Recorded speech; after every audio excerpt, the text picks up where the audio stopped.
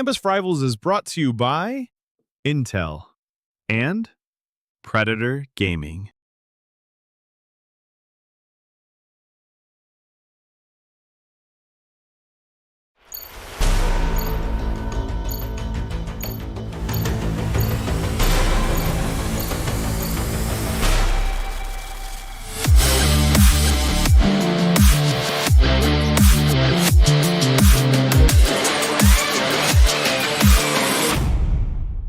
Campus Rivals is brought to you by Intel and Predator Gaming.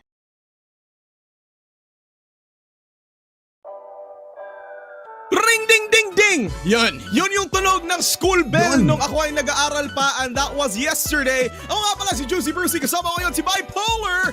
At ito ay isang maulan at medyo malamig na Thursday ba? Yeah, Thursday. So today we will break down every strategy and every fight. The battle is about to begin. Brace yourselves for the action that you will never, ever forget. Welcome to the first ever Campus Rivals 2025. Bipolar!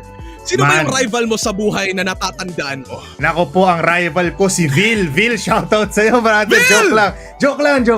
Alam mo, wala tayong rivals, pero ang naisip ko kasi, Thursday, walang pasok, pero may pasok tayo sa Valorant. Oo naman, papasok talaga tayo tulad ng mga ating mga duelist na makikita natin ngayon at makikita nila kung gaano ba mampapasiklab yung mga collegiate players natin dito sa Pilipinas. And again, this is the first ever Campus Rivals courtesy of Predator. Thank you so much. And dito talaga natin malalaman kung ano nga ba talaga. Pero before anything else, Predator Gaming is authorized to officiate Campus Rivals as an official tournament registered under the supervision of the Games and Amusement Board in the Philippines. Thank you so much. Thank you very much, Gab. So maraming salamat. We officiate. Alam nyo naman yan. Kapag Predator Gaming, kapag Predator, everything about that, we are official. And right now, it's collegiate players that are going up the books. At maganda rin ang pinaglalaban nila kasi alam ko naman na Juicy Brucey, pagbalik ng ating mga players, di ba? It's the collegiate teams na ang sasabak ngayon. So we're giving a spotlight for the students na talagang gusto pumasok ng pros. Exactly. Hindi lang, super importante talaga ng pag-aaral. Pero what is life without dreams, ika nga, diba? And you know, if you want to dream to be a professional esports player, this is a really good breeding ground para sa ating mga collegiate students dyan na magtapos sila bilang isang magna cum laude. Ako, nagtapos ako bilang estudyante lang eh. Nagtapos bilang estudyante. Pero, for example, magna cum laude ka, champion ka pa ng Campus Rivals. Kakaiba yan, di ba? Bipolar. Angas nun. Sobrang angas. Ako nga parang naging lang ako parang hindi pa kinakain ako ng dentistry. But right now, let's look at the tournament overview. Juicy Brucey, enough about that. So, let's talk naman kung ano nga bang pinaglalaban at ano nga bang journey ng ating mga collegiate players. Oh yeah, I think for Valorant, if I remember correctly, this was July 17 and 19. Nagkaroon tayo ng Stage 1, which was the open qualifiers kung saan may dalawang qualifying legs per game title, and that's Valorant and League of Legends for Campus Rivals. Single eliminations nga lang ito, and then the top 4 teams of each leg will advance to the next stage, which brings us to Stage 2, Bipolar. Yeah, very much so. Stage 2 is gonna be the playoffs right now. May top 1 and top 2 tayo sa upper bracket. Top 3 and top 4 yung may kita nyo naman sa lower bracket. So, it's gonna be a double eliminations wherein it's a best of 3 series. Top 3 teams of each leg will advance to the on-site finals, which is gonna be happening very, very soon. Yan, sasabihin namin yan kung kailan. Pero ngayon, ayaw muna naming sabihin. Kaya eto muna, Stage 3, which is going to be the finals, which is on-site. For the longest time, sobrang daming online na nangyayari dito sa Pilipinas. Pero to start, Stage 3, kita-kita tayo. And top 3 from Stage 2 playoffs will be seen there. And the prize pool, of course, is 200k. At makikita nyo sa baba yung mga breakdown ng prize pool natin. Now, let's look at the tournament bracket Bipolar. Makikita na sino nga ba yung nasa current standings natin, and especially our first match today, which is Green Aces and Zenith. Yeah, very much so. Alam mo, ang lamig ng panahon pero nag-iinit ang mga laban natin for the very first start ng ating campus rivals. Of course, Green Aces, Zenith on that top 1 spot, or sila yung nasa upper bracket natin. Ember, Phoenix, and Vanguard are also there. So itong 4 teams natin na ito, pwede nating sabihin section 1 sila eh. Tapos yung nasa lower bracket, sila kasi maraming tatahakin, mas maraming games, mas madugo yung labanan. Nandun yung LEC Pirates, nandun yung LPU Pirates as well. Nandun yung Tele Tigers na alam natin, they have it in they also have some arsenals in their team. Nandyan din naman yung clubs to maybe dethrone them. But right now, yung first 2 spots ang kailangan natin pag-usapan, Juicy. Yeah, that's true. Again, medyo maganda nga lang if you're on the top bracket sa tournament bracket natin. No? Kasi if ever you lose on rounds 1 and 2, may chance ka pa sa lower bracket. But for the lower brackets, yung 4 na teams na yan, isang pagkakamali lang na medyo mahigpit at mahirap, mag-goodbye sila sa campus rival. So it's really great for here. But right now, let's look at the schedules for today, Bipolar. These are going to be it. DLSU Green Aces, if I may say, one of the most favorable names dito sa collegiate scene dito sa Pilipinas. They're going up against UE Zenith. This is going to be our first match, and match number 2 is OLFU's Ember Phoenix versus UM's Vanguard. And parang iinit talaga yung malamig na panahon ngayon. Very much so. Parang sila yung magpapatangay ng mga bagyo pati low pressure area kasi yung very first matchup natin, Juicy, we know this that DLSU provides esports talent na talagang top tier. Pero ngayon UE Zenith is very much so na nagpapakitang gilas. They're winning tournaments after tournaments, at ngayon dito naman sila magpapakitang gilas. Ang ating next matchup naman is Olfu versus University of Mindanao. So medyo parang Luzon versus Mindanao yung ating labanan sa match 2 natin. Which is great for this tournament, no? Kasi hindi lang Luzon yung focus. It's Luzon, Visayas, and Mindanao. Baka nationwide itong campus rivals, which is great. Pero ayun na nga, nakikita natin yung schedule. Now let's look at ano nga ba yung special for campus rivals. We have a separate set of map pools this time. So ayan, paborito ng lahat, Ascent. Sana walang mag-ascent. Naku po, the ascent man, parang nakaka-traumatize makita yan. And then we have Haven, Icebox, which is probably isa, if I remember, yung mga sa lumang panahon ng Valorant, pag nagkaka-queue ka sa rank ng Icebox, sarap mag-dodge, pero andito tayo ngayon, tatahakin natin yung mapa na to. We have Lotus, Pearl, Split, and of course, one of the newer maps into the game, which is Sunset, which is sa Los Angeles. Daw yung parang itsura nito at vibe. Saan punta ka na ba? Sa LA? Alam mo man, magpaparinig na ako kay Predator. Predator, idala nyo na kami sa Los Angeles kasi di pa ako nakapunta doon. Bukas na. Bukas? Sige. Huwag na lang ako magtrabaho bukas, Juicy. Huwag na tayo magtrabaho. Maglalaro tayo doon sa Sunset. Pero again, these are the maps na makikita ng ating mga players, and of course to everybody watching the live, kung saan nga ba na battlefield yung pipiliin ng ating mga teams ngayon. Ikaw, Bipolar, ano nga ba yung isa sa mga maps na naasam-asam mong makita dito sa Campus Rivals Day number 1? Alam mo, gusto ko talaga Icebox is the game. Alam mo, sabi mo nga na napag-usapan natin kanina na dati, yung mga sinuunang panahon, nung nag-aaral pa tayo, which is yesterday lang naman, dinadodge natin yung Icebox. Pero ngayon kasi, ang dinadodge ng mga tao Corrode, which is nice na wala tayong may kitang ganun on this tournament, which is very nice. Corrode is one hell of a map na talagang ayoko makita, pero you gotta do what you gotta do. Ngayon, maganda yung map pool natin. Ikaw ba, Juicy? Ano sa tingin mo? What are your thoughts on that? Ang gusto ko makitang mapa ngayon, wala. Wala? Gusto ko makita ko sino yung manalo.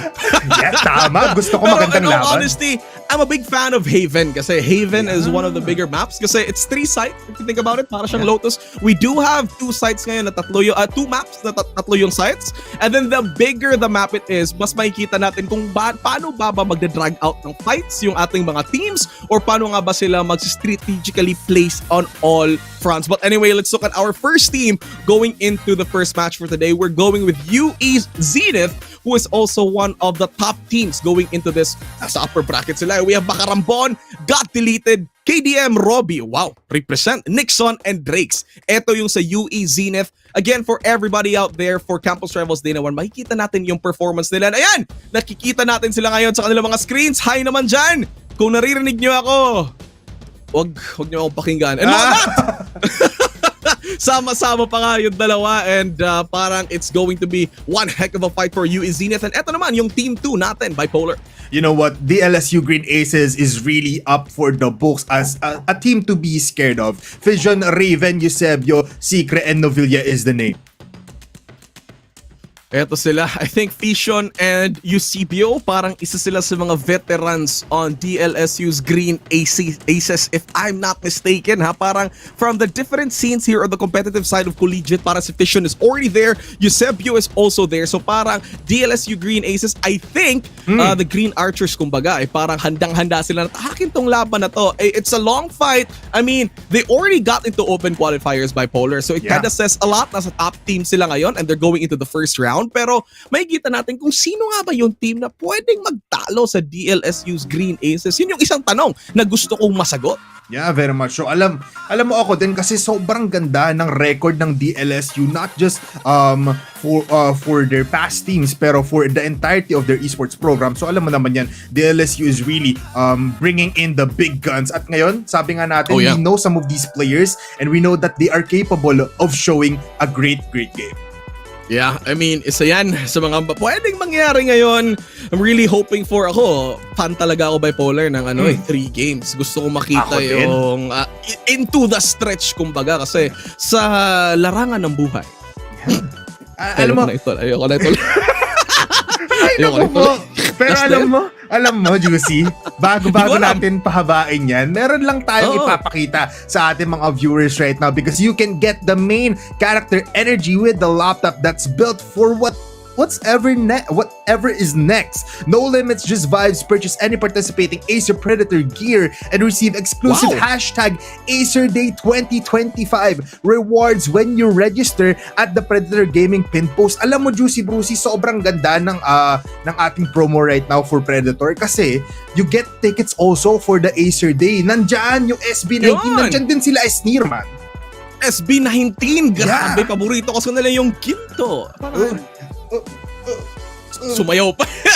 Magkasta na lang tayo. Pero ito na, don't forget to purchase kung ano man yung mga gusto nyong Acer Predator gear. Andyan lang sila sa baba. Makikita nyo lang dyan. Ikaw, Bipolar, kung sakali si Predator tatawag sa'yo ngayon. Sasabihin niya, Bipolar, anong gusto mo sa inventory namin? Kami na bahala sa'yo. Anong gusto? Ako, Juicy, humble man lang naman ako. Pero sige, humble na yan. Yung OLED 34-inch na curve monitor man lang, okay na sa akin yun. Yung worth 49,999. Pero with your deal na sa ating Acer Day right now, 46,000 na lang ata yun.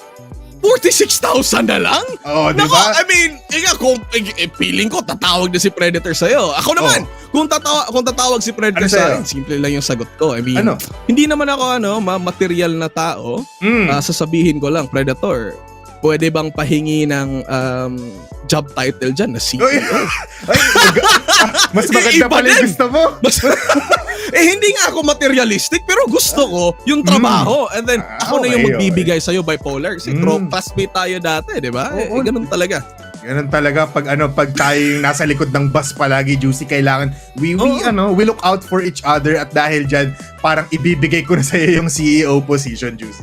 Thank you, CEO Predator. Ayan, so ayun na nga. Again, it's better to watch Campus Rivals with your brand new Acer Predator monitor na dating 49K, 46K na lang. Kung ako sa inyo, gawin nyo na. Ayan, kayang-kaya nyo yan. Pero eto na nga, we have our first match which is going to be Green Aces versus Zenith Esports. Now, kanina, we were talking to the staff behind Campus Rivals. They were sending us out some para mga statistics, kumbaga, ng players natin dito sa first match natin. And if you think about it, parang magiging mainit-init din yung laban na to. So, Bipolar, predictions muna tayo. Sino yung first map feeling mo na makikita natin on this match, ha? In terms of like anong pipiliin ba nilang mapa dito? Oo, pipiliin na mapa. Siguro kasi talagang we might be seeing Haven and Ascent at the very first match kasi parang alam kong ayaw natin makita yung gusto natin ng onting thrill pero I think what they're gonna be going for is stability at dun nila makukuha yun on like the standard maps na alam nila by heart. Right. I mean, if it's a legacy thing, diba? Tayo mga legacy players, trip na trip talaga natin yan. Pero ito na nga, we do have our caster's prediction below. So, anong paningin mo na magiging standing ng Game 1 natin? Sino mananalo, DLSU or UE Zenith? Game 1 muna, Bipolar, Game 1. Alam mo, akin, wait lang yung paningin ko kasi medyo kailangan ko gayahin. Siguro game 1 goes to DLSU here. Just for me though, just for me. I mean, Ikaw sa ba? bagay, sila naman yung mga, DLSU in terms, sila naman yung team na intro pa lang game na, di ba? And then for UE Zenith naman, I think they're the type of team to warm up na parang sabihin natin na ano muna sila na para matatalo on the first game and then the next game babawi and then we could see like maybe a 50-50 on game 3. So parang yung standing ko dito kasi ang pangalan ng nanay ko Zenith So sa UE Zenith ako 2-1. Sakto pala. Sa akin DLSU 2-1 ako direct pa. Akala ko para lang, pangalan ng mama mo, DLSU. Akin si si Ace. Ace yung pangalan ng nanay ko. Oh, talaga Ace yung Green Aces. Yeah, di ba? Tama. Tama naman. Ayun, so 2-1 tayong dalawa and let's see if mapuprove ba tayo wrong ng UE Zenith. Pero if you think about it this time, it's going to be the first match dito sa Campus Rivals. Super excited by the way sa kung ano man yung mangyayari. Pero sa lahat ng nasa comment section dyan, all you guys watching, huwag niyong kalimutan na yung sa comment section, ilagay niyo kung sino ba yung mananalo.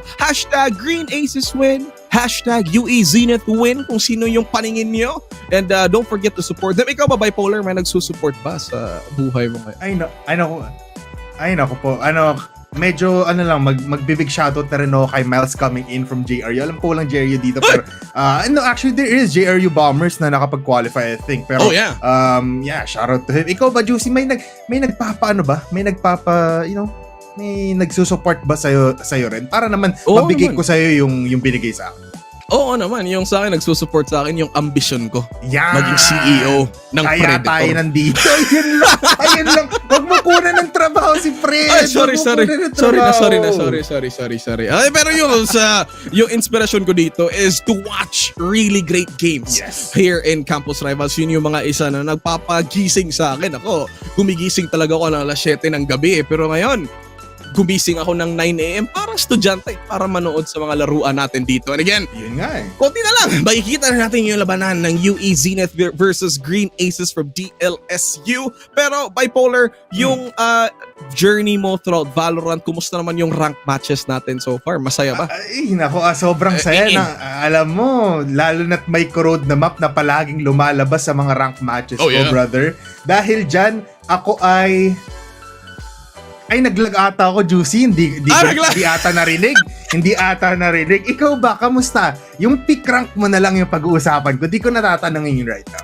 Ako, di ko ma-achieve yung pinakamataas na rank sa totoo lang. Kasi kailangan kasi ng ng bagong monitor Ako, siguro laptop din, no? Para umayos, no? Oo, feeling ko laptop kasi kailangan ko ng 37 core threads kung tama mo yung pinagsasabi ko.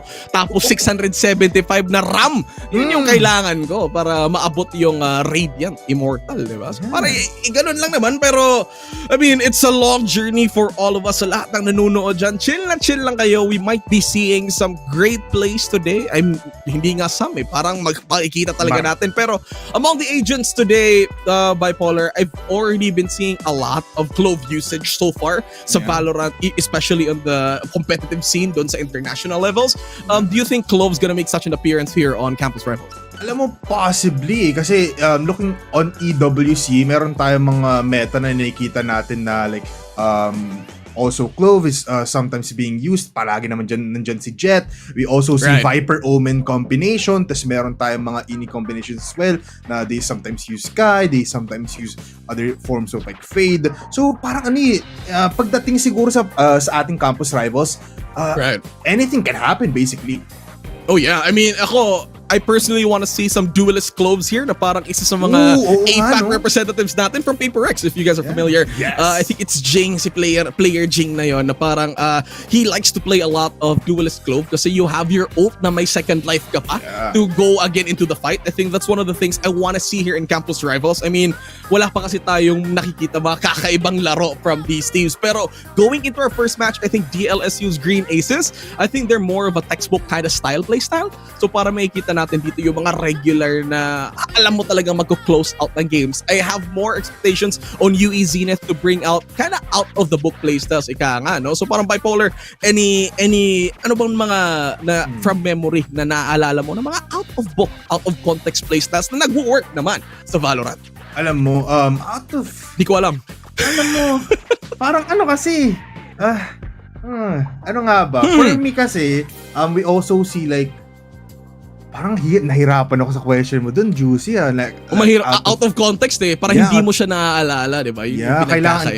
Yeah, nasa in the moment kasi yung mga feeling na ganun eh, di ba? Yeah. So, siguro, Clovis being one of those like unorthodox plays that you always see. Kasi syempre, we sometimes call it utility Reyna. She has that smoke, meron siyang decay, meron siyang heal, just like coming in with the skills of Reyna. You have a lot of things for that. Also, nahirapan ako sa tanong mo. Mahirap talaga yan. Kasi it's spur of the moment. Diba? Yeah. Exam kasi, estudyante kasi tayo ngayon. Yeah. Naalala ko nga nung pop quiz tayo sa subject Valorant, score natin 2/7 lang. Kasi di tayo nakapag-aral nun eh. Pero eto na nga, on the other end of the spectrum, for like yung mga regular textbook plays, I really wanna see some split raises this time. Yeah. Parang isa yun sa mga kakaibang makikita natin. And on the side of map naman na Haven, I really wanna see some gameplays of Breach, which kung sa sewers ka papasok, isang ulti lang, tapos na with the tremors, di ba? I mean, like close quarter combat. Yeah, sobrang solid nun. Tsaka sometimes you can also see possibly ciphers in those maps. Sometimes lang naman you can also possibly Cypher Lotus. Yeah, di ba? May Sova din tayo, pero right now, mukhang meron na tayong time for go signal para makapasok sa ating map veto, Juicy Brucey. Yun! Ayan na, speaking of the maps that we've been talking about, these are our maps. Ban agad yung Icebox and Pearl, and we will be seeing Lotus picked by, kanina pick ba to? Picked by Zenith. It's going to be Attackers to DLSU. Our second map is going to be Sunset. Walang ascent! And then Decider is going to be Haven, which is gusto ko rin makita today, and this is shaping up to be a very, very exciting match. Medyo bago yung dalawang maps natin. It's going to be Sunset and Lotus, and then Haven ang ating Decider. I really want to see a game 3 over here. Pero let's talk about Lotus this time, Bipolar. Lotus, ano nga ba yung mga expected plays natin dito on the map, Lotus? 3 sides, a bigger map. Eto, nag-ready ako dito para sa Lotus because this is a good opener map for any kind of team basically. Pero for these plays, makakita tayo ng Fade, makakita tayo ng Vice for lockdown. We can also expect some raises dito kasi alam naman natin yun na just go to A, patuan mo lang yun ng Molly. Rumba. Basically, wala or ng Boombot, 'di ba? Parang lockdown na yun like 100% of the time. Pero ikaw ba, Juicy, what are you gonna be expecting? For Lotus, I really think both teams parang pipili talaga sila ng Cypher. Greatest defense on C. You got your double trip wires over at entry at dun sa my crate.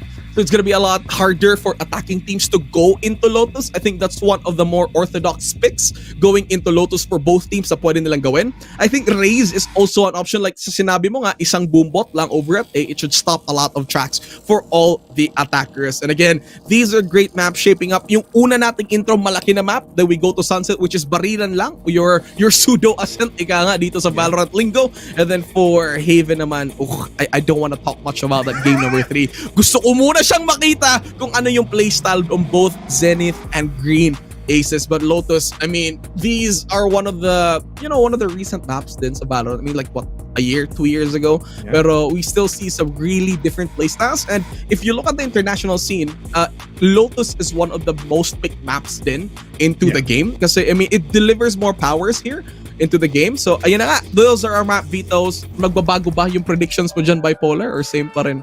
Alam mo, for me, siguro magsistay put ako sa 2-1 kasi looking at the map veto, medyo parang 50-50 na para sa akin yung kasi Lotus, a good starter. Sunset, sabi mo nga barilan lang, so maybe it might go towards UE if mananalo yung DLSU on that first map. Pero looking at the Haven, kasi parang doon talaga magkakalam if aabot tayo ng Decider. Pero maganda talaga ang binigay sa atin ng Script Gods, Juicy Bruce and Valagods up there, kasi unang laban natin, DLSU and UE. Just like what you've said, strategic, methodical plays coming in from DLSU. UE naman, aggressiveness is their keyboard. Ano talaga to? Tactical gameplay. So para it's a battle of IQ, battle of smarts for both DLSU's Green Aces and UE's Zenith Esports. Again, game number 1 is on the way. So for everybody watching out there, supportahan nyo na. Huwag nyo muna silang i-text kung kakilala nyo sila kasi kailangan nila ng 100% focus. Pero kami mapapala yung casters, Juicy, Brucey, and Bipolar at your service hanggang alas 5 ng umaga.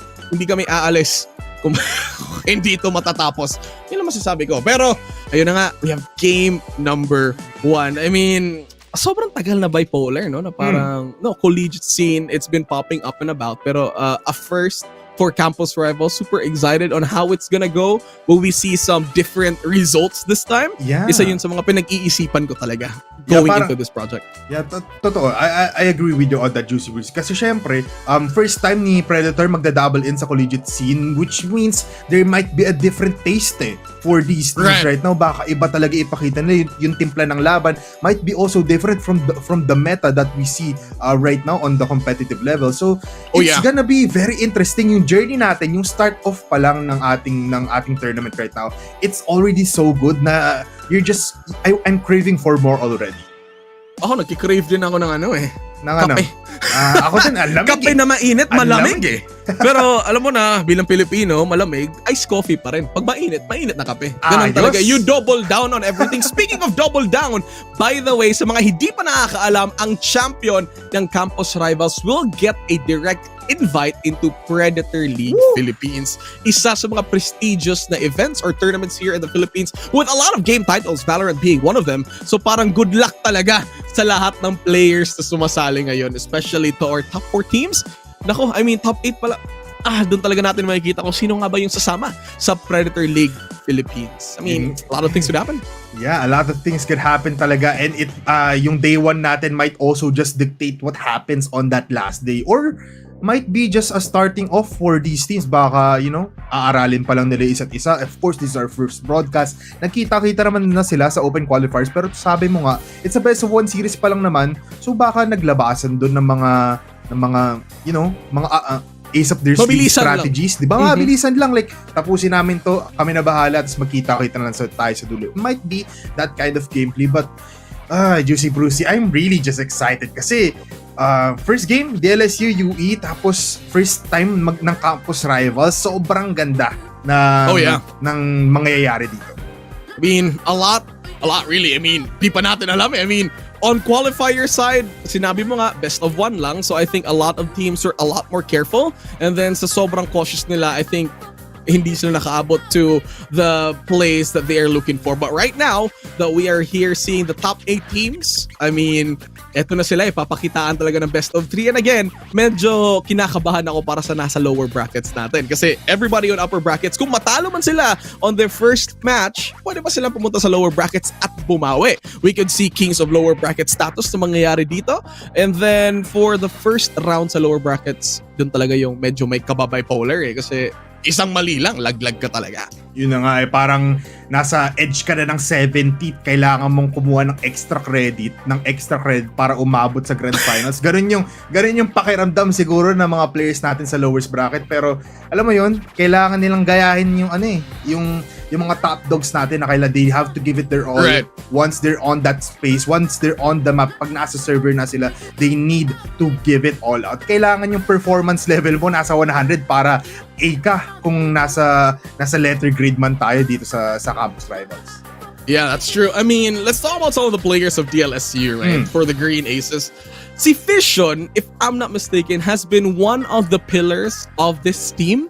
So I think with him taking the helm for this game, parang marami yung magiging bookie playstyle ng DLSU. But now that we're going here, we're going and looking at Lotus. We're going into our agent selection. And wala kang Cypher. And we do get the races. Iba-iba yung playstyle ng dalawang teams na to. You did get the Vice for Green Aces here, Bipolar. Yeah, very much so. Both of these teams right now have some similar things. Vice, Fade, Omen is definitely just there. Pero pagdating sa duelist, Juicy Brucey, meron tayong Neon, meron tayong Jet sa Zenith, which is very aggressive. Sabi ko nga sa'yo, they just wanna go in guns a-blazing. They wanna go head on. Pero itong Green Aces natin, they have the Yoru. They have the Trace. And tama ka nga, strategical plays kasi kailangan niya mag-teleport papunta sa likuran para mapunteriya yung mga players ng Zenith. I think this is one of the playstyles na ginagawa ng Green Aces wherein their flex si Yoru.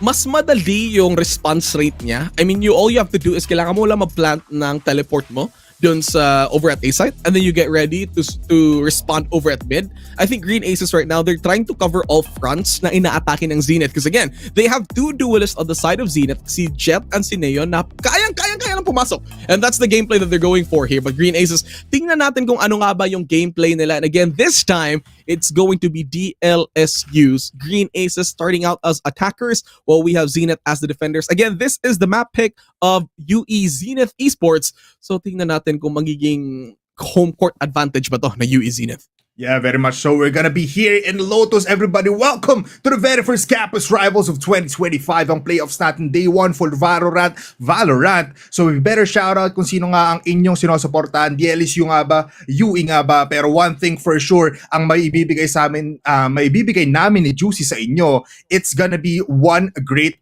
hell of a show. One great show ang may papakita namin para sa inyo. Pero syempre, Lotus, ano nga bang pwede nating makita pa dito, Juicy? Kasi for me, palagi lang ako dumediretso ng A, tapos, blind, pasok lang, tapos magtago sa 3. Ikaw ba? Anong pwede nating ma-expect sa mga players right now?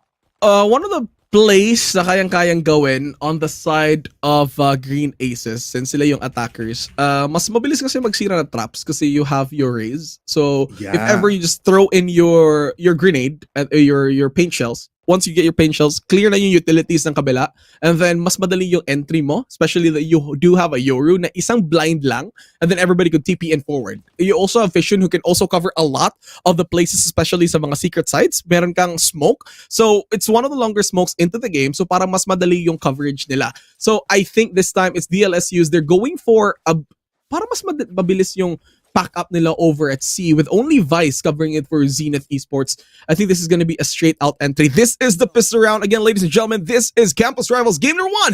This is round 1. UE Zenith versus DLSU. At una nang papasok yung Green Aces over at C, with only one man defending here for UE Zenith. Tingnan natin ano yung play. Tingnan mo to. UE very much aggressive right now with this neon pick. Alam mo si Robbie dito with the Ghost, already just dashing forward, looking at space, at alam nila ngayon, process of elimination, nasa sina lang silang lahat, at dahil dyan, deleted needs to get back. He needs to back off a little bit bago siya mapunteriya.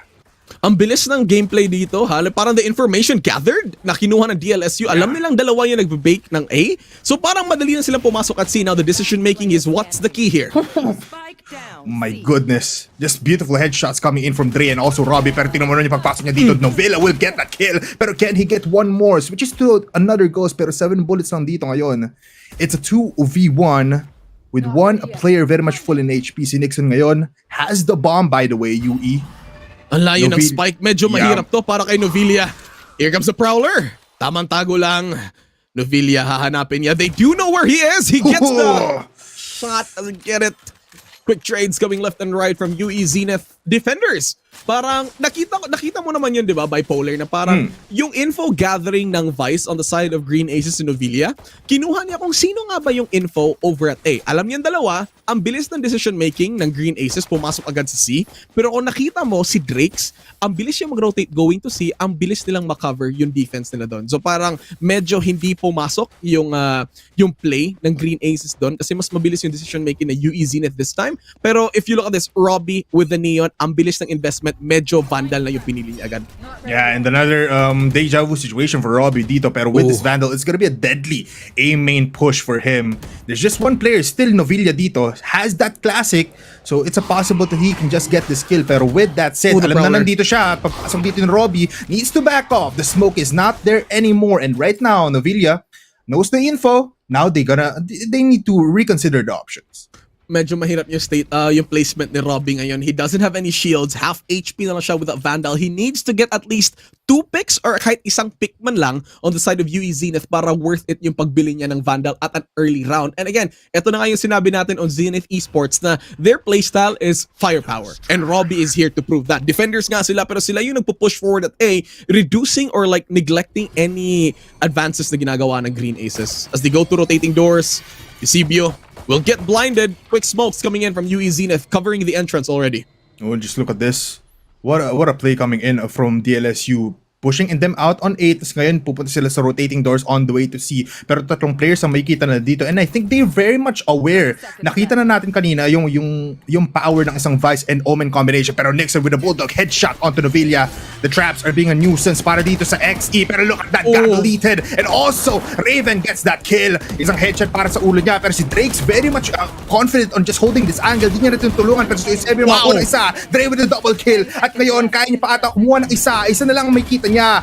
It's Eusebio. Spotted. And with the Vandal, can he spray it down? Yes, he can. It's triple kills at the second round. Alright, looks like the Vandal purchase coming from the side of UE Zenith is paying out already. But eto na, we are going finally into the gun round over at the side of Green Aces. And tingnan mo si Eusebio. Oh, akala ko nag-Odin. Hindi pala. Akala ko tinuloy. Kinabahan din ako. Pero let's look at our Campus Rivals replay here. Sobrang bilis ng entry. That intro from Secret Sauce but got deleted. Instantly knows kung nasan yung info. Takes it down with a headshot. Sobrang konti na lang ng timer natin. Forcing Eusebio down to do a fake plan. He wanted to commit pero against a Vandal, wala siyang magagawa masyado. So this time, UE Zenith with their bonus round. Quick entry here. Nag-iba yung placement ng UE Zenith this time. They're not taking any info over at A kasi alam nila na full utility and full power yung guns on the side of Green Aces. Yeah, and dahil dyan, mukhang easy entry lang to para sa DLSU. Pero look at that flank up dun sa mid. It's just a matter of time. Pero dito na yung ating DLSU on the side already. They just need to plant it up. 4 players in this site holding every much angle. Novilla gets that kill onto Robbie with the flank up. Pero pag angat dito sa Heaven, si Raven makakuha ng isa. Can he get more? Nandun lang naman pero si Secret nandun para patayin yung hindi niya nakikita. It's Vision in the smoke right now. Maybe possibly getting win pero it's a double kill, triple kill para kay Novilla. A fast round for DLSU. As expected, you have your full utils, meron kang full guns, you have your full shields. Kung iniisip mo ng Green Aces na meron pa ring Neon Jet combo over at A to deny their push, kayang-kaya nila yung labanan with their full utilities on their agents, tas meron silang full gun, so walang problema. So what Green Aces did instead, diretso tayo sa A. Let's see what we can. And right now, kung titingnan mo, they're playing a bit of a mind game here against UE Zenith Bipolar. After doing a quick push on A, they're going to mount up over at C again. At dito natin makikita, Prowler, hot, comes out. Pero ayan na. Quick response from UE Zenith. Akala nila yun yung gagawin ng Green Aces, pero hindi. So that was a quick decision making over there as they move forward over at C. Isa lang yung natitira dito, and that's Secret Secre. Parang no, kung napapansin mo, DLSU is really just using up all the utilities na meron dito ang UE. At ngayon, dalawa nandito to maybe get that kill onto Robbie. Robbie now knows the information, calls his teammates, but Raven with the Vandal just needs one tap, one headshot para mapatay ang Neon na ito. The yun timing, yung info. Yeah, the info is there. Nila. Isa lang alam nila na merong Neon dito. They saw 2 utilities casted over at C. So para they will be kind of confident here, but with the time they're taking, medyo mahirap to as they move forward. Here comes the dash coming from Neon, but it will not work out as Raven quick with the headshots and he moves forward. Makarambuan ng kawan ng isa pero makakapag-trade off doon si Vision. Eusebio now in the site, kills off Nixon. Pero it's 4 players versus 2 deleted and Drake's na lang ang kailangan pumuso para makakuha ng another win here. But Novilla on that very long range angle from point A to point B, mapapatay niya si Drake's. At deleted, nag-iisang player ng UE. Can he clutch it up? It's 4 players versus him. The timing, the angles is there. Pero look at the Vision. He will get down. Pero a trade-off coming in from Novilla. Vice versus Vice. It's 2 for 2. Good swing, good trade from both teams. Got deleted. Nakakuha man siya ng isa. Pero like for that long angle from Novilla seals the deal. Now, 2 ults available for Green Aces. Meron tayong disarm coming in from the Vice of Green Aces. So this might be what they need to get into that push over at C. Pwede nila tong gamitin. Now, si Green Aces ngayon, meron din silang ultimate coming in from Yoru. All he needs to do is cast his ult. Tapos meron siyang sino yung site na may pinaka-bakante. So that's the play that Green Aces could be looking for. On the side of Zenith naman, they're mounting up over at C. Pero medyo marami-rami. A TP from the top. Vision, kukuha lang siya ng tamang info but there's no utilities being spent right now from UE Zenith Esports. So this will be a bit of a slow take coming from the Green Aces. You know what? UE is very much fun to watch right now. Kanina pa sila nagpapakita ng mga different strategies that you don't necessarily see. It's 4 players on C pero 4 o 5 ata ang may kita na dito. The Prowler's there. Nixon very much ready. Look at Paranoia onto one, pero si Raven na makakuha ng isa habang blinded pa siya. It's 3 players down for UE. Nixon nakakuha ng isa, pero look at this. Mag-isa na lang siya yung Prowler. Raven with a 3K right now. And deleted once again is the last survivor for UE. Doon siya nag-set ng traps niya sa A eh. And on the side of UE Zenith Esports, this is a pistol round for them, a bonus round for Green Ace. So it is fine. Ang ginawa nila, nag-direct sila over at B. Wala yung spike planted. Oh my goodness. Planted nga yung spike. Thank you sa pagpasabi. Di namin alam na planted yung spike eh. Got deleted. He will take 2 from the side of DLSU Green Aces. A good play coming from both. Even on their pistol rounds, they're able to do damage. So medyo worth it yon on Zenith. That's why they started to clump up over at C. As they know it's pistol, yun yung possible play na gawin na Green Aces. They had a good read for that one. So with this pistol round, medyo may damage. So it's fine. Now that both teams are going into their gun rounds, makikita natin dito. I think this will be the round kung saan makikita natin yung mga ultimates are gonna be used from both teams. Meron na showstopper sa Sekri. So I do expect a lot of jumping in over at B. Yun yung naiisip ko dito, Bipolar, if they use their ultimates, right? Yeah, very much so. And might be the play right now as 3 players coming in from DLSU already posting up on B side. Pero nandun yung Vice, so it might be a little bit problematic para sa kanila. Again, they're just using up all of the kills right now. Pero si Makarambon nakuha ng op shot onto Fission with a beautiful and aggressive peek doon sa may C area. Hindi in-expect yung Fission. I mean, hindi niya nakita agad yung ulo ng Jet. He could have gotten that headshot. But I think it's the fear of having the operator. Yun yung problema dun eh. As you're now getting all the info that he can with this ultimate showstopper being casted out. Ooh. No hits whatsoever. It's Yeah, 3 versus 3. Spike is on the way to A. Tamang rotate lang. The ult. Here comes the ultimate coming in from this Vice, pero no one getting caught there. Just 2 ultimates being used by DLSU para, just push them back para hindi sila makakuha ng timing for UE. But it's a 3v3. They still have a lot of ultimates coming in from UE, pero I doubt they're gonna be using it for this retake. Now they're gonna be using it coming in from the ultimate of Vice, pero delete. And nandito ngayon Makarambon with a kill out to Raven, pero look at that jump in coming in from Secret. Boy pa nga siya, 2 HP, needs to go back. Makarambon with the knives onto the head of Secret. Novilla mag-isa na naman ngayon, pero in this 3 position, kaya niya ba pumunta riyan? No, he cannot. It's 4 kills for Makarambon, the Jet of UE. Grabe, yun yung ultimate from the Vice. Kung nakita mo yung ginawa ni Secret doon, I mean, they did lose this round, pero ang bilis ng inisip niya. Parang, uy, may ulti. Switches instantly to his shorty, gets a kill. Pero the ultimates coming in from Zenith, just timely enough na kaya nilang makipag-retake ng round na yon. I think the Vice from Green Aces didn't have any utilities left to give out information kung nasan yung kalaban. So medyo dun siya nahirapan. But again, that was a lot of ultimates wasted on the side of Green Aces. Gumamit sila ng showstopper, walang tumama. Raven, however, with that Yoru ult, that drift walk, meron siya nakuhang information but there's no follow-up coming in from Green Aces. So medyo nahirapan sila on that round. This time, UE Zenith Esports, they're switching things up and they're going very aggressive on A once again. Pero yung play ng Green Aces, they're going into C. But it's only a Jet there, so medyo mas mabilis tong take na to. Showstopper.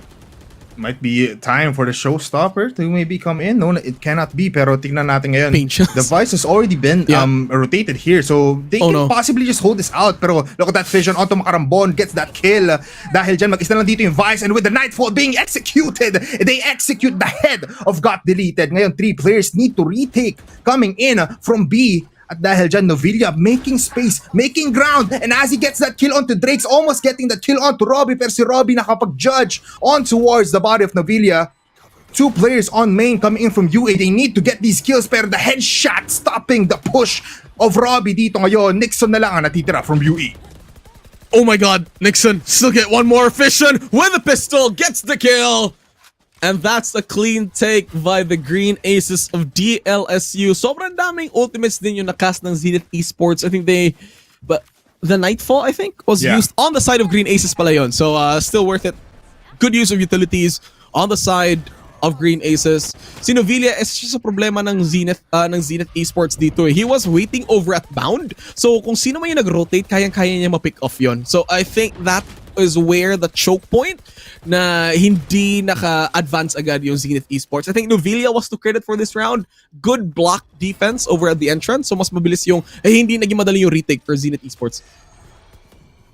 Ngayon, it's a Boom, different time for UE. Apat dito versus 5 players coming in from DLSU, and they're already in 3 with the rotating doors Oh, no. being enabled. Vision, even though he is stunned, nakuha pa siya ng kill. Pero a headshot with a share, pero hindi secret to get that double kill onto Nixon and to got deleted. Dalawa na naman ang natitira dito. Sobrang bilis ngayon ng DLSU kung kanina strategic movements ang ginagawa nila. Ngayon, they are holding the momentum of this game. Secret, very much confident onto this game, and they are just neck and neck. They're just very much close. Halos magkasing tabi na lang sila ni Drakes dito. Secret, super low. Pistols yung kalaban niya. Again, from the hallways, merong Omen. So if he gets that kill, kaya siyang matrade off dito. Drake's the only one remaining. Headshot on the pistol. Eusebio with a final phantom kill. Closes the DL now 5-3. Leading ngayon si DLSU's Green Aces. But again, that was a pistol round from Zenith Esports. So that was a given na mapupunta talaga yon on the side of Green Aces. As much as Zenith Esports wants to do more damage, dalawa pa rin yung na-pick off nila. So parang kaya pa rin ng buy round on the side of Green Aces. So it's fine. Not much utilities being used on the side of ultimates. So parang okay pa din yung gameplay natin dito as Secret right now. Meron na siya showstopper. Ang pwedeng gawin dito ng Green Aces ngayon kasi meron silang teleport from Omen. They could just create like sound distractions. Tapos pwede silang pumasok over at mid, which they are doing now. Prowler gets the info. Who's getting blocked though? Look at Secret. The timing might not be there. The showstopper does connect still. Pero andun naman si Vision to get another kill. At naiwan siya sa side Oh dito. my God. With that said, 2 players, 3 players, 4 players are falling down coming in from UE. At dahil dyan, Raven needs to consider his options as he puts the teleport there and still able to get the headshot onto Robbie. It's a 1v1, Juicy. Naku po, it's a Jet versus Yoru situation. Nandun sa kanya yung spike. And now, we need to look our eyes onto Raven. Can he predict kung saan nga ba manggagaling si Makarambon? The rotating doors are there. Oh, that's a sound cue. Alam niya na nasa mound yan. He's He's waiting for it. He's on main. He's very much close to Raven. It's just a matter of time. The timing might not be there. Oh, he hears it. Makarambon already in the shots with the headshot, not being able to connect. Pero andun yung flash. Oh my God, Makarambon with the 180. 180 to the headshot onto Raven. At may time pa siya para mag-defuse.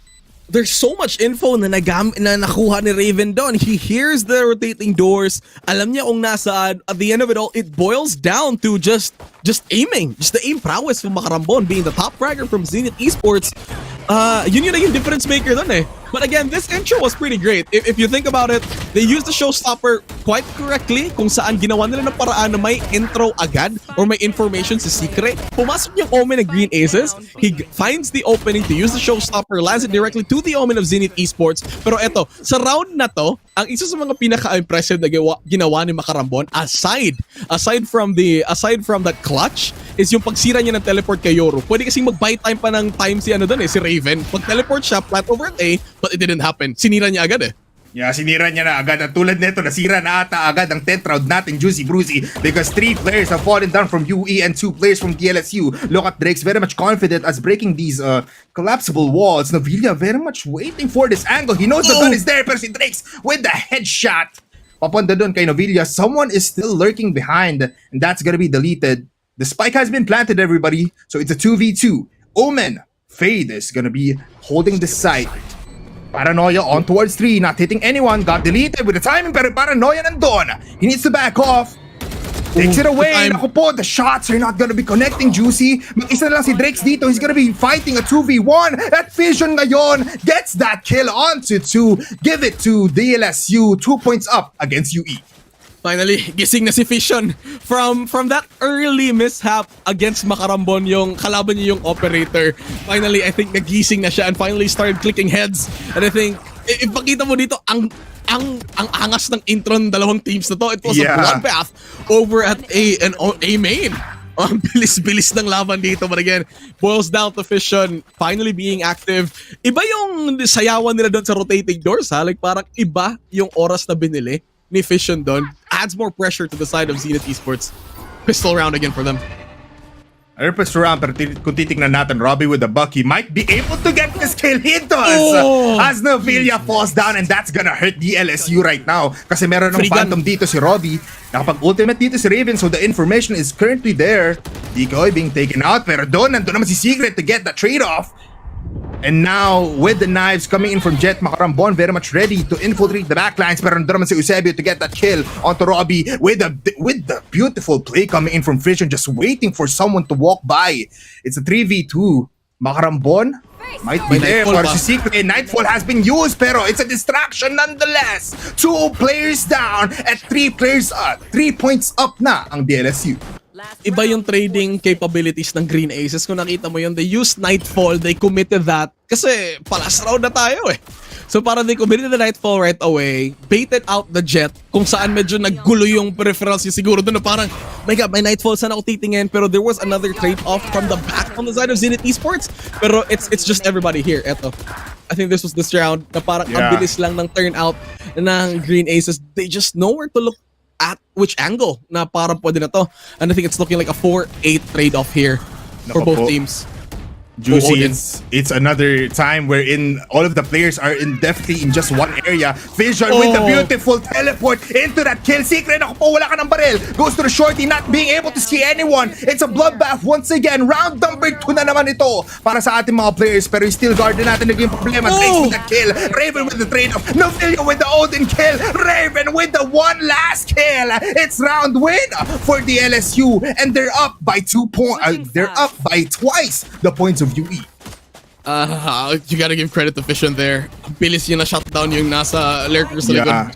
That ultimate though, parang sobrang ballsy ng move na yun ha. Like, he has no information at all kung may tao ba doon. Decides to ultimate there, decides to teleport right away, tapos gets the pick off. I think that was all that Green Aces need to go for an intro push over at A. Now that we're switching out, tingnan natin kung UE Zenith's firepower just attack strategy will work against the defenses of DLSU's Green Aces. Again, sa mga nakakapanood pa ng Game 1 ng Campus Rivals, this is still round number 1, the first match, debut match of this new tournament. And so far, it's DLSU's Green Aces leading the charge. And this is the combo that we've been talking about simula pa lang na map veto, yung slow, yung stop, as well as that molly or yung molly doon ng isang raise is gonna be a problem for them. So they opt to go out to C, pero with the ghost, with the blind also, Novilio with that kill, pero Makarambon gonna get him back. Robbie with that kill also. Look at Raven with that beautiful flash up, pero isang reposition lang naman para sa kanya. It's 4 players versus him, pero look at the dash in coming in from the Jet. Robbie to get another, Secret to get one, Secret almost falling down, and he does.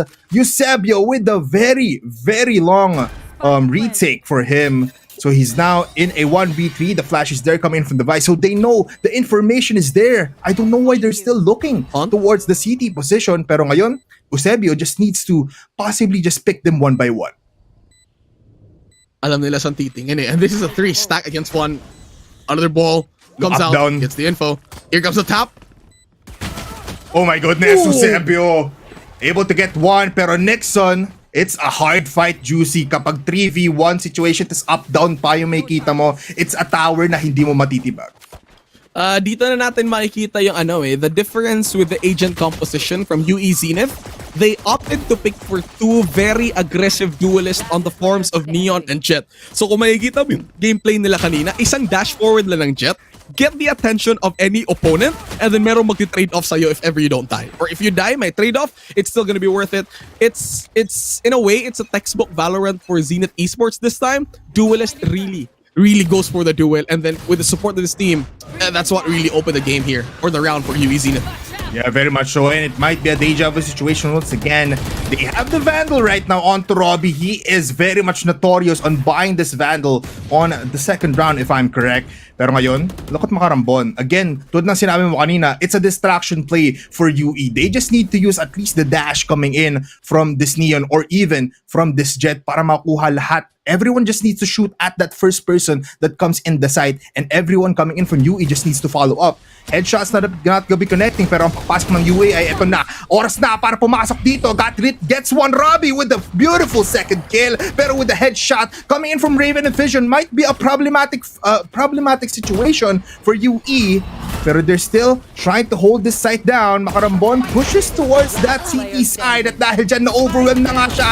Deleted, mag-isa na lang. Gets that kill. 21 HP. Not able to get the clutch. Raven with the Sheriff. The LSU still up. Oh, that's so bad for UE Zenith. That was their Wow. bonus round. Tas hindi nila nakapitalize. There's so much damage. Even if they lose that round for Green Aces, okay lang, 4 yung napatay nila with their full buys. So going into this match, parang medyo on the economy side, mas lamang talaga yung Green Aces this time. And like, they could go for a aggressive defense if they choose to do so. Yeah, very much so. Yung gamble na yun na nakita natin is not gonna be a good one for them. And wow, a beautiful buys coming from DLSU. This is gonna be a confident round for them. How the turns have tabled. How the turns have tabled from a bonus round. Ikaw na yun yung nahihirapan. Here comes the concussion coming in from the side of UE Zenith Esports as the defenses, DLSU's Novelia. Meron siyang Bulldog, ready to go in. The charge in from Robbie. Ooh, look at Nixon get the kill on Novelia. Wala na title defender ang DLSU, pero si Secret with the Vandal gets 2. Gets 3, might get 4. He cannot, the Bucky, he can, and it's 5 down. The LSU, they definitely just good 2 rounds coming in from them. That was too bad. Yun talaga yung naging problema. They lost their bonus round for UE Zenith Esports, so they wanted to close out this round as much as they can. Yung naging isang problema pa doon is they weren't able to do as much damage on the side of Zenith Esports. Like, on the side of Green Aces, they were able to keep most of their guns. And now this time, magiging full na finally equal na on the side of economy and gun power for both teams. Except na lang siguro kay Robbie na meron lang siyang Bucky. Tingnan natin how much damage he can do with this. So much utilities being spent over by Green Aces on C, by the way. So kailangan nila maghanap ng info over at A. They did leave their spike over at A lobby. So parang they still have choices to rotate if ever they decide to do so. They're gathering info right now from Zenith Esports over at C kung sino yun nandito, and then they might just go in, charge in over at C if gusto nila. I think they're going for picks right now for UE. Might get a little bit of a man advantage, tapos might go to A. But right now, not being able to see anyone, yung Vice natin coming in from DLSU, hindi naman talaga nagpakita totally. So ngayon, it's 2 players already up there, and with this Prowler, they know that someone is close. At Robbie might get that concussion blast, showstopper onto the body, at makakuha ng isa ngayon ang ating DLSU, but damage has been done, and the damage keeps on going. It's Secret with the 1-tap onto got deleted. He really did get deleted last, just like Nixon. Eusebio ngayon also getting 1 more for his name, at mag-isa na lang si Makarambon coming all the way from C. Can he do this in a 1v3? No, he cannot. It's Raven with the headshot. It looks like the LSU finally has the momentum and has the rhythm of this game. You could see the efforts there from UE Zenith. They tried to go for a 3-prong attack over at A lobby, pero wala talaga eh. Like, again, it boils down to Secret's. I mean, Willa si Secret. Na parang, he just knows where the headshots are. He knows where the angle is. Like, pwede siya ma-punish doon, pero without one single peek na ginawa niya, gets the headshot instantly. Wala na, it spelled the doom for Zenith Esports. As we were talking about this man, he delivers a very nasty blow onto the side of Zenith Esports. Secret doing his job as they want to move it forward right now. Makarambon takes down Raven in the fray, 3 versus 2, but the edge is still with DLSU's Green Aces. Makarambon, you are gonna be falling down to the hands of Eusebio. Mag-isa na lang dito si Dre with the Bucky, at nagkaka-teleporta na nga tayo dito through in the smoke. Vision falls down, pero it looks like it's gonna be another round for DLSU. They are on match point, Juicy Brucey. Alam mo, Secret, itigil mo yan. Itigil mo yung ginawa. Brother, you got 2 kills in just 1 bullet of that outlaw. Ano yan eh, may kasabihan dyan si Confucius eh. Ano yun? Hitting 2 birds with 1 stone. Ayun! Benjamin Franklin ata nagsabi doon, di ko alam eh. Si Isaac Newton yun, man. Oo, siya yung nag-imbento ng di ba? Ng Tesla. Yeah, siya din yung kumain nung apple sa puno. Yun din yung hindi ba yun si Jack and the Beanstalk? Si Ebat Adan ata yun, man. Pero Ebat Adan pala yun. It's gonna be a fast push mula sa DLSU. They want to secure this very much fast. Pero dalawang mamamatay. Overdrive para kay Robbie to get 1 more kill. And it's a bloodbath. It's a fighting range once again. Raven to fall down. DLSU still not getting this point as UE secures their 6th round. Nagmadali masyado yung Green Aces doon. I mean, they really wanted to close it out, but again, too much utilities on the side of Zenith Esports, so they were able to punish them instantly with aggression. Nakikita natin yung potential ng ano eh. This is what I was talking about on the composition ng agents ng UE Zenith Esports. They just really need to get the utilities up. Sobrang aggressive ng playstyle nila eh. Like parang there's not much. Yung makakatigil lang ng push na to is Novelia with the blinds coming in from the Vice. Pero they work out this time. Here comes the express lane from Neon. Vision instant with a punish. Gets a 2K. Make that 3. As he moves forward. Looks for more from the backsides. But Makarambon takes the kill. You know what? Deleted.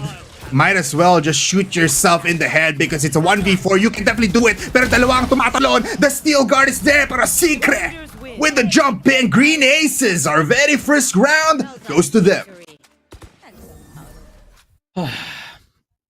There it is. Ang bilis masyado. I mean, that's what we said. That's what we said. Kanina na parang game number 1 will be going to Green Aces. Again, textbook playstyle coming in from them both. Pero UE Zenith Esports, we did see already yung parang, what do we call this? The potential of their aggressive firepower playstyle. Yeah. We do see it with the double duelist composition from Neon and Jet. Pero kinulang nga lang, again, from a team who is as well-rounded as Green Aces. Medyo, it's not the playstyle that they go for. But again, we're going into the second map, which is going to be Sunset. But before that, I think Bipolar, what are the standout moments na parang hindi mo may limutan into this match? You know what? Just first off, you have to give it to UE for Robbie. Leading the fray, leading his team. Pero kasi great wall of Taft yung kinakalaban nila dito coming in from DLSU. And just good plays coming in from Secret. Good plays coming in from, as I look at my other monitor dito.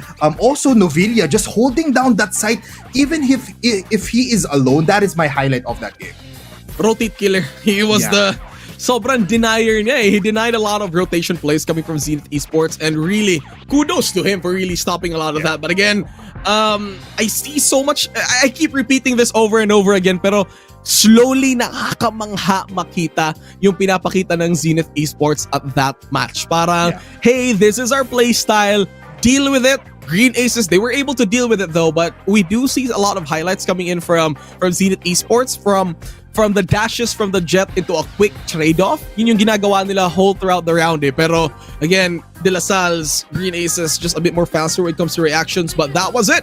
They dominate early into this game. But again, sa mga fans ng Zenith Esports dyan, huwag kayong mag-alala. This is still round number 1 of series number 1. So meron pang isang tsansa yung UE Zenith Esports to deliver this into a game number 3, which by the way, our map number 2 is going to be Sunset, kung saan pinaka-effective yung gunpowder playstyle na pinakita ng Zenith Esports here. Yeah, kaya pinredict din talaga natin na abot tayo ng game number 3 because these maps right now cater to these teams. Yung map number 1 natin, very much for the LSU na methodical. Yung pagdating natin sa Sunset, it's gonna be aggressiveness ang playbook dito ng ating UE Zenith. Pero alam mo yun, tama ka nga talaga eh. I also noticed that we're in nagpaparamdam ng UE. They just DLSU just needs to deal with it, and it might be their time to maybe showcase a lot of it even more kasi they have a lot of, you know, siguro pwede nilang i-treat yung Sunset as their playground, as their way of just dominating the scene and just dominating the LSU in a style wherein gusto lang nila makipagbarilan.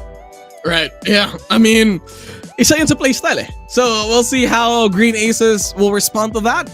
I mean, they're a team also that would be able to deliver the same kind of playstyle over at Sunset. And again, this map, yung round number 1 was a pick coming from UE Zenith Esports. So the home court advantage wasn't on them this time. So tingnan natin kung it will be the same situation from them going into game number 2. But again, so far, hindi naman super layo ng score natin. I think they delivered a 6-12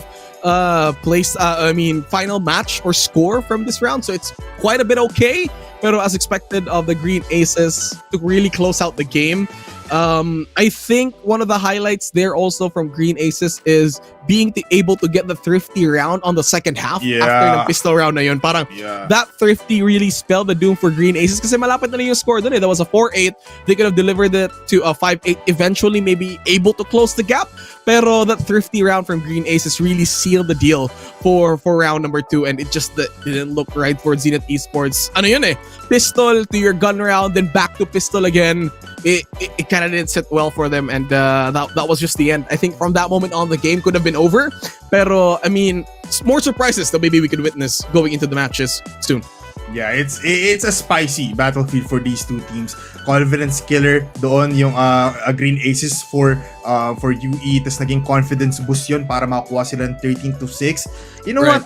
what? It's close. It's a close game, pero I have to admit, Juicy Brucey, na it was somewhat nung nakuha na ng DLSU yung timpla ng laban against UE, parang na-hold down nila yung leeg nila, tapos tinulak sa pader eh. Parang sabi na, andito kami.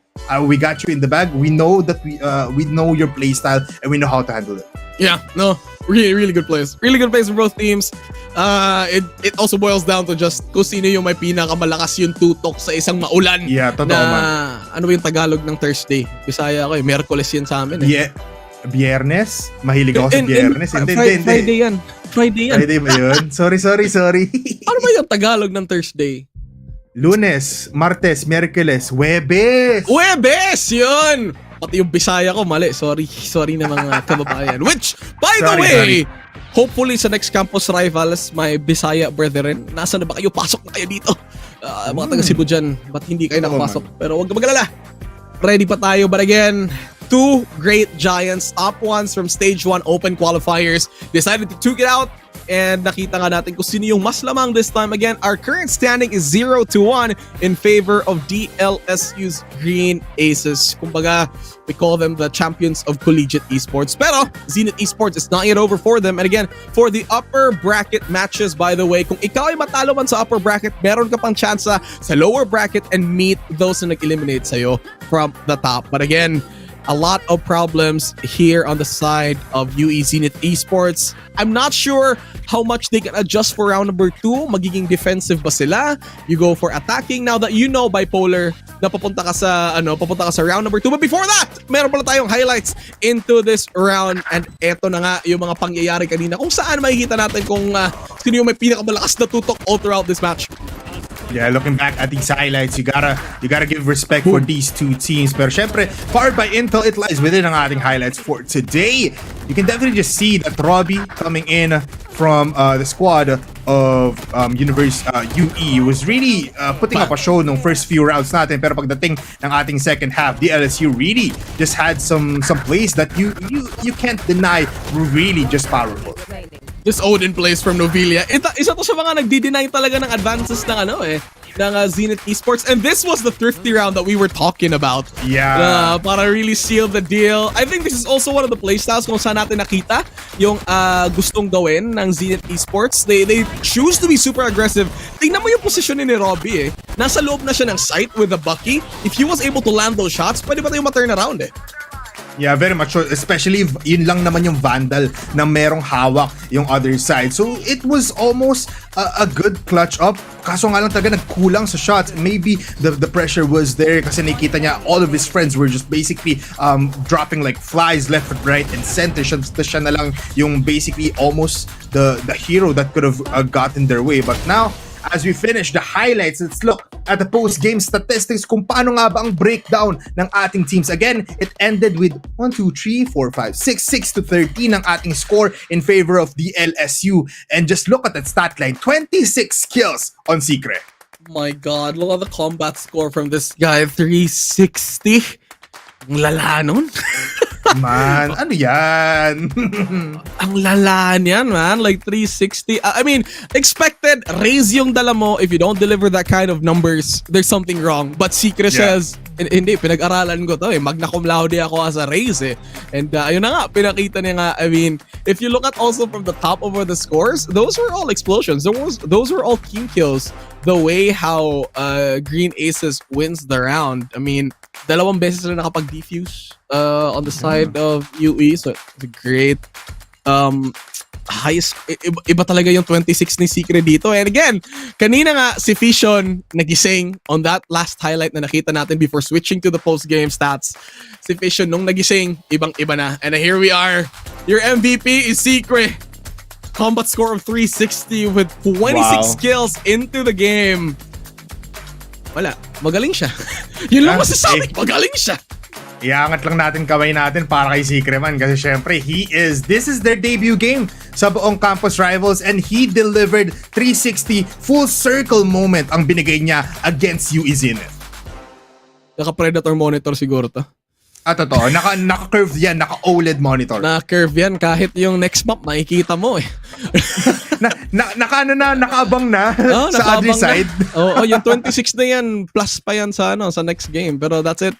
Secret with the MVP and DLSU's Green Aces closing down this game number 1 for series number 1 in a stylish fashion. Zenith Esports back to the drawing board as they could head on over to game number 2. Pero kita mo naman yung score, Bipolar, ang layo ng agwat. Yeah, so parang alam mo yun, magna cum laude si tas yung iba talagang parang nasa cum laude season pa lang. Hindi nila maabot yung onting margin. It's still close. Nakikita naman talaga natin na there was fight in them, pero you know, you gotta give it to UE, but you gotta give it bigger to the side of DLSU Green Aces. Ngayon, before we head it off, meron ata tayong promo dyan, Juicy Brucey. Meron yan. Kung gusto nyo maging isang main character na MVP tulad ni Secret, get that main character energy activated with a laptop that's built for whatever's next. No limits, just vibes. Purchase any participating Acer Predator gear and receive exclusive #AcerDay 2025 rewards when you register at the Predator Gaming pinned post. Nasa comment section yan yung pinned post natin. So if ako sa inyo, bilhin na kayo. At bilhan nyo rin kami. Yeah, idamay nyo na kami. Yung future CEO ng Pred, tapos yung future secretary ni Juicy Brucey. Pero right now, let's look at the comment section. Meron tayong comment for the day, Juicy Brucey. Ano yung vibes natin dito from the comment section? Sino ba to? This is from Franz! Kilala mo to! Galingan mo, Vet. Thomas Eusebio, galingan mo, Vet. Gagalingan niyo daw. Nag-reply siya, nag-text siya sa akin. Nako po, Franz, it's a pleasure for you to be here, man. Talagang na-witness natin yung mga lakas ng ating mga players. Pero syempre, Eusebio, gagalingan niya. Tulad nga na sinabi ni Juicy Bruce. I think that's enough for our comment section, Juicy. Oo naman, maraming salamat sa comment section. And again, don't forget to type in your comments kung may gusto kayong suportahan. Kasi, bakit pakita namin dito and we will read it out for you. Kung may love letter ka para advance Valentine's, so isulat mo na, kami bahala dyan. ang aga nun, Juicy Brucey, ng love letter. Pero again, we have a lot more matches in store. It's Green Aces up by 1 point against UE Zenith. Magbabalik po kami for the very first debut ng ating Campus Rivals. This is Bipolar Juicy Brucey. We'll be back after this short break. Campus Rivals is brought to you by Intel and Predator Gaming.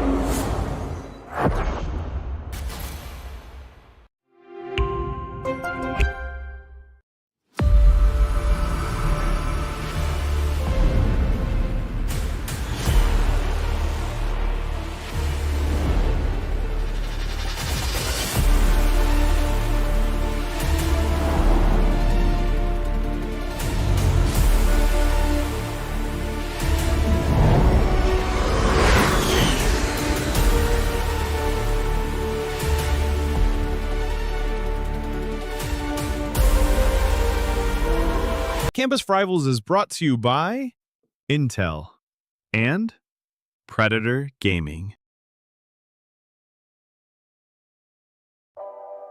Welcome back, ladies and gentlemen, sa Campus Rivals Day number 1. Ako nga pala si Juicy Brucey, kasama ko yun si Bipolar.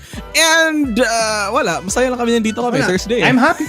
I am happy, masaya ako dito. Like, tumatalon pa ako after nung break pa kasi parang na-inspire ako kay Secret sa pagtalon-talon niya gamit yung raise. Oo nga nung tumalon ka nga, nakita ko rin hanggang dito. Kapit-bahay lang tayo Pero alam mo kung sino yung mas masaya? Ano? Mas masaya si Green Aces, panalo sila ng first round Oo man, masaya ang tough ngayon. Kasi unang round ng Campus Rivals in a best of 3 series, they went out with a 6-13. That is something for the record books. That was super quick. And again, I think one of the players that we really need to watch out for game number 2 on the side of Green Aces is going to be Secret. Ayun, siya yung una. And then for Zenith Esports naman, we gotta look at Makarambon. You do see yung powers niya when it comes to just raw firepower. Silang dalawa yung mga duelists na ang sarap ipit against each other, and that's one of the things that I'm really looking forward to on game number 2 as we are approaching the second map, which is going to be Sunset. Kung alam natin ito ay ang Pseudo Ascent, a smaller map this time, bigger chances siguro na more on like combat talaga yung mapapakita natin. But on the side of a Sunset, any agents that you're expecting to show up here, Bipolar? Right now, kung kanina, di ba may pinag-usapan tayo na Clove might be possible here, especially Cypher might be also picked up.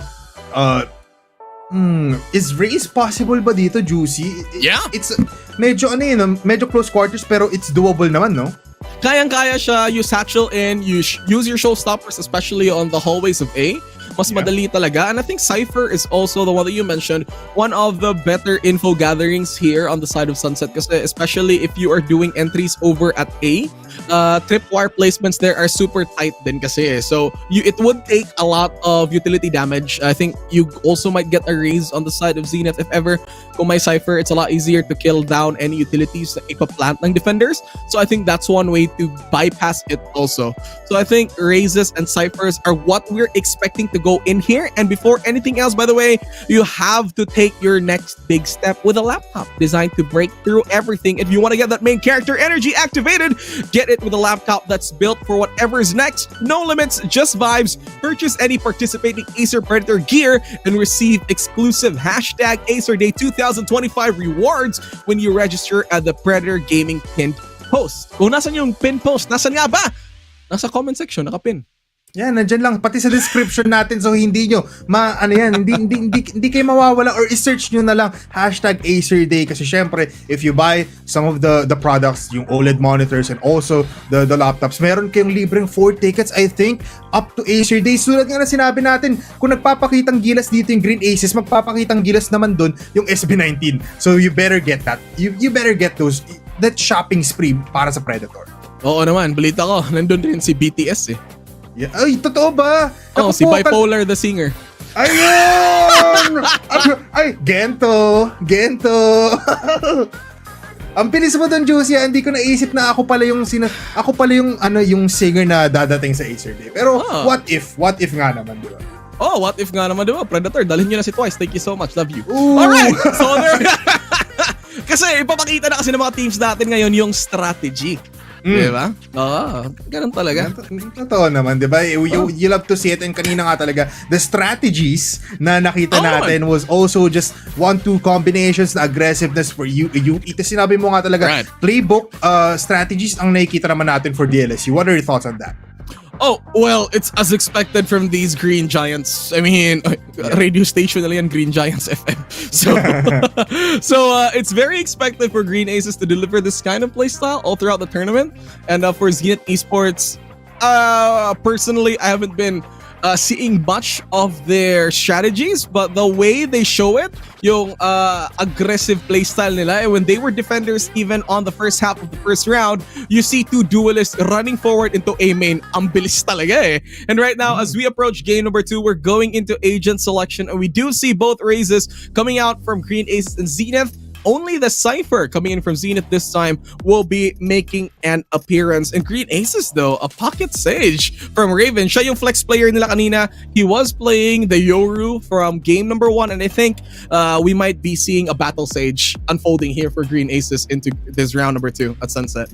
Yeah, tama ka nga din sa una mong prediction kanina, GCBG, that he is really that flex player coming in from Green Aces. And now, in Sunset, it's also nice to see na meron dual controller combination dito, or dual smokes combination ng Green Aces. You have the Viper para makapag-lockdown ng isang site. You also have that Omen that is very much versatile in putting up those smokes and to maybe get like position advantage against Zenith. And right now, Zenith, with that, you know, aggressiveness in their heart, Reyna is also a good pick here in Sunset kasi sobrang maraming angles na pwede mong ilagay yung mata niya para mablind lahat ng site.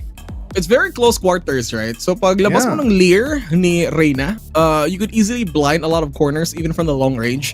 So walang choice yung Green Aces to either go closer or they wait out the Leer to be gone para maka-retake sila in many senses. Kasi ito yung with Green Aces playing as attackers this time again, dito natin makikita kung ano nga ba yung value ng Pocket Sage na kinuha ni Raven. And the info gathering from Green Aces also is on the lesser side compared to Zenith. On Zenith kasi meron silang Sova. You just get your Recon Bolt. You will know how many are there on the side of Green Aces. You do have a Cypher na even if you are super away from the site, ang bilis mo lang makapag-camera, get any sound cues, get any infos, mabilis yung retake or rotate ng Zenith. Now, on the side of Green Aces naman, they do have a Viper. Knowing that Sunset is a very smaller map and a smaller site, when you do your Viper spit, mas malaki yung coverage on the side of Green Aces. So it might be an issue for Zenith to do the retakes going up against this Viper. So very, very versatile from both teams. Very different playstyles too from that Sage and Reyna. So makikita natin dito kung sinong flex player nga ba yung magdadala ng higher key value. Is it your vision limiting Reyna or is it gonna be your healing Sage? That's gonna be the question that we are gonna be finding an answer to on game number 2. As ladies and gentlemen, we are starting game number 2 on series number 1. UE Zenith Esports versus DLSU's Green Aces here on Campus Rivals day number 1. Ako nga pala si Juicy Brucey together with Bipolar on this beautiful Thursday na rainy naman, Bipolar. And as we start the match, Bipolar, your final thoughts as we head into this game. You know what, really, it's really the battle of this Battle Sage versus the Reyna, and it's about to unfold as we open the doors of these players. Pero syempre, sometimes you just have to rely on those the raises na makikita mo on Raven and Makarambon. Pero it might be, you know, it might be very much a good spicy gameplay, and I think it's may onting advantage dito ang UE together with this Reyna, which is gonna be just providing them with a lot of utilities that is gonna be a game changer right now. A lot of players going into B. It's just default push coming in from them. Shock darts are there. Boom bots are going out. The smokes are there. At easy take of the site coming in from DLSU. Oh, here comes your wall. Issue 2 pistol round pa eh. So take you some time to break it down. All you have to do is listen to how many pistols are being shot at, and then alam mo na kung ilan yung papunta. Got deleted on the sides. Tries to move it forward, and well, this very aggressive from Green Aces. Oh my God, Raven gets that kill. Yusebe also with the second one. Tumatalon na lang. Sa kita si got deleted. Gets a 360 onto 2 players. Secret. And that Sage finally puts him into his grave. It's a 3v2 as they get 2 more. Drakes makes it possible for UE. Gets 2 more. He's a 1v1. Secret nga lang yung kalaban niya, pero yung pagtalon ng Battle Sage natin, isang right click sa mukha. First round goes to DLSU. Wow, first pistol round win coming in from Green Aces. Kung sa first round natin, first game, they lost both pistol rounds. Green Aces this time taking the time sweetly and slowly and finally getting the pistol round on their hands. Now, bonus round ito on the side of Green Aces. So tingnan natin kung magagawa ba ng Zenith Esports yung ginawa ng Green Aces sa kanila na during their gun round, na thrifty nila and just snowballed to their victory. Tingnan natin if Zenith Esports could copy that playstyle. Yeah, if they do that kind of strategy, and it might be another heartbreaking moment, pero sa DLSU naman ang tatanggap nun. Right now, alam mo, before this round, even like started, natakot na naman ako eh. Kasi si Raven naglabas ng Odin, which is very much crazy. Parang these players right now are putting up a show. And with the jump in coming in from Raven, nakapag-guardian na nga onto got deleted. Pero meron tong tao sa main with the headshot onto him. Si Nixon, iba yung napatay niya, yung nasa likuran ni Raven. That is gonna be the Sage. Pero hindi ata nila alam na yung Omen na si Drakes nandoon pa rin naman sa main. The spike is still not planted. So they might have a little bit of information as Vision spots him out on that orb, gets the sheriff, and it's 2 players left for UE. Oh, Kralby's gone. Nakakuha na sana siya ng Vanda. That's what they needed. 4 kills to Raven. Apparently, mali ako. Si Secret yung Raze kanina, and then Raven right now playing Raze. They switch up their roles apparently and their agents. So parang, if I'm not mistaken, maybe Secret is your flex player on the side of Green Aces. But no matter what, both players, sobrang nagdadala talaga sila ng kills or like head clicking on the side of Green Aces. Bonus round goes well for DLSU. Cancelled out yung Thrifty ng Zenith Esports. So right now, both are equal. They both get their Vandals up and running already. Pwede na lang kay Eusebio and Drakes going for Guardian and Bulldogs respectively. We do an entry from the side of Green Aces. You know what? As they maybe get 1 kill here, I'll be very much aggressive in this middle area. The smoke gonna be providing him a lot of concealment, pero the damage has been done. Raven, 21 HP. Look at this. Look at the Reyna. Napaka-aggressive one man. Gets that kill. Nakapag-dismiss out pa nga. Secret wants to find him. Cannot find him through the smoke. Novelia gets that kill onto Robbie. Drake gets that kill onto Raven. It's a 4v4 as 4v3 actually. Make it a 4v2. Never mind. Makarambon, sabi niya, anong 3v4 ang sinasabi mo? Uubusin namin ngayon ang players ng DLSU kasi UE naman nangaangat. Oh, bad position for the Raze. Vision gets it. Secret. Oh, the wall bangs. Patay agad. Isa na natitira. Vision. Oh my God. Headshot. Win the ball. He does have the spike. May spike siya dito as he makes the rotate. Tries to get some kills. A pick coming in and got deleted right through the angle. Vision goes down. And that's your 1-2. Zenith Esports finally getting a score on the board, Bipolar. Yeah, Zenith winning that gun round for them is gonna be a good one coming into this game. Nakita mo, Robbie, they spotted him out early in the game na tumalon papuntang mid with the clear, but they couldn't capitalize it kasi nakapag-smoke naman sila towards that middle area. And ultimately, that was the downfall of the LSU sa round na yon, and they just literally cleaned up the LSU. Grabe yung yung laban sa mid na yon. I mean, I really thought Fission would be able to close that round out, pero again, the manpower advantage from Zenith Esports just makes so much sense. Ooh, I like that Okay yun. Recon bot Di ko alam yun Yung ako din diba? Pares tayo nagulat. Pares tayo ginamit yung yung tawag din yung flags, pero Raven now with the showstopper enabled, ginamitan na nga. He doesn't know that someone is on elbow. Someone is on that side. At dahil dyan, Novelia gets that kill. He is infiltrating the CT area. The showstopper is out of the game. It's 2 players left. Sobrang bilis na naman ng mga laban natin dito, Juicy Brucey. And with the spike being planted, ang pagbagsak ng spike ngayon ang kailangan problemahin ng UE. As Nixon and Drakes just patiently waiting for someone to overcommit. Paano ba sila mag-retake dito? It's a 2 versus 5. I think they're just waiting for exit frags. They're gonna wait this out. Call it a save. They'd rather give these Vandals to their duelists later and support them for the next round. Yeah. Pero if they... Oh my God, Raven, finally. Meron silang info, dalawa dito. 2 picks coming in. It's a crossfire. Ooh, it's a crossfire. Drakes gets that one, pero it's a 1v1 right now. Pero still, Secret able to get that 2, giving the thunderstorm towards Taft.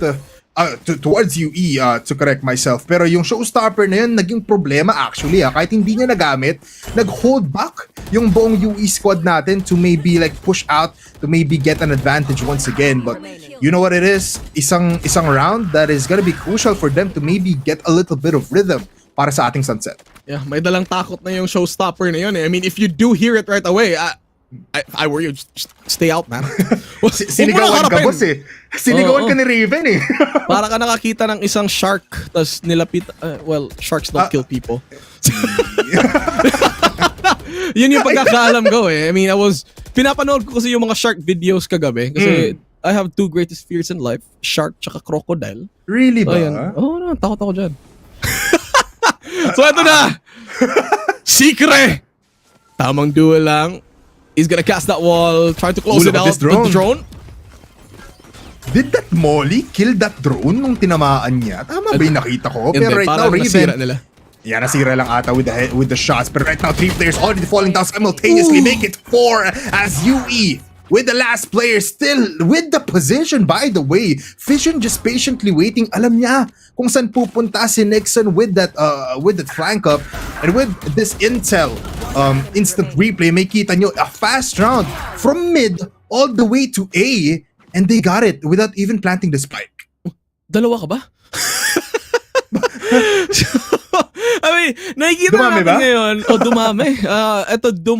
If you see right now, Zenith Esports, they're starting out as defenders again.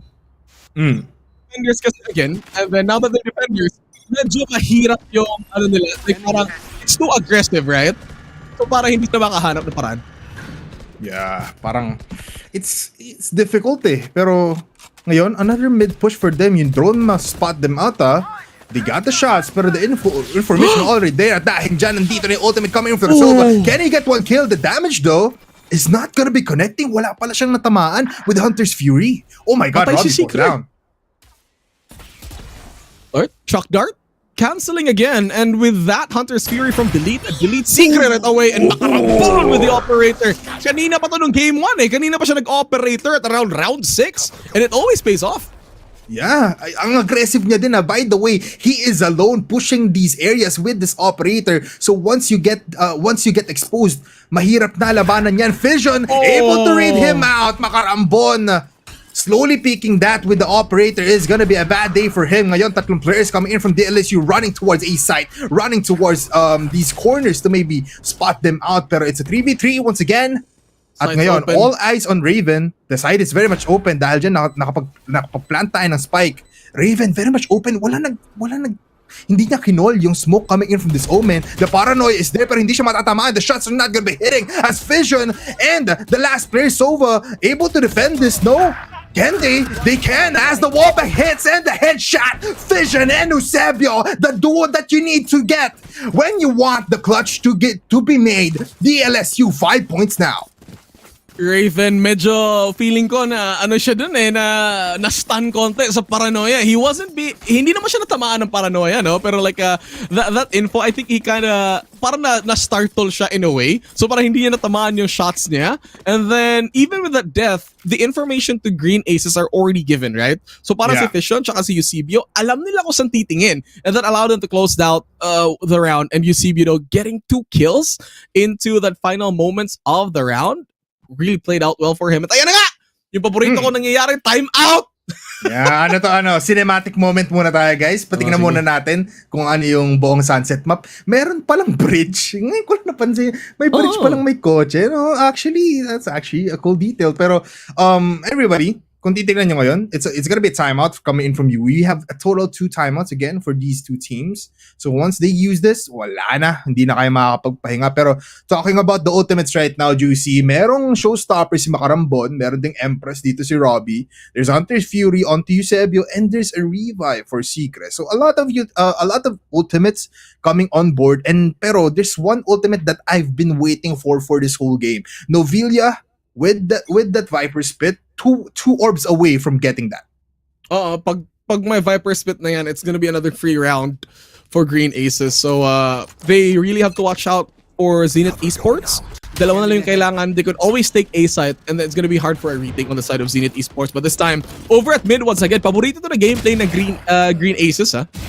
Yeah, very much so. As the LSU, another Green Aces up their sleeve. Vision gets 2 kills alone on that B main. At dahil dyan, the go signal for them is to go on to B. Drakes gets that kill. Novelia spots out Makarambon being a lonely guy there. Nakapag-revive nga doon si Raven pero si got deleted with the Sheriff gets 2. Drakes gets 1 more. At dahil dyan, it's a 2v2. Makes it easier for them pero mag-isa na lang ngayon si deleted.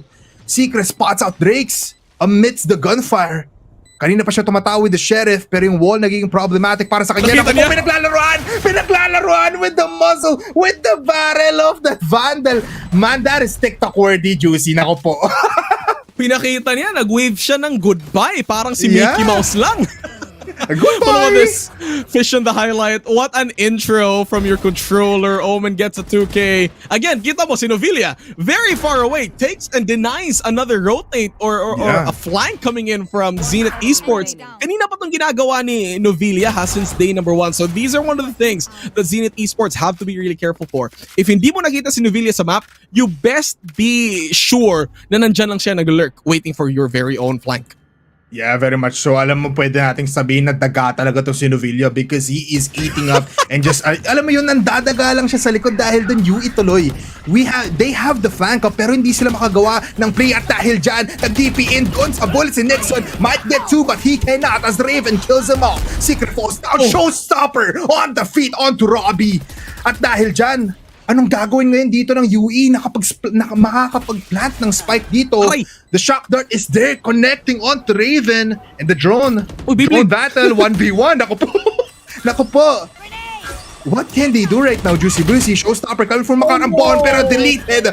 Doon ngayon si Raven. Gets two more. Paranoia connects onto Eusebio, the last player of DLSU. May Phantom pa siya. He has Hunter's Fury pero I doubt he's gonna be using it as he has his head. Gets deleted. But he got deleted. Ang malas ng ano niya yun, ng movement niya yun, he went backward exposing his head. Yeah. Yun yung naging issue pero that really came out super close for Zenith Esports. Na-deny nila yung Showstopper ni Makarambon. But again, Novilia did it again. So, Yeah. this One guy, more. he's just everywhere. Man, he is chomping on the feet of UE right now. Sabi ko sa'yo, nagalang talaga dito si Novilia. And beautiful plays actually coming in from got deleted. The pressure was on, pero he still delivered. Kanina pa siya, parang siya yung nagdi-deny talaga ng duelist ng ng Zenith Esports. I don't want to be going up against this man. And with that kill at the end of the round, your Viper Spit is ready for the Viper already. So pwede na siya mag-advance dito. Ooh, Rick and Bob though. Hunter's Hunter's Fury gonna be used. But it's gonna be a simultaneous one. Can they get something here? Got deleted, gets Raven, the raise of the LSU. So that's gonna be denying them an initiating factor or an entry fragger para sa kanila. Now they go towards mid, coming in from tiles, but looking at it right now, Novilia looking at possibilities. Robbie very much aware, naku po. But the shots are not gonna be hitting. Ang natamaan niya lang doon is basically the ground. Yung problema dito, your Raven's gone for green aces. So if you wanna take B, kung saan alam mo nandun yung Cypher, you can't destroy the utilities anymore. So DLSU has to make their presence known, especially when they destroy these tripwires. Yeah, they have to tank the tripwire, man, kung gusto nila pumasok. Robbie basically just eating up all of the poison doon ni Viper. Magkatabi sila dito, parang kambal tuko, but not a lot of things gonna be happening. Wow. As Eusebio enters market, gets that kill. Oh, no. Novilia, once again, the rat is there. Oh, Vision no. with the headshot. Makarambon na lang ang natitira and Dre at nandun sila sa A. Naku po, Juicy, it's a long journey for these two players. Here it is. The Viper Spit. Ito talaga like, there's no other way that Zenith Esports is going to make an entry over at A lobby para masyadong malayo. So they're Yeah. gonna be taking hallways actually over at the gates. Pero there's a sage wall there too. So parang you will be locked down in a sense. Parang wala ka ng choice dito. And look at this. Secret, Yeah, he's it's just looking for anybody to go in. They wanna still fight this out. It's 2v4. There's a lot of like obstructions para sa kanila. He falls down. Secret with a double kill. Alam mo, DLSU is just showing that they are the Great Wall of Taft. Sage Walls, Viper Spit. Walang mapuntahan ang UE kundi their demise. Ang ganda ng utility play na yun. I mean, got deleted. He does take out Raven, which is a bit of an advantage on the side of Zenith Esports. But again, you gotta credit Novilia, really. Like, if you see that, naglilurk na sana yung Reyna ng Zenith Esports, but he was just there. I mean, like, ano ba? Nagbabasa ba to ng utak si Novilia? Like, he knows where the duelists are. He textbook play style from this Viper. Man, you gotta commend the patience of that guy. Pero a beautiful sage wall up. Pero makakapatay pa rin naman sila, makakapatay pa rin sila ng isa. It's Robbie to fall down. Another early death coming in from Robbie is gonna be crucial for them to maybe get one more point before the second half starts. Ngayon, it's a sheriff round. So medyo UE is gonna be giving this up possibly. Oh, the timing. Oh my God. Is this the first knife Oh my of God. Campus Rivals? Novilia, naku po, isa kang daga Oh, he's talaga. laughing. Oh my God! Oh my God! Please! Oh Lord Almighty, hindi na binigay. Tumakbo na. Juicy, oh my God. Nawalan ako ng hininga doon. Nakita mo sa mukha niya, tumatawa na siya eh. Tumatawa na talaga siya eh. May planong masama. And again, Zenith Esports had no choice in that round to save up for a pistol kasi this is going to be the last round of the match, right? So, kailangan nilang mag-save up ng Vandals, trying to maybe equalize this into a bigger score for the next round. But economy-wise, ang yaman-yaman ng Green Aces. So even if they lose this round, it doesn't matter. They have so much margin for errors. But again, 8-2 is the score. We're about to approach the second half after this. So, ayun, medyo malayo-layo pa. Snake bite. Ooh, mid again. Ooh, it's a bloody mid-battle as the showstopper ensues at namatay na naman si Raven dito makarambon to get him off. And he wants more. He is bloodthirsty, but off coming in from Secret is gonna be infiltrating him in the body. He's still holding this out. Naku po, the steel cage is there. It's not gonna connect. Ooh. Finally, Novillas out. He was about to do his playstyle again. Pero may nag-trade sa kanya. Being traded out by Nixon right away. I mean, konti lang mamamatay na sana si Robbie doon eh. I think they kind of read the playstyle a bit. Secret. Trying to get that kill. Denied instantly. Headshot from Nixon as they close out the round. 3-8. And we approach the last round of the match. Yeah, might be... B9 Trickers, possibly if UE falls to the hands of DLSU here. Pero as we look at the instant replay powered by Intel, makita nyo, a lot of showstoppers are literally being stopped. Hindi dun sa gumagamit ng showstopper, pero dun sa makakakita ng isang malaking missile sa mukha nila. So, a lot of like stop plays, but right now, as you can see, Novilla still just using this wall to maybe divide the attention dito ng UE, and it's somewhat being successful para sa kanila because look at the map. They're literally just entirely taking the space in middle at dahil dyan, Robbie is falling down once again early in this round. Not even a minute has gone by. Casual ano lang yan eh. Casual bait. Okay, mag-Viper wall ako sa A. Let's see if they respond. They did. That caused the demise over at middle. On the side of Zenith Esports, now it's a 5 versus 4. Their flex is gone. So they do have control over at A this time. Pero makarambon with an operator. Waiting for it at elbow. Op. The timing might be there, pero hindi. Naku po. It was a lineup that, you know, that dreams are made of. Kaso nga lang, it's not gonna be connecting as the shots coming in from Raven was much faster. At dahil dyan, ngayon, gagana na yung Viper Wall na kanina pa plinanta dito ni Novilla. It's a 3v5. So it's gonna be 2 players up for DLSU. But as you can see, they're taking their precious time as Raven picks it out. Gets 2 players. Gets 1 more possibly. Pero si Drakes na lang mga kapatay doon. Ngayon yung paa niya naka-expose. It's a party for DLSU as they get 9 points in this first half. What a swing by Raven. Kadiri tong batang to. Ang galing. Ang dumi mo. Ang dumi. Ang dumi man. Pero in a good way kasi syempre Raven is very much confident. Just look at that. Sheer potential from this man is just wild. You are so good, brother. Ang galing masyado. I mean, walang karatel-ratel. Not an ounce of hesitation with that swing. Gets the 2K. Even gives the information for the final player kung nasaan. My God, Raven, Novilla, what a combo. Ito yung dalawang to yung nagdadala talaga sa match na to eh. Okay, round 13, second half of the round, pistol round again for Zenith Esports. Tingnan natin kung mababawi ba nila or will the next pistol round go once again to Green Aces of DLSU. Caution here. Is that? At eto ha, double duelist yung Zenith Esports. Dito natin makikita siguro kung ano yung power. Uy! Uy, naku po, Novilla, naku po, bakit mo ginagawa yan? Wala pang nagle-lurk, bakit ka umaabante agad? He gets that kill. At dito sa market will be 1 more bloody body for UE as Robbie again falls down early into this game. Raven, even though he is low, even though he tanked up a lot of shots, he is able to get that headshot. Makarambon in the smoke, waiting for it to disperse. There's just 1 player beside him, pero another timing-wise, he needs to look at the left side. Naku po, makarambon, he does. But Eusebio is very much pinpoint accurate with this ghost. Raven, medyo low siya ngayon. Pero yan natin, may deleted, not making any noise. As they moving forward, they hear it. Ooh! gone. I- Deleted.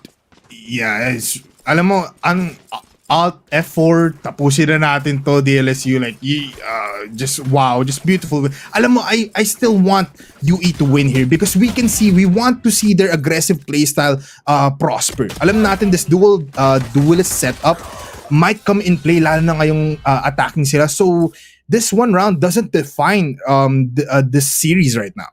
Yeah, hindi pa. I mean, again, Zenith Esports is one of the top teams going into Campus Rivals. They are on the upper bracket. So, they have a lot to prove here. So, eto lang naman yung debut match nila. Let's see. Baka naman makabawi. Again, it's 3-10. Malapit lang yan. Tiwala lang. Puso. Yeah, isang takbo lang naman yan eh. Parang, you know, isang One ride lang yan, 100 kilometers lang, 100 kilometers lang yan, man. Pero the paranoia is there. Got deleted, gets 2 people. He is against people with weapons that is in mass destruction. Now he gets 3 players. He infiltrates the base of DLSU, and that is why they are able to take A right now. Galit na Pero si Tropa. DLSU, yeah, galit na siya, man. Okay, that's 3. Open na open yung site. No utilities whatsoever si Deleted though. Meron siyang Vandal. And again, this is the 30 round of DLSU. Yeah. They just need to do more damage here, Zenith Esports. Fission from the back lanes. 36 lang yung HP. Super low. Ooh. Ace? Might be the first ace. Ace? Ooh, the Outlaw's not gonna be connecting. Now they know the information. They know it. At Got Deleted is very much hungry for this kill. And for this Ace? round win, Ace might be there. Naku po, the timing. He's very low and it's us. Got Deleted with the very first ace of Campus Rivals. Scream your heart out, Got Deleted. Yun, peace sign daw. Peace sign. Peace Ay, hindi yun lang. peace. Roman numeral yun sa 5. Oh, you're so Ace. smart, Juicy. Kaya ka siguro magna cum laude. Dati yun. Ayan na nga. Oh, the paranoia support too. Coming in from Dre. Ito yun na nga. The combo showing up. 4-10. 1 ride na lang. At makakatay na tong UE Zenith Esports. Probably going this for a game or 3. But medyo malayo-layo nga. Okay. Here comes the intro. Pistol round from Green Aces. Riven might get caught off, pero hindi pala. He gets away with a satchel. Makarambon now. Very eager with his hands. Sneaks on with the infiltration. Gets 2 kills. Left, right, and center. Got ready to throw the spike. He wants to hold down this link area. Look at this. Drakes gets that kill onto Secret. I think that's through the smoke, by the way. Pero nandun naman si Novillo with a headshot onto that Sheriff. Robbie gets that kill, finally getting on our board. It's 5-10, and in a matter of seconds, UE has gone 2 rounds. 2 rounds up. Basically, like 2 simultaneous rounds. After getting dominated by DLSU. Yeah. Medyo Zenith Esports medyo nahihirapan kasi mag-entry yung ano natin eh, or like mag-frag out si Makarambon. If you look at his kills, it's only 3. 3 kills yung nagawa ng ano natin dito ng duelist. The main reason for that one, I think, is from Green Ace's double controller composition. So meron siyang Viper, meron siyang Omen. So you limit the vision of your opponent duelist. So hindi siya makakahanap agad ng mga frags and he easily gets taken out. So that becomes a problem with Makarambon this time when he gets taken out by a very aggressive Raven. Yeah, it's Lear. A problem at Robbie ngayon, very much hitting those shots. Makarambon with a double satchel in, pero Nixon also on that left side of that area got deleted. Shots are not gonna be hitting, pero nandun naman si Vision to maybe kill something off. It's a 2v4, pero man advantage still for UE. At mahirap to i-retake, lalo at 2 controller lang kayo. What can a Viper and what can an Omen do? Well, what they can do is smoke it out. Tingnan nila, wala Ninja sila makita, defuse? wala din kayo makikita. If you can see me, I can see you. Pero dito na yung dalawa. They go for up-down position. Novillo with a 2K. 1v2. Might be possible. Ito ni smoke na sinasabi natin. Andito na nga pa yung daga. No! It's gonna be a shot coming in from the heavens. Drakes with a headshot. At dahil dyan, UE still alive. 6 points now against DLSU's 10 points. Yeah. 4 na lang, palapit na ng palapit. Bipolar, and again, Makarambon finally getting another kill onto his head. Very aggressive this time. Kung nakikita mo, parang nag-loosen up na finally yung Zenith Esports. When they were defenders, medyo hindi sila makaka-advance like this eh. Like medyo mahirap talaga. But now that they're attackers with their double duelist composition, they are finally taking advantage of that now that they have their gun round too. So kaya nakikita natin yung advancement ng points nila. However, as they moving forward, oh my god, Raven gets that kill, pero dalawa ang magiging casualties coming in from DLSU. The reload is not gonna be crucial for Secret as it falls down. Yung baril nilagay na sa gitna ni Nixon dito, pero si Fission not gonna be hitting those shots. Use the teleport in, pero it's a distraction nonetheless. Got deleted, gets one. At dahil dyan, Novilla once again in a tough spot against 3 players of UE. Only has a Sheriff, by the way. He gets one with a beautiful wall bang. Beautiful shots coming in from Novilla, pero can he do it once again? It's 2 players on the right side. He knows a little bit of information as deleted uses a shock dart.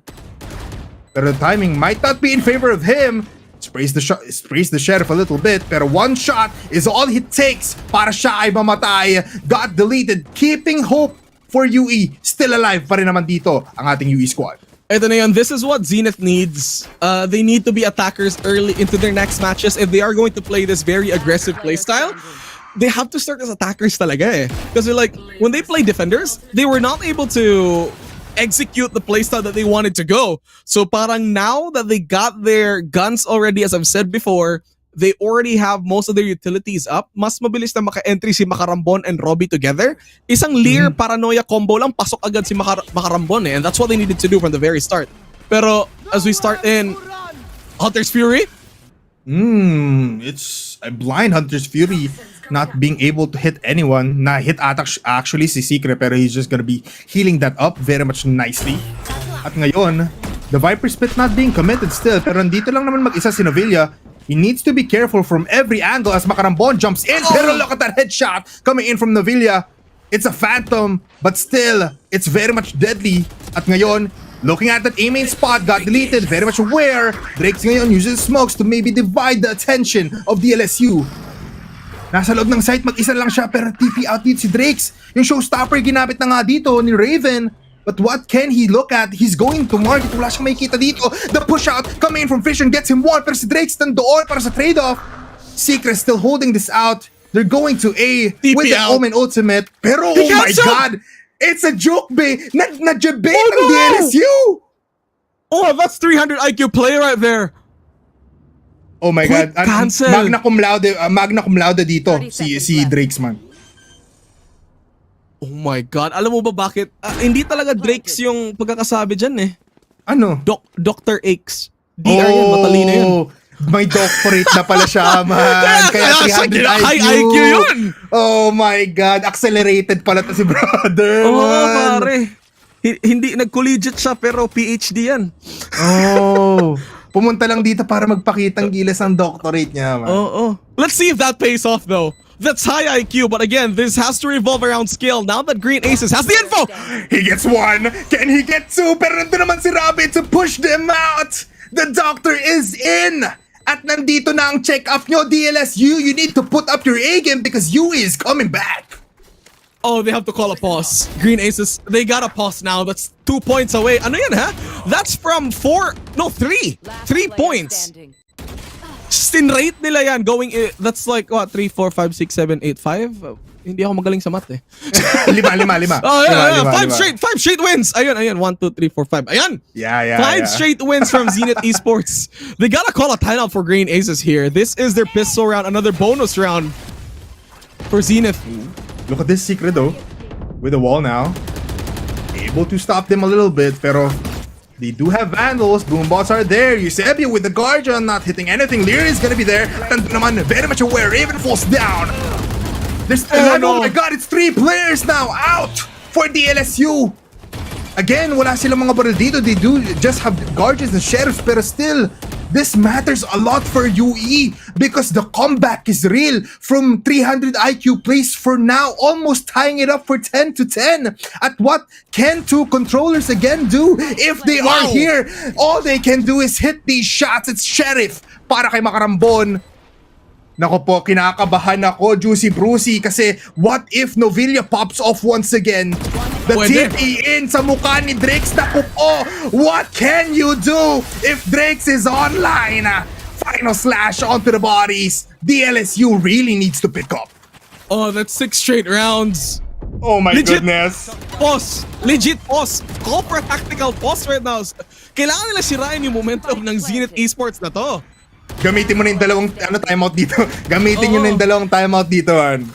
Or they just have to regroup. Masyadong madaming rounds na yung nasasayang ng Green Aces at this very point na I think Zenith Esports, they just went for a YOLO playstyle this time na parang, lubog na yung score natin. Game na lang. At ayan na nga, they're doing the same thing over and over again. Oh my god, Yui using that showstopper even though he is blinded. Raven eating a lot of the damage. Pero it's another 300 IQ play na pag-react nila dito yung DLSU. Yun pala, tinitimple lang nila yung laban. They are marinating open. DLSU. At dahil dyan, B site is open. And kanina pa rin, hinohold yung Viper Spit dito, Juicy Brucey. And it's just Hindi a free niya site. makumit eh. Hindi Yeah, niya it's a makumit free- yung Viper Oh Spit my- kasi like, are they going for A? Are they going for B? And nung nag-react na si Novilla, it's too late. The spike's been planted. He doesn't want to use his Viper Spit now. They have to save this for another round. Yeah, it's too late. It's too late kasi nandito na nga ang buong squad ng UE. The Zenith boys are in the site and they want to hold this out. Hunter's Fury not gonna be hitting anyone. Nixon gets 2. Oh my god, it's 2 players down for UE. Naku po, it's gonna be 4 players down. Eusebio nag-isa na lang. The Phantom is there, pero what can you do again? All you can do is just give one more point to give it a tie. A slash to the brains. 10-10, a tie game in our very first series sa Campus Rivals. No way. It's 10-10. And on this, they call the pause. Finally, man. Oh that's my 7 goodness. straight rounds. Oh my god. What's going on here? Yung problema pa dito is like, this is a pistol round for Green Aces. So Zenith Esports, they could just go for 11-10. Possibly. Kasi ang hirap sumagot right now for Green Aces kasi they don't have a cipher to stop this double duelist composition ng Zenith Esports. Again, on Sunset, Cypher is one of those higher tier pick agents on this map kasi you have the tripwires kung saan you can slow down any pushes. If you've seen time and time again for 7 straight rounds, ang ginagawa lang ni Makarambon, he satchels in, throws a paint shell, impossible dun sa may A lobby or A main, and then it just calls so much attention on the side of Green Aces kaya ngayon nahihirapan silang sumagot. So there's that. What Green Aces could do here is they take this super slow. They either do a retake of the site because they do have a Viper Spit, they have a revive available, and they also have a teleport from Fission. Again, 2 ultimates that are not much used over at the defense, pero there is still a way to make this play. I think Novilla should switch over to A site and just commit Viper Spit there, and they do their hardest defense over at B, but that doesn't seem the case. Yeah, they're once again just doing their usual strategy of just putting Novilla on one side and stacking everyone on the other. Raven, though, with a stinger, might be able to get one, but never mind. It's Ravi once again with this Vandal.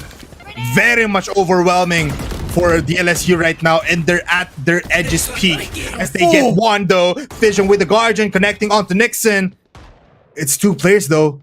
Yung dalawang players dito ng DLSU, it's gonna be Secret and also Novilla still far away.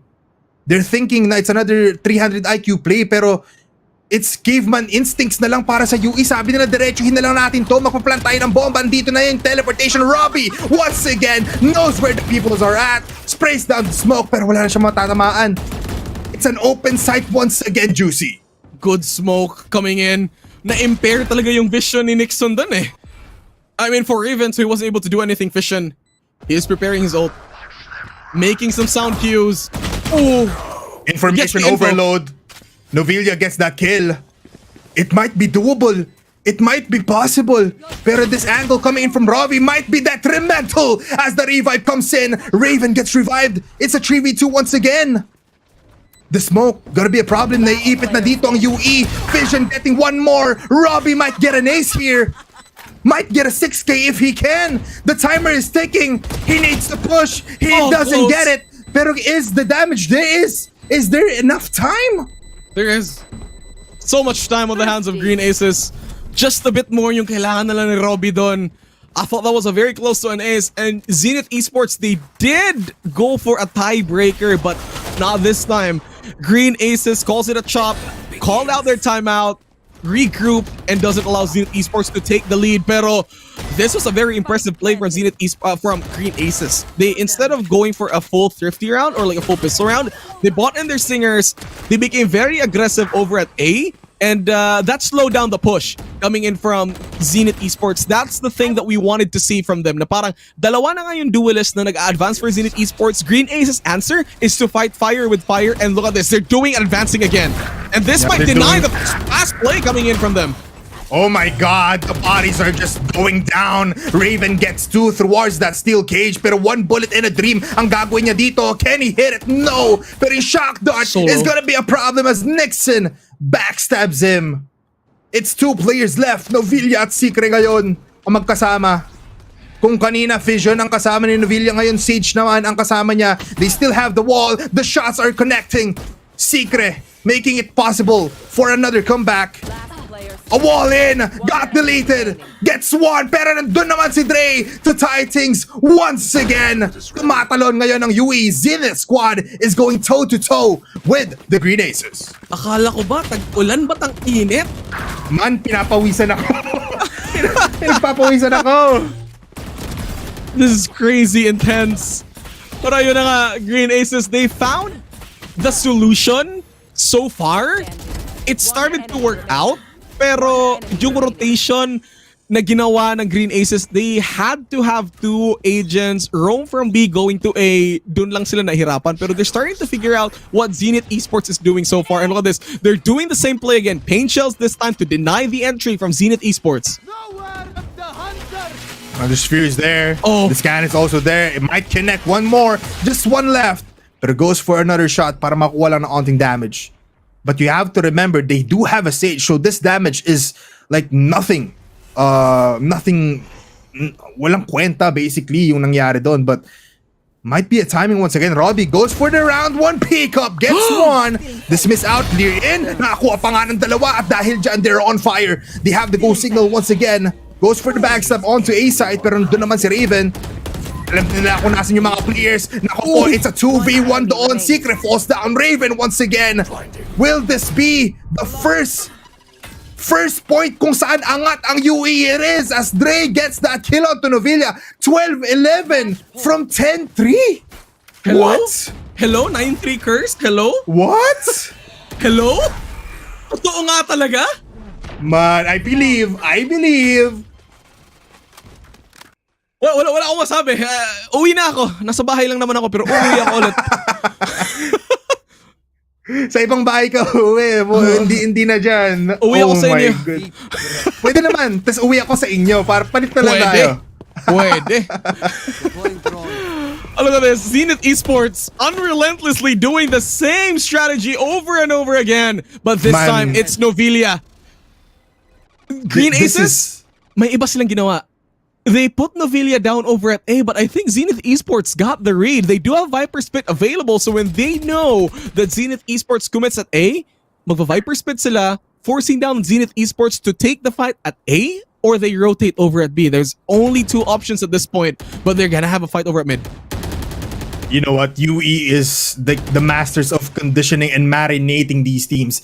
Kasi ngayon, DLSU is very much, you know, medyo kabado na sila kung saan nga ba pupuntang UE, and they're just basically waiting for some action. Pero nandun naman si Robbie. He's been at it dito sa ating second round with the dismiss papunta dun sa harapan. Pero can he get this kill? Novilla though! The trade-off gets 2. Pero tatlong mapatay as Eusebio gets that kill onto Dre. The drone, hindi gagamitin. He knows where they're at. It's just sheer will and potential. The shots connect but it's not enough. Nandun yung jump in. Raven! With a 2K pero siya yung isa doon. It's Nixon to give UE their first win. 1-1. We're going to the decider map. Uy, ba't sa atin? Oh my God! What? Man, Juicy. I was not expecting. Ay, sorry. Tatrabaho pala tayo. Sorry. Trabaho pala. Ano lang. Guys, that was overwhelming yun, Juicy. Hindi natin in-expect. Like, we wanted the game number 3, but in this kind of way, man. Not like that, but yes, like that. Yun yung hinahanap natin na laro sa Campus Rivals eh. Like, yeah, sure. DLSU Green Aces, champions everywhere, but gods can bleed. And Zenith Esports has proven that. 9-3 curse, 7 straight rounds until eventually getting it to a tie, 10v10, gets the first match point. At yung ginawa lang nila, they rinse and repeat the same strategy. Go to A, advance with Makarambon, and then, Jesus take the wheel, I guess. Yun yung playstyle ng Zenith Esports dun eh. And again, the double duelist composition from Zenith Esports finally paying off in this very last round. And again, earlier into this day, we did predict Bipolar na it's going to be a 2-1. But I want to receive that information that I just said. It's a 50-50 on game number 3 right now. Yeah. Medyo wala tayong masabi. You know what? Dito nagprevail yung duelist setup. Kasi they were on that attacking side. And I was just about to say, if humaba pa yung laban, na UE doesn't want it to go to overtime kasi magsiswitch ng sides. Magiging disadvantage yun para sa kanila. They needed to end that before overtime. And they did in a fashion wherein napanganga lahat ng viewers, pati tayo, pati production crew natin dito sa TNC. It's too much. It's too much for game number 1. It's intense. Honestly, I mean, again, credits again to Green Aces. They delivered a very strong first half, if you think about it. Yeah. But here's the thing. Novelia is one of those players that UE Zenith has to look out for. At the very last round, Novelia got 2 kills from that intro, and I thought that would lead us to an overtime. Sobrang konti na lang. Novelia really does his job as the rat, as the frag denier, or like the flank denier. So if Zenith really wants to close out this series and advance to the upper brackets, kailangan nilang hanapan ng paraan na if they are gonna flank, they either take 2 to trade up for Novelia. If Novelia gets away with all the plays, medyo magiging mahirap for Zenith Esports. And again, I don't remember exactly kung ano yung starting round nila over at Haven. But if they start as attackers, all they need to do is get a big lead and they might close out this series. I mean, we'll never know. I mean, nakikita na natin so far yung playstyle ng Zenith Esports and DLSU Green Aces. We do see their playstyle, which is calm, composed, and collected. But it took them quite some time. I think letting Zenith Esports get that momentum without the timeouts really brought them into a game number 3. I think that's how I would sum up this game number 2. Yeah. It's just a lot of plays, a lot of highlights wherein we a lot of just highlights and plays na talagang mapapanganga ka from both of these teams. You know what? Damn, bro, Novelia, even Robbie was popping off. Akala natin he was just gonna be sacrificing his life for the entirety of the Sunset map every round. Pero parang nag-flip ng switch yung UE doon. Sabi na nung attacker na sila, it's a different ball game. Lalaroin nyo naman ang laro ng UE, sabi nila sa DLSU. Pero ngayon, titignan natin ang mahabang highlights natin for this game number 2 sa Sunset. Again, you can see Makarambon very much confident, pero DLSU getting that first half for their name was just something na hindi natin nakakalain na makukuha ng UE at the end. Series 1 pa lang to, boss. Mayroon pang isa mamaya. Mainit na. And this is the Valorant that I really want to see today. My God. Kita mo to, Raven. He does a lot for the team. Si Secret this time, I think the disadvantages of Battle Sage is it isn't as active as a Jet, as a Raze. So para wala kang choice if you're going for Battle Stage, you either go very defensive. You are not the type of agent to be going in forward for your team. So para hindi tayo nakakita masyado ng heavy play styles coming in from Secret this time. So maybe on game 3 they will make some adjustments, maybe put him back on like a Raze or a Yoru probably. That should be able to activate him again. Pero on this game number 2, one of the highlights of this game so far is the 300 IQ gameplay from Dr. EX. Yung TP niya doon. Really yung all the way from B to A, tapos na-rotate niya yung players ng DLSU. That was just intense. And as we finish, the highlights brought to you or powered by Intel. Nakikita nyo yung last kills of that round. Nixon ending it. Now we'll look at the post-game statistics. Let's break it down. Juicy Brucey. Once again, 26 kills onto Raven, by the way, mula sa DLSU. Even though they lost, a lot of fraggers coming in from DLSU. Pero now, let's focus on UE. Yeah, you gotta credit that, going back to Raven, I think you gotta credit that to the first half. Siya talaga yung nagdala ng intro for DLSU Green Aces, allowing him to get the really high frags. But then surprisingly for UE, got deleted. I think he got an ace. That was a momentum booster from Zenith Esports, and that allowed them to go all the extra mile to close out this game. And if you look at that, super close rounds, and for the ACS, he got deleted even though initiator siya.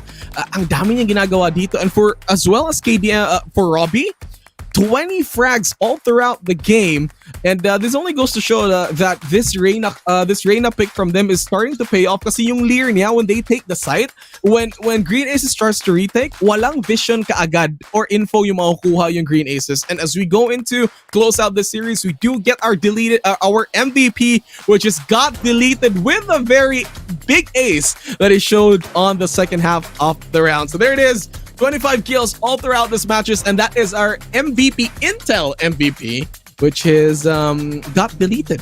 Congrats sa'yo, pare. You're welcome. Thank you. Thank you, Juicy Brucey. Alam mo, got deleted.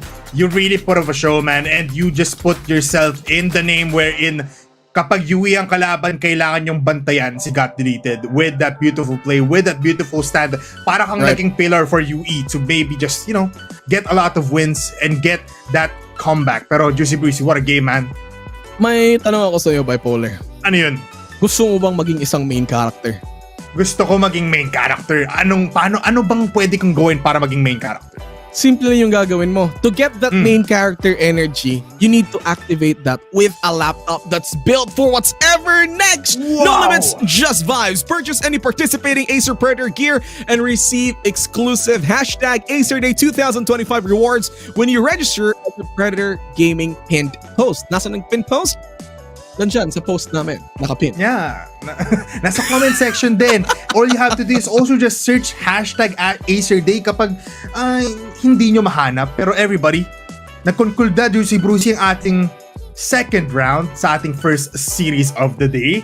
Intense. Malapit na maggabi, so hindi na araw ang pag-uusapan natin. Pero yeah, a nail-biting match for these two teams. Zenith overthrows that Green Aces sa ating round number 2, pero 1-1 ang ating score. 1-1. So meaning, may game 3 tayo.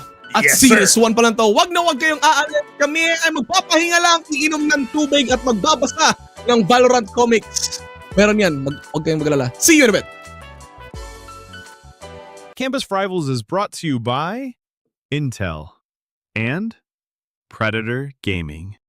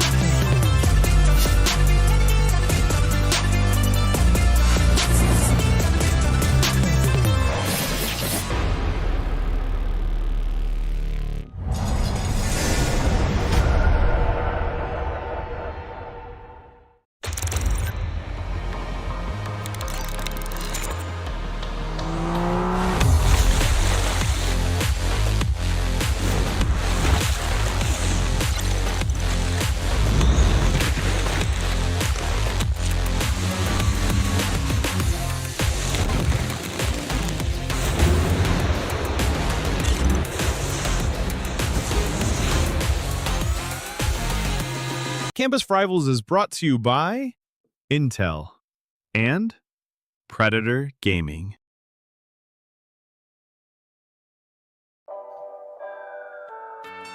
May papakita ako sa iyo, Bipolar. Ano yan, man? Ganto Ganyan kadikit yung laban kanina. Actually, adjust ko lang konti. Ganyan na lang. Onti pa. Lapit mo ba? Yan! Sarado ko na lang. Ganyan. Ganyan Okay. kalapit yung laban kanina. It was intense. It was crazy. And again, name's Juicy Brucey. I'm with Bipolar. We are your casters for today. Nakita na natin yung game number 2 na series number 1. Sobrang lapit. Well, mineasure na namin kung gaano kalapit. At sobrang lapit nga. It was intense. Zenith Esports showing that their aggressive double duelist composition really pays out. And Green Aces back to the drawing board. Tingnan natin kung game number 3, which is going to be at Haven, kung eto nga ba yung statement that they still are gonna go for this series. Pero so far, Bipolar, before we proceed to the next round, what were your thoughts? Ano ba yung nararamdaman mo all throughout that game 2? You know what? Reset na to for both of these teams. Reset na para sa lahat ng taong sumusubaybay ng Campus Rivals natin ngayon. Kasi whatever happens here, the winner is the winner. At kailangan ipakita dito ng ating dalawang teams. I think may onting angat dito ng DLSU just because of their strategic and passive gameplay. Lalo na it's Haven. Haven. Kung tama ko, Haven yung ating map. So, it might be like a little bit harder kasi mas onting mahirapan dito pumasok ang ating aggressive squad coming in from UE Zenith. Pero, alam mo, before that, why not tanungin natin ang ating comment section, ano nga ba yung vibes nila dyan sa ating comment section? Pahingi ng vibes! Uy! Go, anak! Woo! Mama! Thank Yan you! yung kailangan. Yan yung kailangan natin dito sa esports. Yes, Thank you. sir. The sportive parents out there, your kids really are making you proud with the gameplay that they're delivering. Sobra, I mean, kung ako player, tas supportive yung parents, parang sarap paglaro.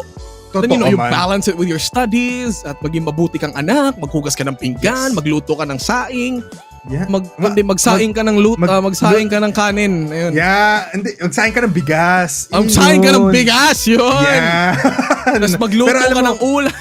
yeah. Ano, parang lahat na pwedeng gawin ng anak kapag may support. Alam mo, Maide Guzman, good ups for your kid right here kasi he is really doing a lot here for his campus or for his university. So very much thank you for your support and we love to see it. Lalo na nasa age na tayo ngayon, Juicy Brucey, ng biggest esports scene right now. Paangat ng paangat at merong paangat ng paangat pa kasi meron tayong ibibigay sa ating mga viewers right now. Ano nga ba yan, Juicy? May bibigay tayo?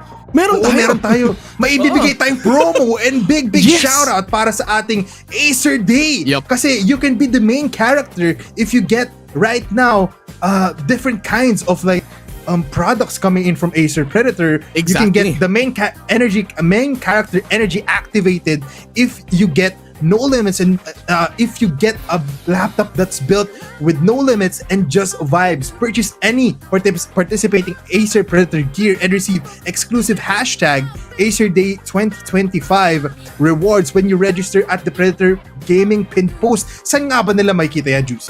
Nasa comment section namin nakapin at nakapost.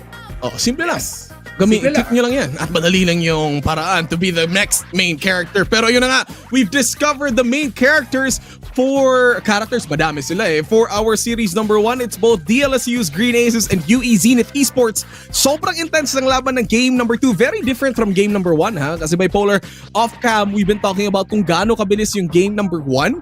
Although mas marami pa ring rounds in game number 1. However, it felt very fast by the way on how DLSU's Green Aces play that round out. But then with game number 2, Zenith Esports shows us something different when they become attackers. Now, as we're going to game number 3, we have our agent select. Makikita natin ngayon with Haven. I don't know, maybe we'll see some breaches. I hope we see some. That is one way to deny your entries, but none of that is going to be true as Green Aces go with an ISO at ipapakita nila yung Diyos, ISO God. Yun talaga yung makikita natin ngayon. And Phoenix on Zenith.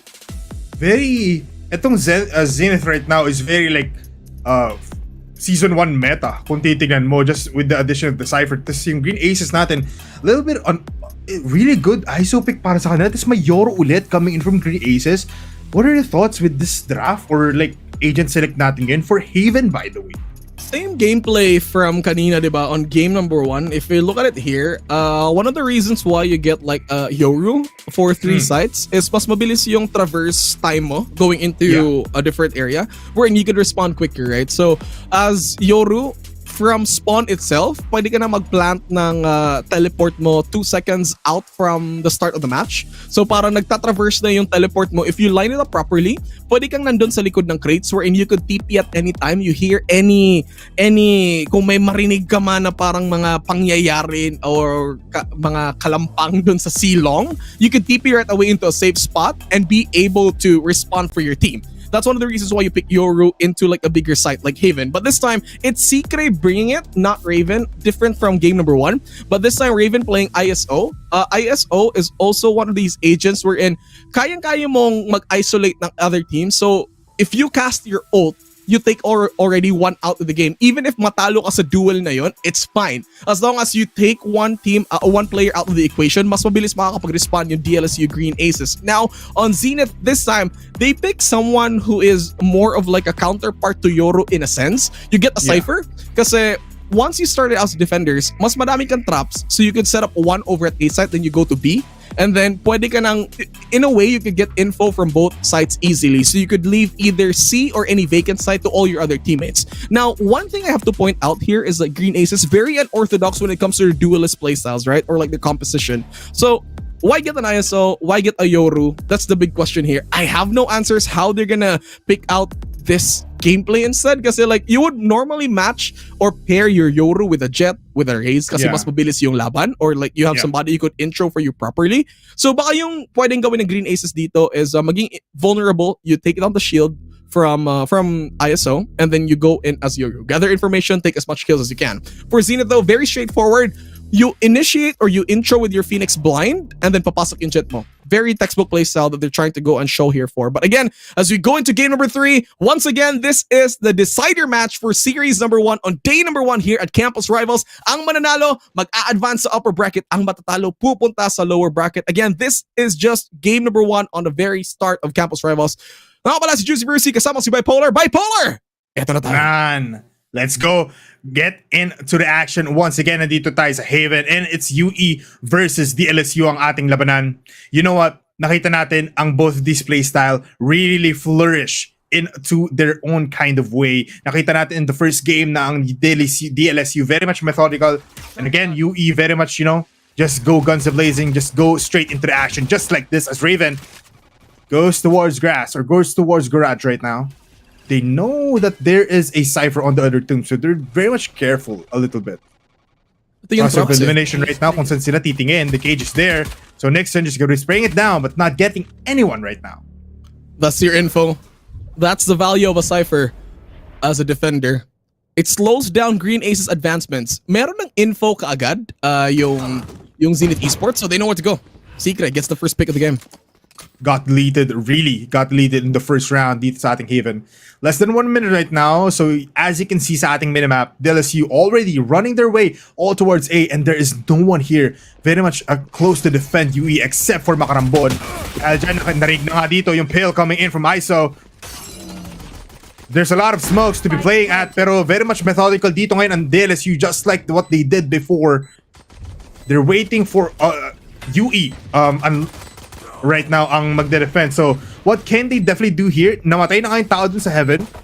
So, not a lot of options right now. Team players go in from main, pero it's a quick round for DLSU. A great turnaround. Going all the way from garage, papuntang A quick round para sa DLSU dito sa ating Haven. Okay, nakita na natin yung playstyle nila doon. They're using their ISO as like, para siyang wall for them, right?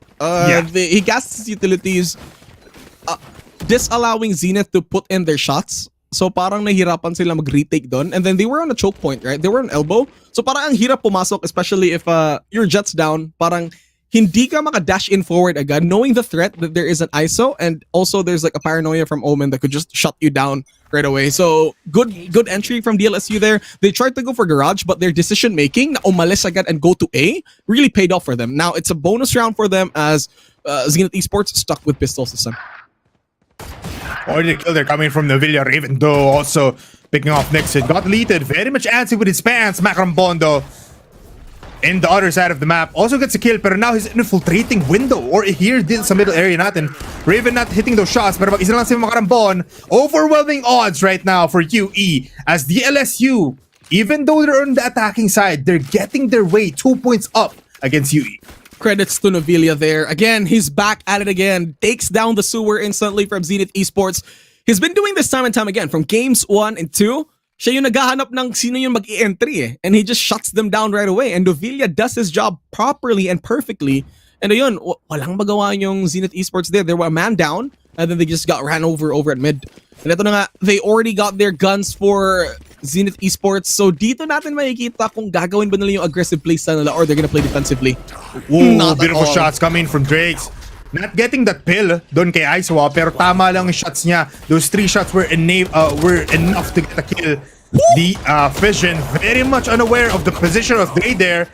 Mamamatay siya doon as Novilla puts him into the ground. This one way coming in from Nixon, not gonna be flourishing for himself. It's a 2v1 in favor of UE. Tignan mo yung timing dito kay Robbie. He knows it. And with the backstab, Snappy falls down.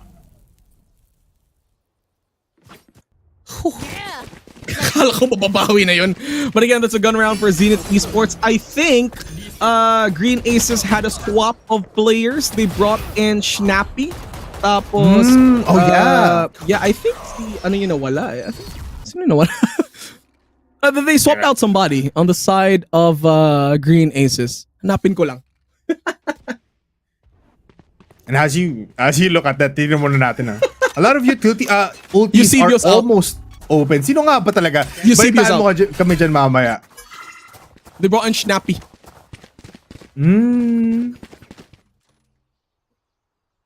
And this time they also have Fission playing Initiator instead of Controller. So they had a switch of players and a switch of roles.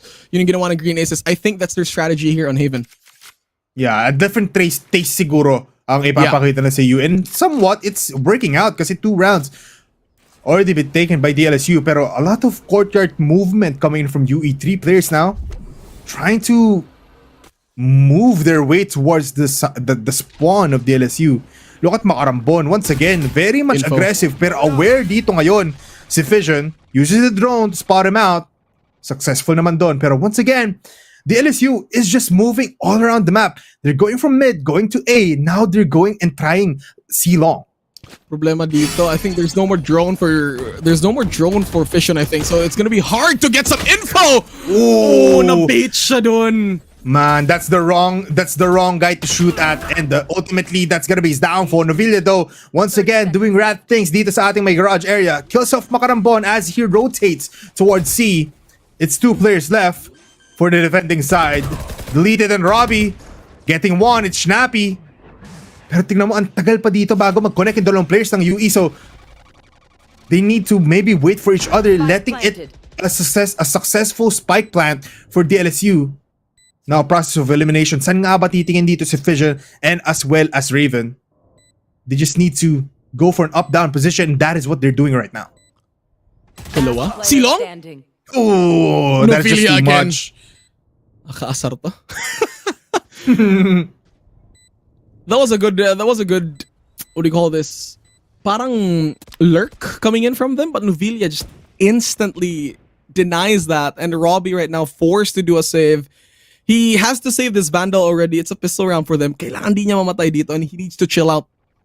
Go for some exit frags maybe. Pero si Green Aces, handang-handa sila ano eh. They're still looking for him. Very aggressive. Shark in the water. Smells blood. Yeah, but I think no one's very much close to getting this kill.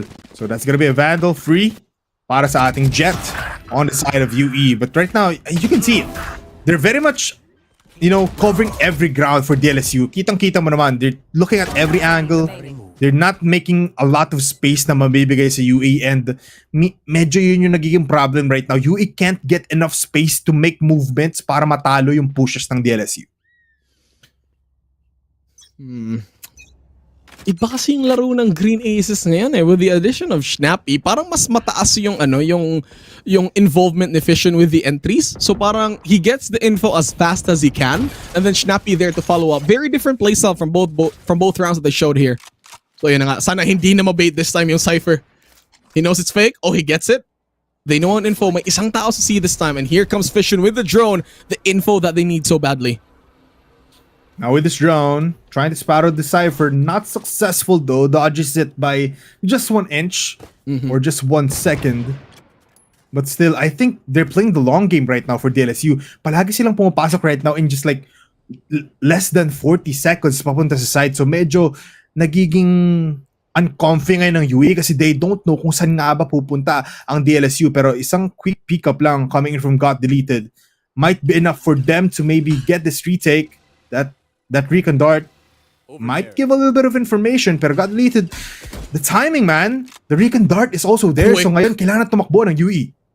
Yun yung yun yung problema ng Zenith Esports since double duelist sila. Like parang they if your opponent slows down the game, you either have to wait out for it or gamble and fight for it. So yung ginagawa nila, they're just waiting it out. Ooh, look at Nixon though, gets a kill. Robbie was also very much ready. But it's 3 players dito sa may long. At dahil dyan yung run it back natin, nagamit pa nga. Makarambon still alive though. Pero si Dre with a double kill with the Sheriff, by the way. The blinding lights are there, but it's not gonna be enough. It's a 1v1 deleted. And also Novilla very much close. They know where each other's at. At dahil dyan, it's too late. The spike wasn't planted. Got Deleted was just circling around that site. Hindi pa na-plant, wala pang extra credits. Nako po, Sana yun. sayang yung pera. Yun.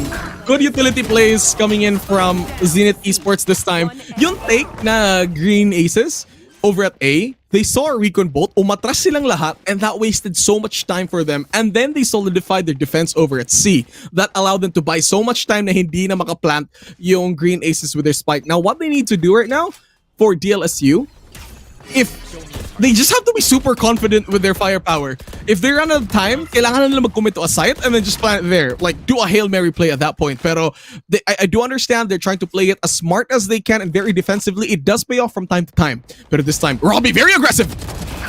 Look at this. It's gonna be not good for UE. A good try though, as they want to get that early pickoff. Pero ngayon, they know where each other's at. Using Hunter's Fury as a delay tactic towards sewers. Pero not even hitting anyone. Look at this position. Nandun na siya sa may hell. So it's gonna be an easy plan for them. The smokes are there para madelay yung positions. Snappy now. Uy! Lands the spike pero aware doon yung shock dart. Almost putting a lot of damage bago sila makapasok ng side. Pero maganda ang retake dito ng UE because they have the blind. They have the flashes coming in from this Phoenix at inaantay na lang ito ng UE para makapag-retake once more. But DLSU still just playing the long game. Pero nandun naman si Novilla to get that 1 kill. Makarambon finally gets that kill. They also, together with this Makarambon, only it's a 1v2. pistol. Naku po, it's just a pistol and you can't do a lot with that. Secret, getting that kill with the Phantom. Parang naubusan ng bala si Makarambon doon. He had no choice but to spray on both sides. Kaya parang he was stuck with the pistol on that round. And again, Novilla is a problem. Si Robbie may isang kill na sana siya doon pero may info agad si Novilla na may parang papasok. Tumingin siya agad. And that allowed them to get the kill. Nakita nila yung Omen smoke and they do know that there's gonna be somebody lurking there and Novilla instantly punishes it right away. It would have paid off super great for Zenith Esports, but again, Novilla is the problem that they've been facing from rounds 1 and 2. And they really gotta take care of this. Now, an ulti from Yoro to gather information at alam nilang isa lang yung nandito. They will know soon. Yeah. Here It's time to see where the Cypher is and they finally see it. It's an easy take for DLSU. Pero may jet dive dito si Robbie, so all eyes on him if he's gonna be doing a lot of miracles right now. Able to get one? Possibly, yes he can. Pero nandun naman trade-off coming from Raven. Now he's playing topsy-turvy with these people. 2 kills para sa kanya. Hunter's Fury connecting onto one. Nixon falls down. Dalawa na lang natitira and both of them only have pistols. Raven to get 3. Possibly getting 4. At ngayon with the shorty, puts him down to his grave. Novilla puts it 5 points to 2. What a change up from Green Aces. few rounds, ang bagal nila maglaro. Ngayon, ang bilis nila. They know their utilities, right? So, nung meron ng ulti yung Yoru, once they got the information na isa lang sa C, nag-flood sila straight away going over to the site, and then ang bilis ng take nila doon. It's so hard to respond for Zenith Esports, especially on their pistol rounds. Now they're back with their guns. Robbie this time with an operator. It's a matter of where he is going to position, right? Kung nasa B siya, B is too heavily guarded. I'd rather them protect C. Ooh, here comes the kill he contract. got the duel. Coming in from Raven, this is gonna be an easy entry once again for DLSU. Pero can he get that kill? No! He cannot! Nixon on top. He's still alive. He is. Makarambon with the help. Snap and Fission gets two. Pero doon naman si Trey with the double kill. One last player. It's Nobilia. The rat of DLSU. Can he do it? It's just 3 people. He can definitely do so, pero sobrang ganda na ng posisyon ng UE. Info. And they have the spike. Info is there. Nobilia is forced to get out of Silong. Wala siyang choice. He has to save this out. The spike is in a really bad position. Tsaka yung panalo ni Nixon doon against Raven. That really spelled the doom for Green Aces. Yeah. Napapaligiran ka na namin. Andito na kami. Wala ka na mapupuntahan. Nanonood ka ng ano dati, no? Baki the Grappler ba yun? Pag bago ka pumunta ng school sa umaga, yun, makarambon. Seals the deal. 3-5. Oras na daw para manood muna. But right now, still, we are definitely seeing different playstyles now for both of these teams. Sinasabi mo, DLSU, with the help of Snappy, is a different taste. Pero UE also playing defensively. Hindi mo sila nakikita na just rushing 3 people out of that gates once the timer is done. But still, good retakes coming in from them. At dahil dyan, look at that. 3-5 ang ating score. Very closer compared to game number 1 and game number 2. Grabe yung discombobulation na dinadala ni Makarambon doon. I mean, those blinds from the Phoenix, so much value. Nasisira talaga yung laro mo when you're inside. If you get blinded, there's no way for you to determine which angle to point your guns on. And that's what happened to DLSU's Green Aces. Na-stun talaga sila ng malala. Ooh, this drone is gonna be baiting it out. Naku po, parang Makarambon will not be able to get that kill. Pero doon naman sa sewers si Robbie to get the 2 kills. Dash out, gets that 3K. Almost getting a 4K, pero Snappy, low in HP. The damage has been done, Juicy. They still have the spike, pero dalawa na lang sila against 3 people again. Ito yung kailangan ginawa ni Zenith Esports from game 1 which they performed on game number 2 naman. They're taking advantage of their double duelist composition. At kita mo, sobrang aggressive nila sa sewers. Si Nobilia kasi wasn't in that area, so he wasn't able to punish that advancement. But they do get a lot of good trades, and that spells really great for Zenith Esports this time. However, B is super open. No traps, no camera. So all that Zenith Esports has to do is to do a clean retake. And they do hear the info already. They split the defense right now. At nandito lang si Nixon. If the timing is right for Nobilia, he can get that kill, and definitely so. Ngayon, it's a bait out once again. Coming in from DLSU, nagpatunog sila ng spike sa B, pero sa C pala sila pupunta. It's a better spot out for them. Pero look at Nobilia, aggressive once again, gets that kill. At dahil dyan, they have a 2v1 situation. They need to overwhelm this deleted. He needs to pick left or right. He picks left. He picks strike. Great. He gets 2 wallbangs after wallbangs got deleted. Deletes the last 2 players of DLSU. Oh my god, got deleted with a... Oh my god. Man, he's dancing. He's dancing. Thank you. He's dancing. 5 HP for Snappy though. Really bad for him when it comes to HP. Si Nobilia pa rin, problema pa rin siya doon Like, if he did so much damage in that round. Natalo nga sila in that round, granted, yes. Pero, eto, ang dami niyang kills over at the lurks. Alam niya lang kung saan titingnan and got deleted with the wallbangs. Really seals the deal, and Zenith Esports, they're looking poised to probably go the extra mile. Baka maging baka mag-overtime tayo nito. We don't know. Man, at this rate, possible yun kasi palaging tie game yung nangyayari dito. It's just a 1-point deficit. So, it is possible. Nobilia, once again, being a rat doon sa ating A-long. But now, with a lot of movement coming from ISO, Raven, almost getting a kill. Pero nandun naman, yung kill coming in from Makarambon, ginamit yung run it back para makakuha ng one-man advantage. Right, that's true. Ito na nga, konting advancements na lang from both of them. Medyo mabagal yung laro natin ngayon, ha? They're really taking out their time. They're trying to gather as much information as they can.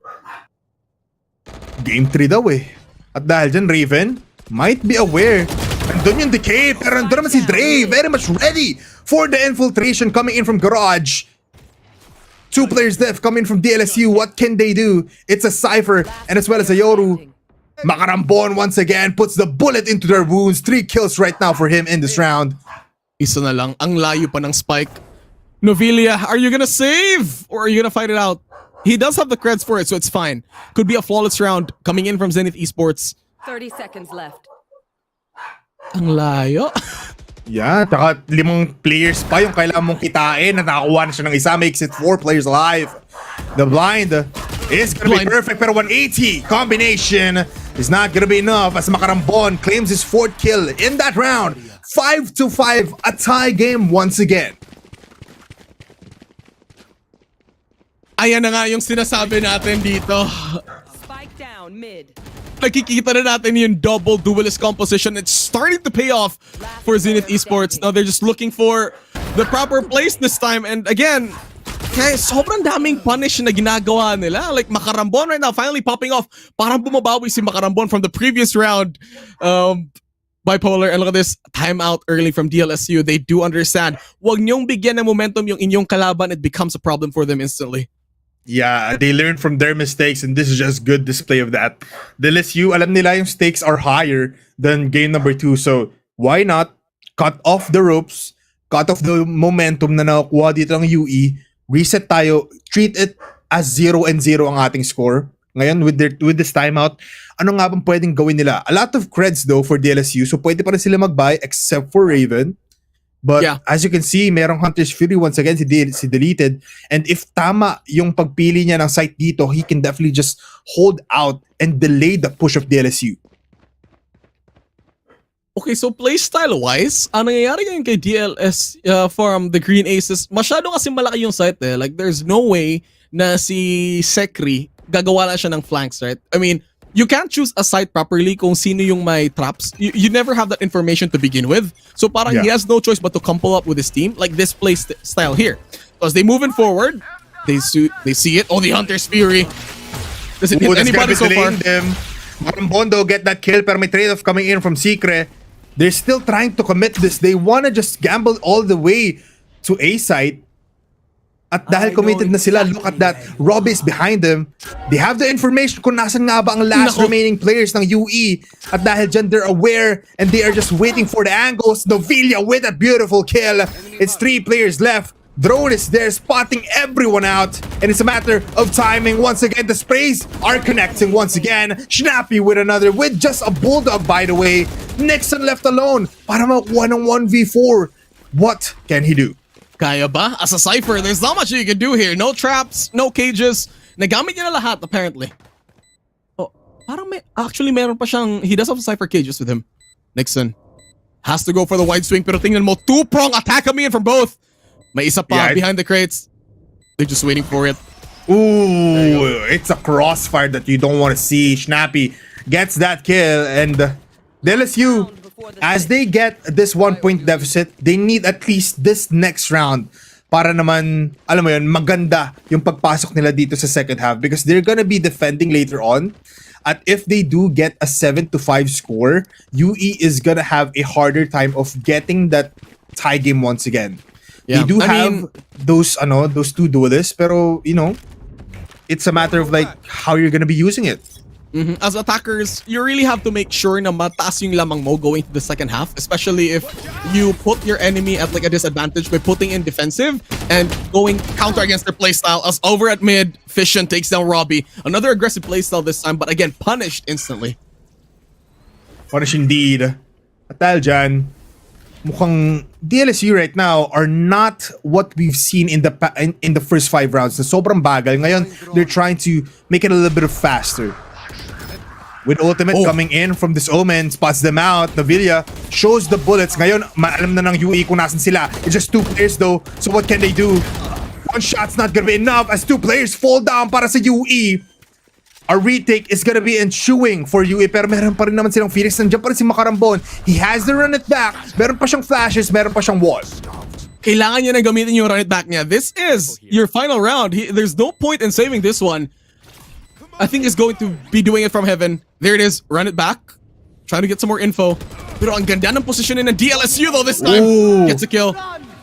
He gets one. May Hunter's Fury para madelay. Dito yung interaction nila. Pero UE still falls down. It's DLSU 2 points above UE sa ating first half. Switching sides. Oh, so bad for them. That's 5-7 already. So we move in, and eto na, Zenith Esports, mangyayari ba yung ginagawa nila kanina? Again, they do have the double duelist composition. Now, ang playstyle na pwedeng gawin ng Zenith Esports dito is a blind from the Phoenix, a dash in from Jet, and then you get your Omen to make some cover smokes. If you successfully pull that off, you could easily take a site quickly, and then you have the Sova left to do some defenses. Yun yung isang playstyle pwedeng gawin ng Zenith Esports. Now, to answer that one from DLSU's Green Aces, they have to use their Cypher at the right moment. If they have their trap wire set on different sites, like this time, meron sa B, and he maybe he plants that out over at garage, that's gonna be some uses there. And kung titingnan mo yung Euro ng Green Aces, he's already at A, lines it up, and if you look at that, it's already at elbow. So anytime na magkukommit yung Zenith Esports over at C, kaya niya mag-TP, which he does so right away. A lot of movement coming from UE, pero nandun naman si Novillo to maybe stop their push. Dre, nandun to fall down, pero dash in coming in from this Jet. It's gonna be a problem. Nandun na nga pag-infiltrate ni Robin. Ako po, beautiful swing. Pero nandun naman si Novilla. Got deleted. Deletes one. It's snappy and a jump shot coming in from him. Finally puts down the Cypher of the defending team. Planted. Shield? Maraming shields, maraming damage, pero nandun naman, once again, it's the pill coming in from Raven, saving him from his demise. At tignan mo, sumisigaw ngayon si Raven kasi alam niya na this match is gonna matter a lot. 3 points up ngayon against UE. That's it. You saw the power of Secret there. Yeah. From A, nakarinig lang siya ng sobrang konting info, TPs instantly over to garage. Bought so much time for Green Aces, delivering so much problems for the side take for Zenith Esports, and it's starting to pay off. Yun yung magandang sagot with the Yoru eh. You're just basically omnipresent.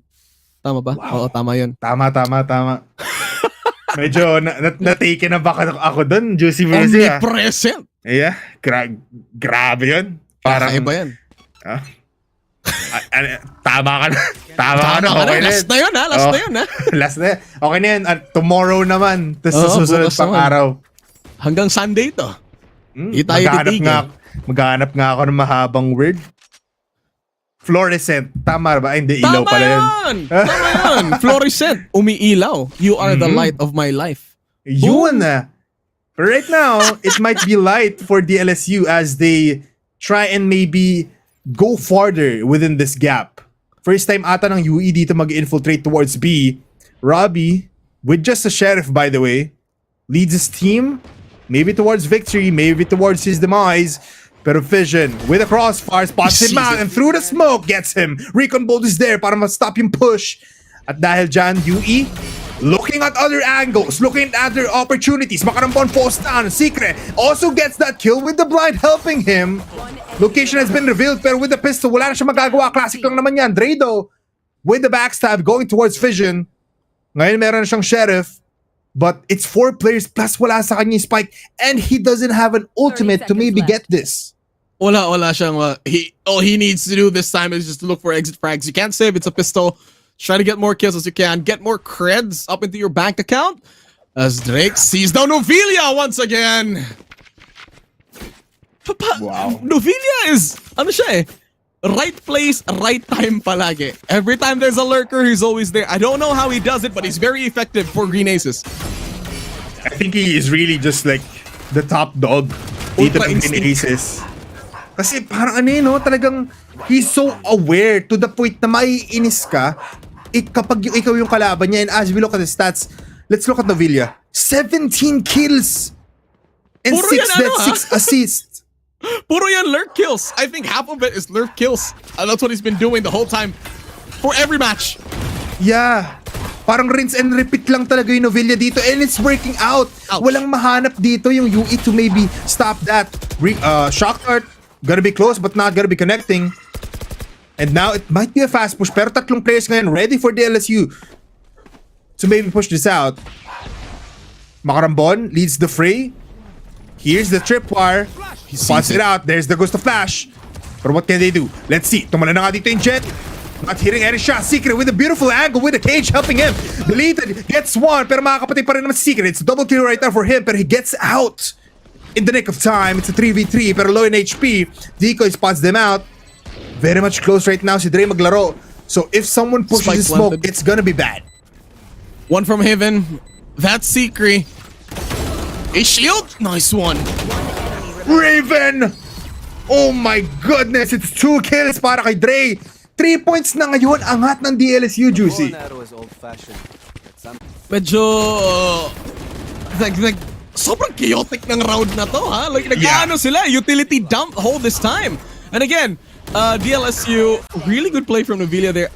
I think yung Cypher Cage na yun is like one of the oldest trick in the books na parang sa may pinakadulo, kailangan mong bigyan siya ng konting line wherein kung merong magtatago doon, because once you enter that site, you default to that area kasi yun yung isa sa mga pinaka-safest spot, right? He puts in a bit of an area na may vision yung kanyang duelist and gets the kill right away. And that's one of the textbook things that you see here. It's really great. As we move it forward, it's 6-9 yung score natin. Really great. As they move in, Nixon gets 2 kills too. That's easy. Frags for Nixon. 2 headshots.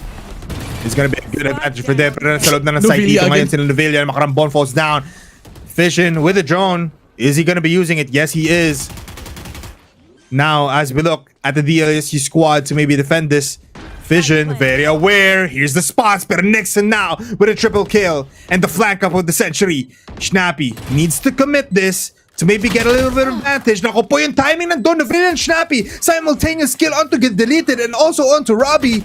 Mag-isa lang dito sa side si Dre pero he gets that 1 kill. 1v1. Novelia makes it 1v1. Dre very low in HP plus he knows where is that. He's waiting for the info and he picks it. 4 kills in this round. DLSU reaches double digits. Grabe yun. Okay ha, that round, ang ginawa ni Novelia, he was camping around mid. Takes down 1, proceeds to retake the site and takes down 3 in the process. Ito yun eh. Grabe, he's just everywhere at this point. I mean, it's the battle of the Cyphers in this round. Dalawang Cyphers really popped it off. And again, with those skills that Novelia is racking up, it allowed him to get his ultimate out, the Neural Theft. And that was what he needed para ma-close out yung round na yun. Got the information kung nasan yung pinaka-last, which is Dre. Gets the kill instantly. I mean, magaling talaga siya. 21 kills. Wow. Really is an amazing sight to behold.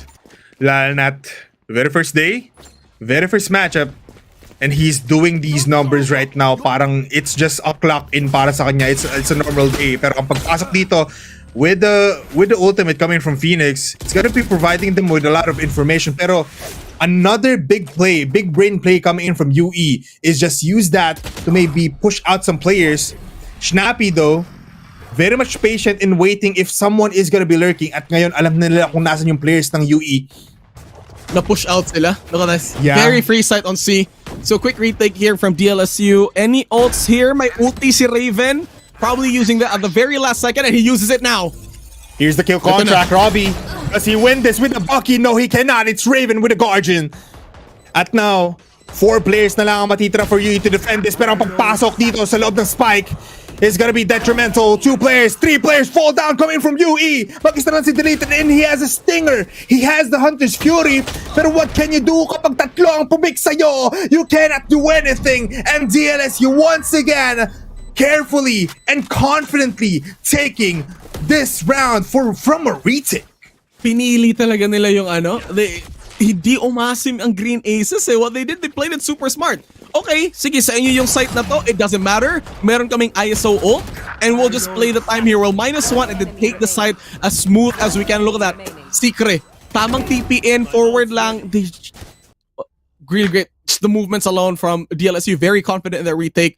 Walang bahid ng ano, ng 50-50 yun.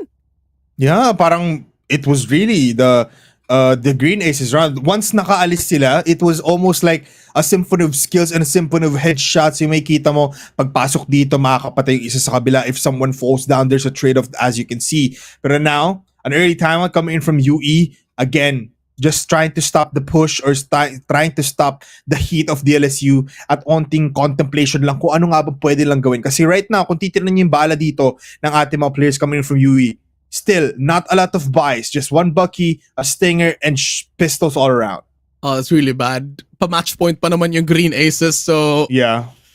I mean, they were able to do it before on round 2, on game number 2 for Zenith Esports. Nothing is impossible with this team. Sa nakikita natin so far, and that's the timeout they needed to do. Tamang recollect lang, a Vandal coming in from Nixon. He'll be their main fragger for this round, for this match. But with not much on your duelist, maybe they take sewer take, but Raven is there. Ang pinakamahirap na kalabanin dito ngayon yung ISO eh. If you take the first hit, kung walang magti-trade, there's a chance na mapapunish ka ng ISO. There it is. Sakto kay Makarambon. Nandito na nga si Raven with the pill right now being activated. He can get almost 2 kills. It's a crossfire though coming in from DLSU. Secret gets 1 kill. The classic goes out, pero doon naman yung shock dart coming in from God Deleted. And it's very much low. At dahil dyan, DLSU wants to find Nixon, the Cypher that's lurking, to maybe go into match point. Drone might spot him out dito sa window, and he does. At ngayon, may kita nyo the overwhelming odds once again coming in from DLSU. Kills off Nixon at Juicy Brucey. This might be the final end in this matchup. Pero alam mo naman yan, UE with these buys can definitely go for a comeback. Looks like it. Ito eh, the problem with ISO if kalabanin mo siya at very tight corners like this, if may isang magpipick, he gets that kill. He activates the shield on the second try. And if walang magti-trade sa kanya, that's already 2 players out for your team. And Raven just knowing his expertise on ISO is just really great. And kanina swerte din talaga yung duel na yun eh. The one he took out is yung meron pang Bucky. Oh my goodness. A lot of shots, raining down fire, pero blinded siya habang nagda-dash in secret now with a double kill. Pero ito naman si Fission to maybe help him out, and he does. It's a triple kill right now for Secret at mag-isa na lang dito si Makarambon tulad ng isang point para sa DLSU, pero they're still alive. Buhay pa ang laban para sa UE. It's a 1v3.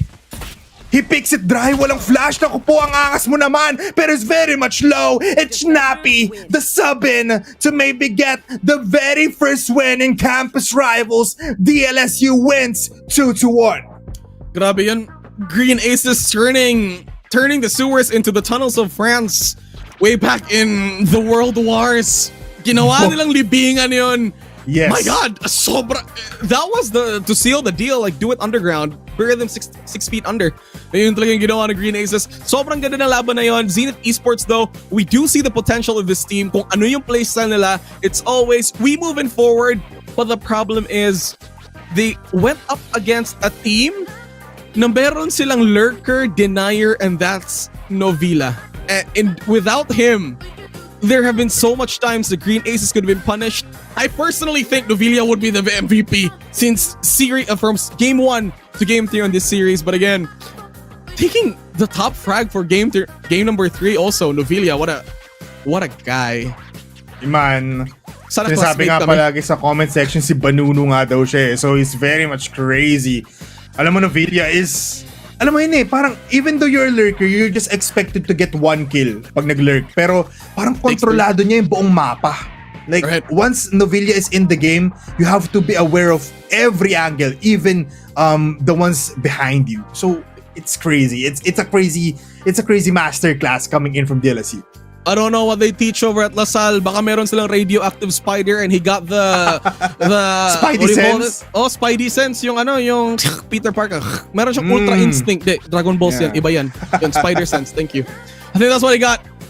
Right place, right time. But again, it wasn't just a single member effort from Green Aces. It was a team effort from all of them. Raven with the quick trades, and you got like a Secret from game number 1 with 28 kills. Mind you, that 28 kills is a raise. It was a well-rounded team, and I think with Fission on the way, kahit na nag-initiator siya at the very last game, iba pa rin eh. Like, we didn't just see the first 5 stack of Green Aces. Even with Snappy, we know that there are many ways that they can counter into anything. Nakita natin Zenith Esports, they want to go super fast, they slow it down. If they go super slow, Green Aces, picks up the tempo and just makes it super impossible for them to read. So this is one good way for all the other collegiate teams to look at the giant, which is Green Aces at this very moment. But again, for all you UE Zenith Esports fans, it's not yet over for them. They are out of the upper bracket, but they will be going down to the lowers, wherein kaya pa nilang hanapin yung paraan wherein they could get maybe a revenge match with DLSU. That we will never know. But this is it from a very gruesome game number 2 Bipolar na kinambak na UE Zenith. Another dominating fashion show from DLSU's Green Aces, all in all. Yeah, very much so. You can't deny that UE really put up a fight, pero DLSU, they were formidable from the start. A little bit, 50-50 on that sunset map. Siguro Right. na-overwhelm lang din sila. Pero they got back. They came back in the long run.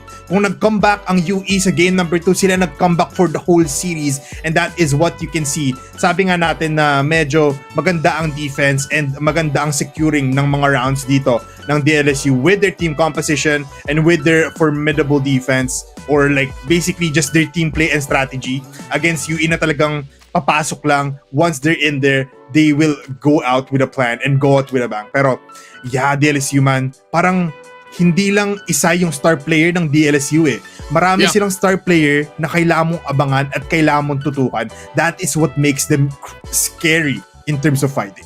It's a star team. That's how you call them, a star team made of star players. I mean, I think Christian has been with the team for the longest time. Eusebio also. So parang with these core players, sobrang kayang-kaya. But again, Zenith Esports, or this series all in all, sinabi pa nga ng sinasabi dito sa headliners natin, not a disappointing match at all. Yes. Not a stomp. It was a big fight. It was a great game.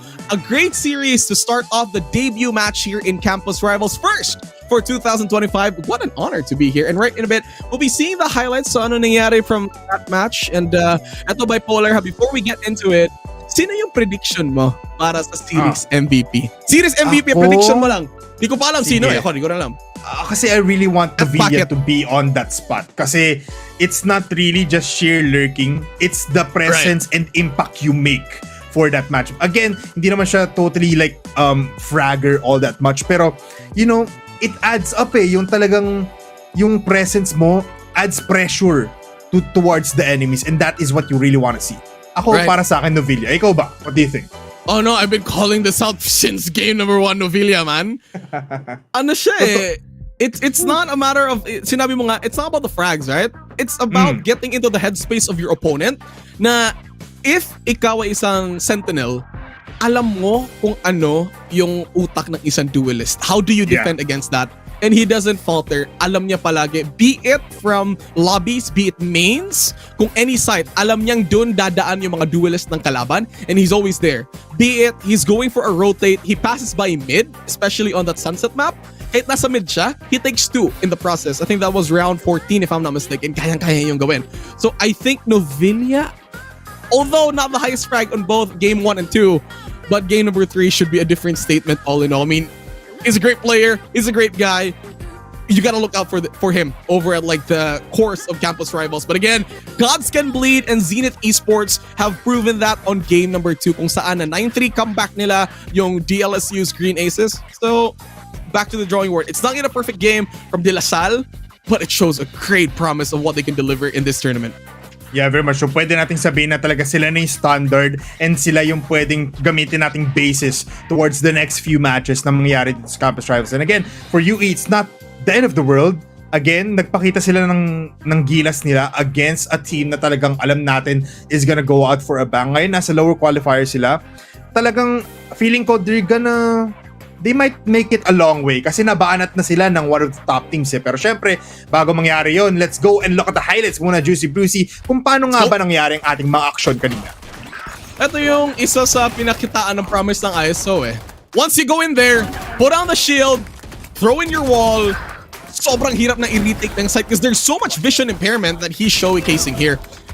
Ito, Novilla. Again, this is it. This is one of those moments. He just knows where they are. He does get punished here, but gives an info already. However, got deleted, gets the kill. But on that statement alone, Novilla just knows where he needs to be. It's just, it's every time we're at these highlights, Juicy, it's, parang speechless ka na lang kasi looking back at it, it was just good shots every time from every player nasa dalawang teams na ito, and it was just a matter of how they were executing it. Almost just a beautiful game coming from DLSU, pero nga lang talagang lumalaban pa rin UE. Now, and as we look and as we finish the post highlights, may kita natin ngayon kung ano nga bang ating statistics or breakdown ng ating Haven dito. Alam naman natin yan, palitan lang in the first half tapos nakuha lang ng DLSU. Look at that, it's like 2, 4, 6 rounds ang nakuha nila sa second half. Isa lang ang binigay nila sa UE. Wala, magaling sila. Yeah, magaling. Magaling sila. Look at that, Novilla with the highest frag here. Again, 80% probably from the lurks. I don't know. Can't track all of them, but again, for a Sentinel to get so much frags in this game just says a lot of his character. On the side of UE naman, got deleted was also one of those standard clutch players for them, so I think that's it. Robbie and Makarambon, we do see their combination, as I've said from before, na saktong intro lang from Robbie, may saktong follow-up ng blind. They're able to take some rounds at all. Yes, they can. No question with that. It's just that they went against a team who's very well-rounded, like DLSU's Green Aces. Just allowed them to snowball into this game. But going back into the series, all in all, average combat scores, kung makikita mo yan, for Novilla, the highest, once again, 319. And that's from taking all the frags from the lurks, and that's great. That's just amazing. And hindi lang siya yung standout player, ha? If you look at your flex, Secret, that's 19. Look at the Raven, your duelist, that's 15. And walang single-digit kill from either side from DLSU. Look at them, all double digits. They can just do it. Totoo yan, man. And now, as we finish that, may kita natin, sino nga bang ating Intel MVP? It's no other than our straight aimer of the match. It's Secret with a 1.76 KDA ratio and an average ACS of 245. Alam naman natin yan. We wanted Novilla to get that dub sa ating Intel MVP. Pero you can't deny also just the sheer potential of just entering that site, giving potential, giving information, and that is what Secret did. Yan pa yung pinakita nyo yung game 1 eh. Iba talaga, highest frags for all throughout the game, except for game 3. Pero Secret really knows how to really use his agents. Iba talaga yung pinapakita niya. Pero if you look at this, these are the MVP highlights from Secret himself into the series. And look at that. As your raise with 28 KDA on like your first game. It's intense. He does perform, man. Whatever agent you give him, you gotta count on Secret on performing and giving you the best kind of gameplay and the best kind of winning situations. And makikita mo in Raze, to Yoru, to different kinds of basically agents na makikita nyo. At dahil dyan, he's the MVP ng ating Intel dito ngayon. And wala eh. Alam mo, he was a little bit quiet in this Haven map, pero looking back at these highlights, may kita mo na he really did perform and nagpakita rin siya ng pressure tulad ni Novilla. Oh, he does it. Perfect. He does deserve the Intel MVP. Great frags overall. Secret, congratulations. At dahil dyan, meron kang house and lot courtesy of Bipolar. Yes, at meron kang microwave na may kasamang washing machine sa loob with birth certificate coming in from Juicy Brucey. Kunin mo na yan dito. Papa-deliver na namin. So that's it. That was your MVP of the series. And ladies and gentlemen, if you want to be like Secret, the main character of the series, you can get that by activated energy with a laptop that's built for whatever is not. No limits, just vibes. Purchase any participating Acer Predator gear and receive exclusive #AcerDay 2025 rewards when you register at the Predator Gaming pin post, which is in our comment section. Just check it out. Yes, very much so. Sobrang solid niyan. Acer Day is in the mix at meron pa tayong susunod pa kasi match 2. Wag muna kayo umalis. Babalik kami after a short break. This has been Bipolar and Juicy Brucey. We'll be back for more matches dito sa Campus Rivals. Campus Rivals is brought to you by Intel and Predator Gaming.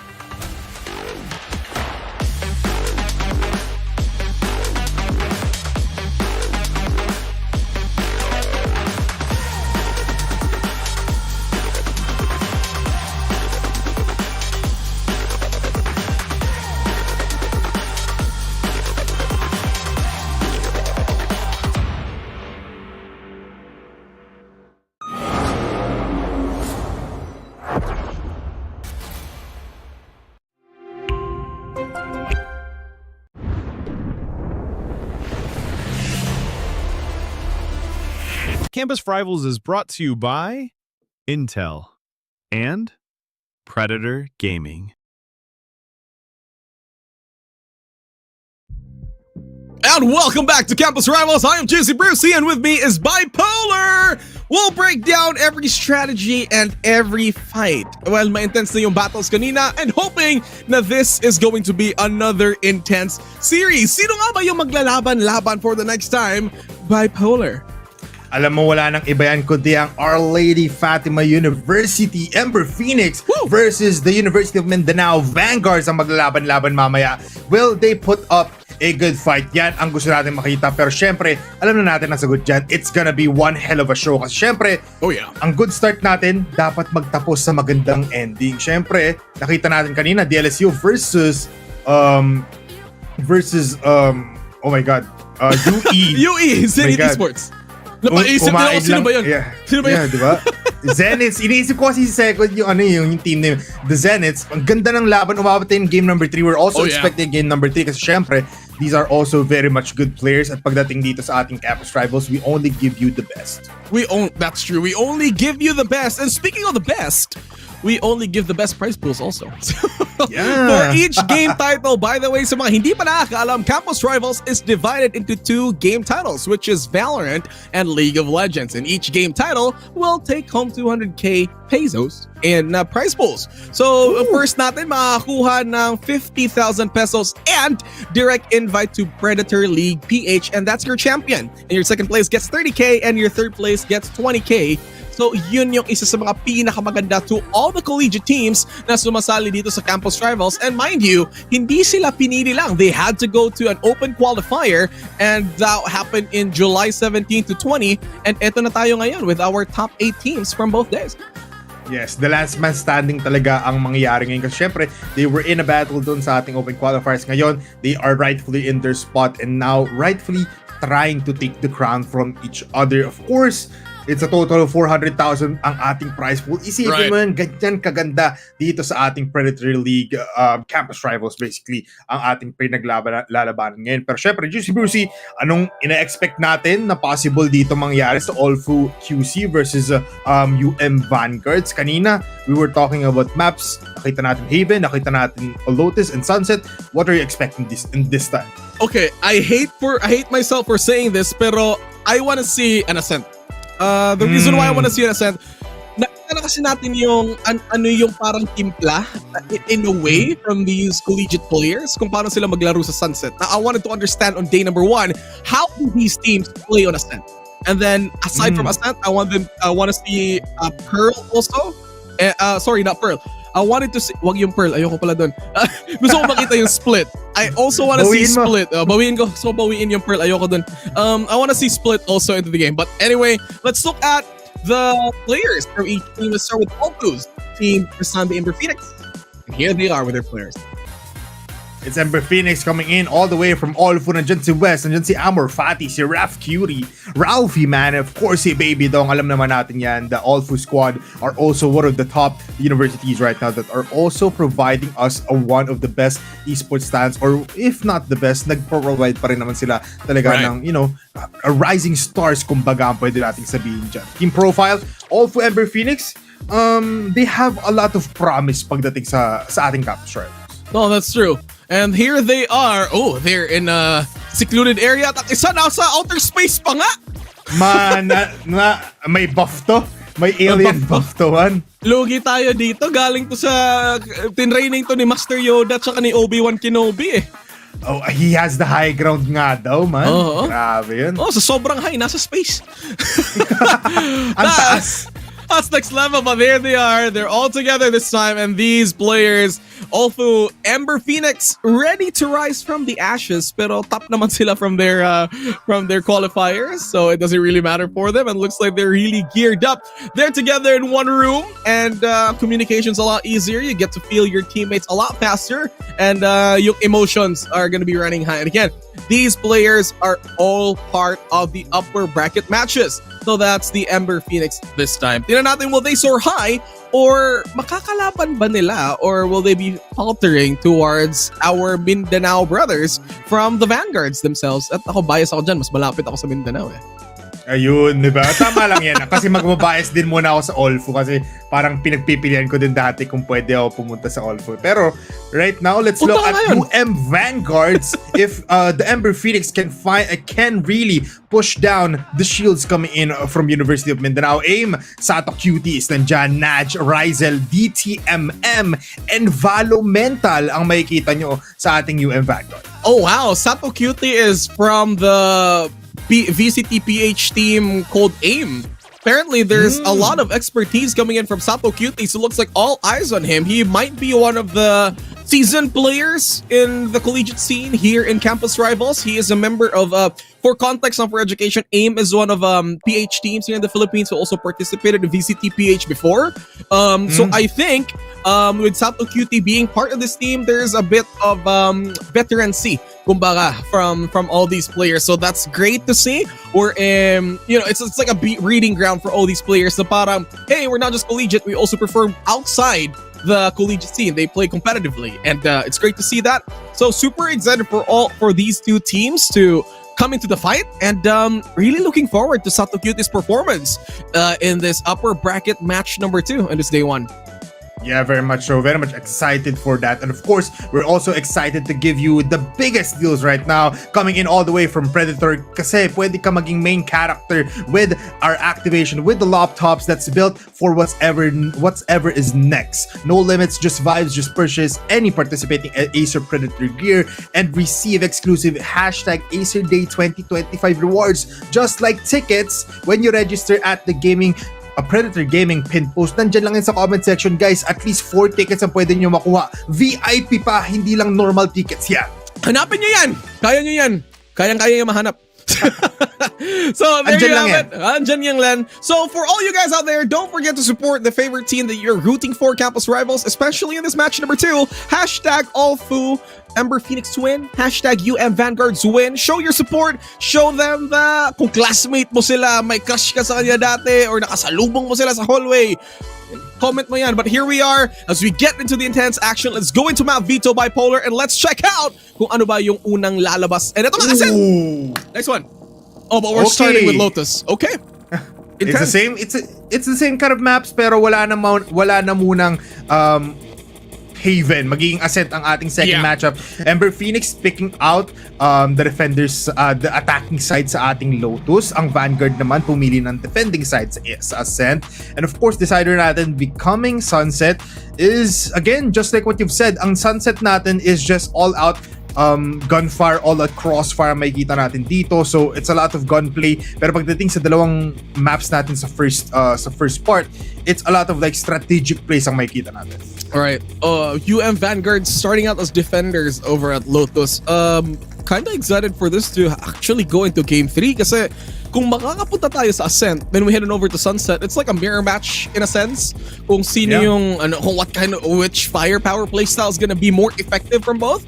One of the things I like about Ascent is like one of its updated features wherein there's lesser bangable walls on Ascent. So I wanted to see how the collegiate scene has adjusted Adapted. to that patch exactly. So that's one more things too. I mean, I'm excited for Lotus too, pero I really want to see Ascent here. But now that we've seen the map veto here, Bipolar, ano ba yung prediction mo na mangyayari dito in this series number 2?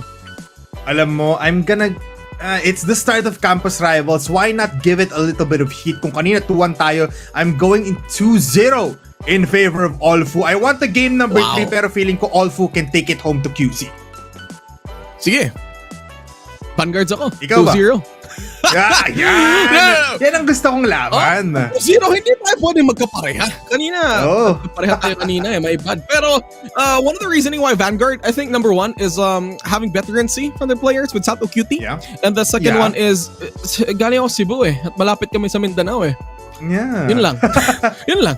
Yeah, Simple lang. I get you naman. May veteran status and experience dito ang Vanguards. Pero, you know what? Parang, oo nga, no? I might agree with you on that. Pero syempre, hindi ko, I'll back up my all-full squad dito coming in from Ember Phoenix. Pero, yeah, it might be, there's a lot of pros and cons for each of these teams. All-fu, marami silang nalalaro ngayon. Pero syempre, yung veteran status, again, experience dito ng Vanguards, it's gonna apply pagdating sa game natin. Yep, that's true. So, ayun naman, I think also Olfu was one of the experienced players. Not yet sure. We'll check it out later. But again, this is match number 2 in the upper brackets. To all the fans out there, kung sino man yung matalo, it's not yet the end of the road for them here in Campus Rivals. Whoever loses the upper bracket match still has their chances over at the losers bracket. So, hindi pa yan the end for them. So, kung nasa upper bracket ka nga, you can breathe a lot easier. Mas madali yung paghihinga mo dito. So you do have rooms for error, but you still want to be the winners here. But again, sa lahat ng nandyan at bago lang kakapanood at hindi nakita ng Series 1, yung panalo natin is DLSU's Green Aces against UE Zenith Esports. Kung sino manalo dito, will be going up against DLSU's Green Aces. So yun yung exciting match that we will be looking forward to. But here we are. Now that we're heading over at Lotus, do you think Bipolar makikita tayo ng similar agent composition or magbabago ba to depending on the playstyle? Alam mo, possibly, ang pwede natin makitang same kind of playstyle, same kind of agents dito. Again, Vice is really the formidable or like the meta pick pagdating sa Lotus. You can always see Fade dito just because of the sheer utility. Pag kinombine mo siya with the Raze or even a Gecko, possibly kung gusto mo double initiator, a comp yung gusto mo. Pero yeah, we see a Vice, Omen, and also a Fade possibly in the mix. Tapos titingnan lang natin kung Phoenix and Raze yung pipiliin nila. I do have a wish. I really want to see another Neon play here. Gusto ko makita yung fast-paced action. And aside from that, maybe I think Arena would be great also in Lotus. Mas sobrang ganda. The bigger the peripheral is, you use your Leer, sobrang hirap ng oh, there we go. Here it is. Here's your... Ooh, there's a brim. There's a breach. Surprising from Ember Phoenix and a Vice too. For Vanguard, para silang mirror match ng Zenith Esports. No, Zenith. This is Zenith. Because of the aggressive playstyle from Neon and Raze. Dalawang mabilis na duelists. So your entry should not be a problem. And if I'm not mistaken, Vanguard starting out as defenders over at Lotus. So that's I don't know how they're gonna play it that way. But again, here we are. Now that we've seen the agent compositions, sino mas lamang sa paningin mo dito, Bipolar, with their lineup? Yung nababayos mo dyan. in the attacking, I'll keep it statistically. Kapag attacking side ang Ember Phoenix, they have the advantage just because of that double initiator setup. So if sa attacking side nakalawang sila at least like 4-3 points, it's gonna be a good game for them. Pero for Vanguard, it's hard to say kasi parang with this double duelist setup, you have to bank na tama yung prediction mo na may magpupush on that main spot para makakuha ng initial pick off, and that's gonna be putting you up in a man advantage. So nandun yung mga winning potential ng ating mga teams. So it's a Cypher versus Vice Sentinel. Alright, very interesting. As you can see in the center, nakikita na natin yung Lotus exactly. And we will be going down into series number 2, game number 1. Name's Juicy Brucey. Here with me is Bipolar. And here we go. Pissed around for series number 2, game number 1. Let's go. Everybody, this is our second matchup ng ating campus rivals. What a beautiful day it is and what a beautiful time to be alive kasi ito na ang pag-double in ng Predator sa buong collegiate scene. At may kita nyo, of course, defending side ng ating UM Vanguards. And Olfu ngayon ang unang titikim towards that attacking side, and we already said this before. This double initiator setup pagdating sa attacking side is gonna be a great one kasi util dump lang, makakuha ka na ng side. Exactly. I mean, it's again, utility is such a big integral part of Valorant, and I guess whichever agent or like team in a big map na meron sila madaming utility, more advantage to them. And Olfu this time going up against a Cypher on C. Ito na nga yung medyo mahirap. There's a camera too to give out the information, and everybody just waiting down. Sobrang iba from our first series, Bipolar. Sobrang bagal ng laro na to. They've already wasted like 30 seconds into the game.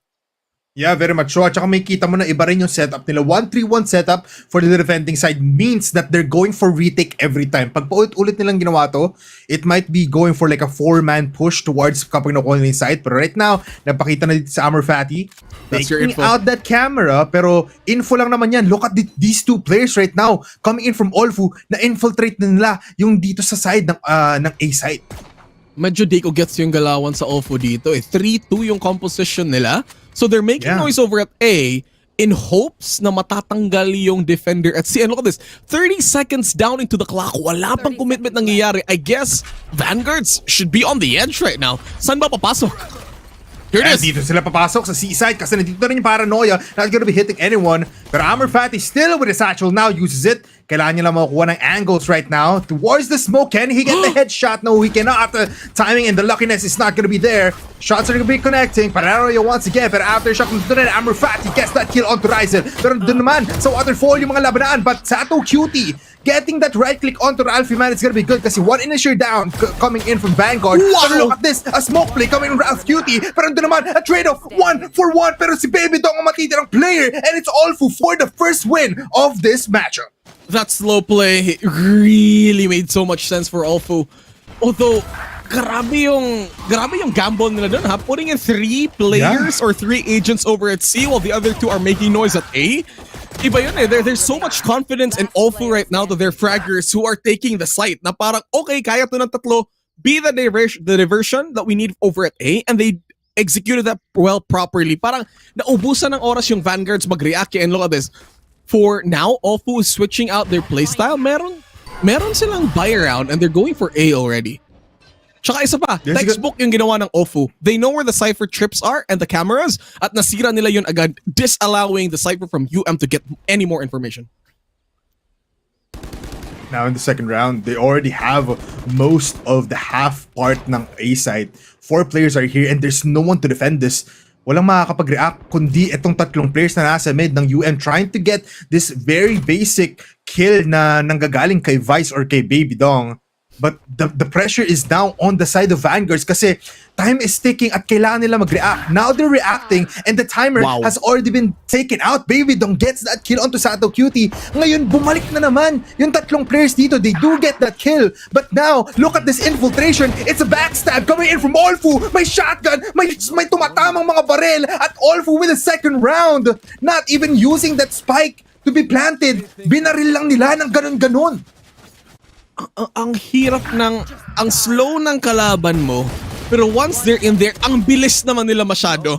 Parang yung tempo na nilalaro mo, ang hirap basahin masyado for UM Vanguards, and they're pretty much stunned at this point. And kung makita mo pa doon si Baby Dong, para siyang like he took out Sato Cutie with just a sheriff over at C. And right now, it's a buy round for Vanguards. They have to make the most out of this. Kung hindi, medyo lugi sila for the next few rounds.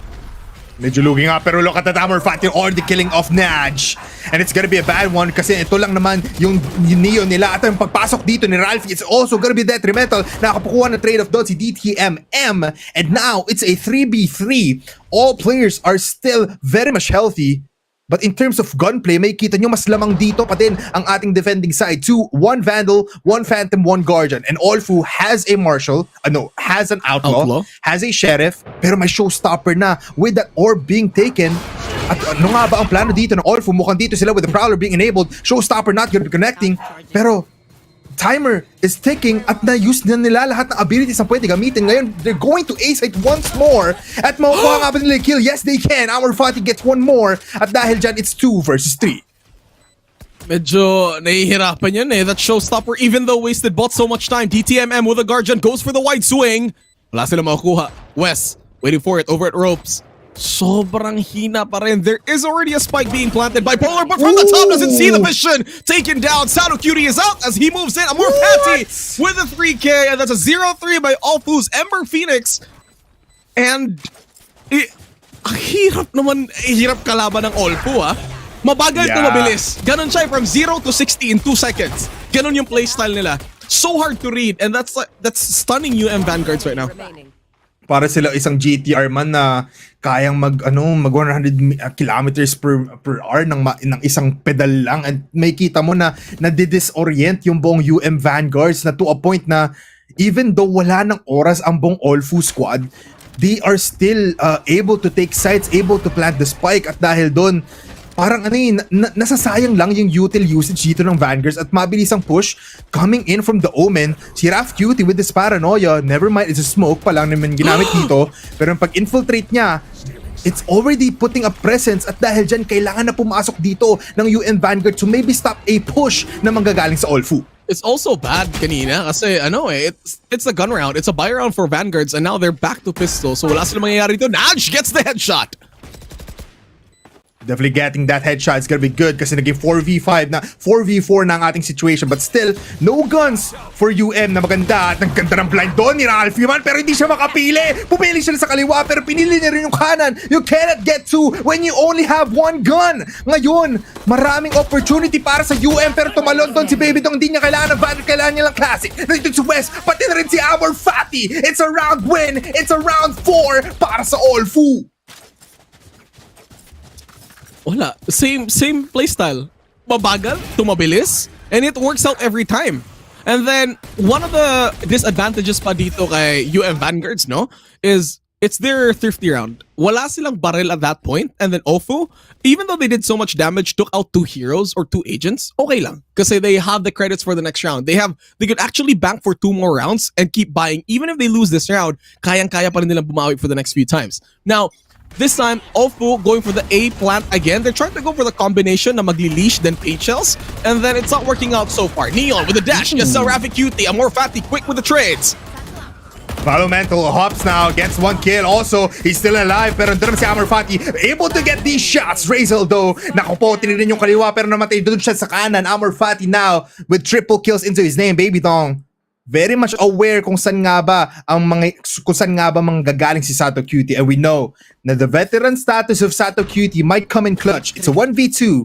He has a cam still, and his prediction might be on point. He sees him nandoon yung Cypher Cage to maybe slow them down, but what can he do? He still has a Vandal though.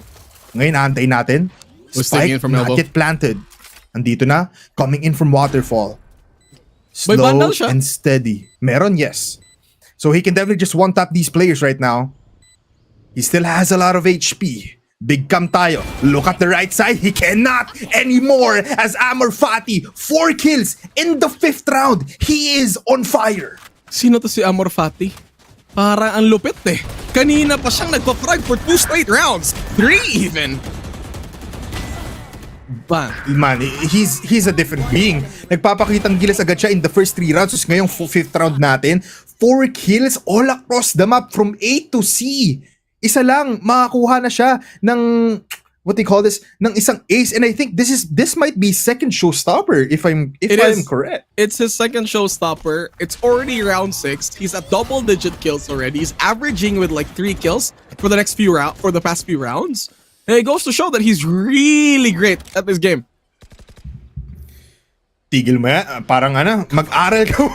Tigil mo na yan. Aral tas laro tayo, brother. Aral tas laro. Pero syempre, dahil nandito tayo sa world ng Lotus, kailangan mo muna ipakita yung galing mo sa laro. And just look at this, Juicy Brucey, 5 na sila, malapit towards 3, malapit sa rotating doors. At libreng-libre na naman yung A site. It's just free real estate para sa buong Olfu. UM is just giving it away para tayong nasa loto kung saan alam mo na agad yung winning number combination. And there are no guns in sight for UM. It's all just bloods Wow. and sheds. Pero si DTM with a beautiful flank up doon sa smoke. It's a smoke play para sa kanila. Andito ni Nightfall pero meron naman showstopper connecting on to 1. 3 players simultaneous falling down. Razel getting one before he falls down. Sato Cutie ang natitira na naman pero Sheriff is there. Neutral theft is also being enabled pero sa 2v1 may Prowler pa. Magkukumit talaga So siya si Sato Cutie. Nakakuha siya ng Phantom. He sees Yeah. the Prowler. He has the information. Can he go for the swing? But he can't. West with a headshot. Kanina pa to Sato Cutie always caught down with the perfect crosshair on the side of Alfu. And that's 0-6 already.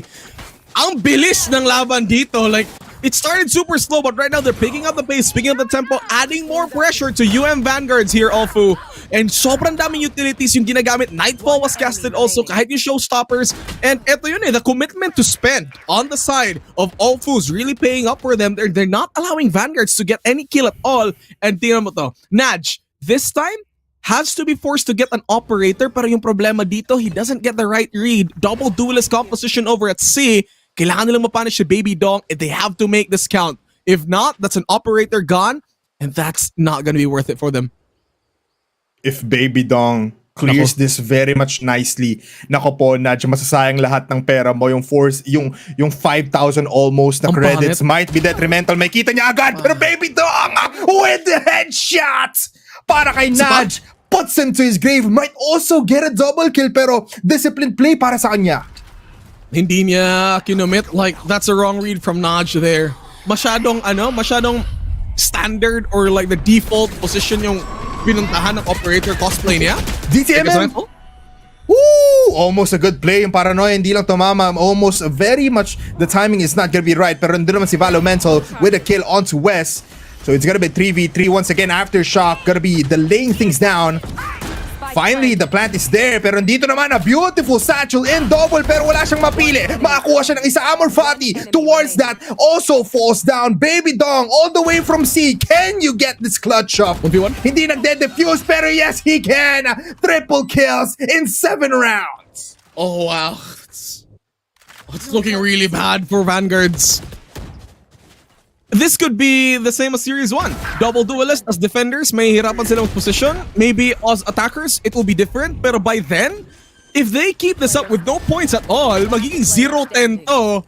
And it's not gonna be great for them. Masyadong mataas yung score point na kailangan nilang habulin. Now, a timeout must be called on the side of Vanguards. Another pistol round for them. Meron naman silang creds, not just a full buy for all the teams.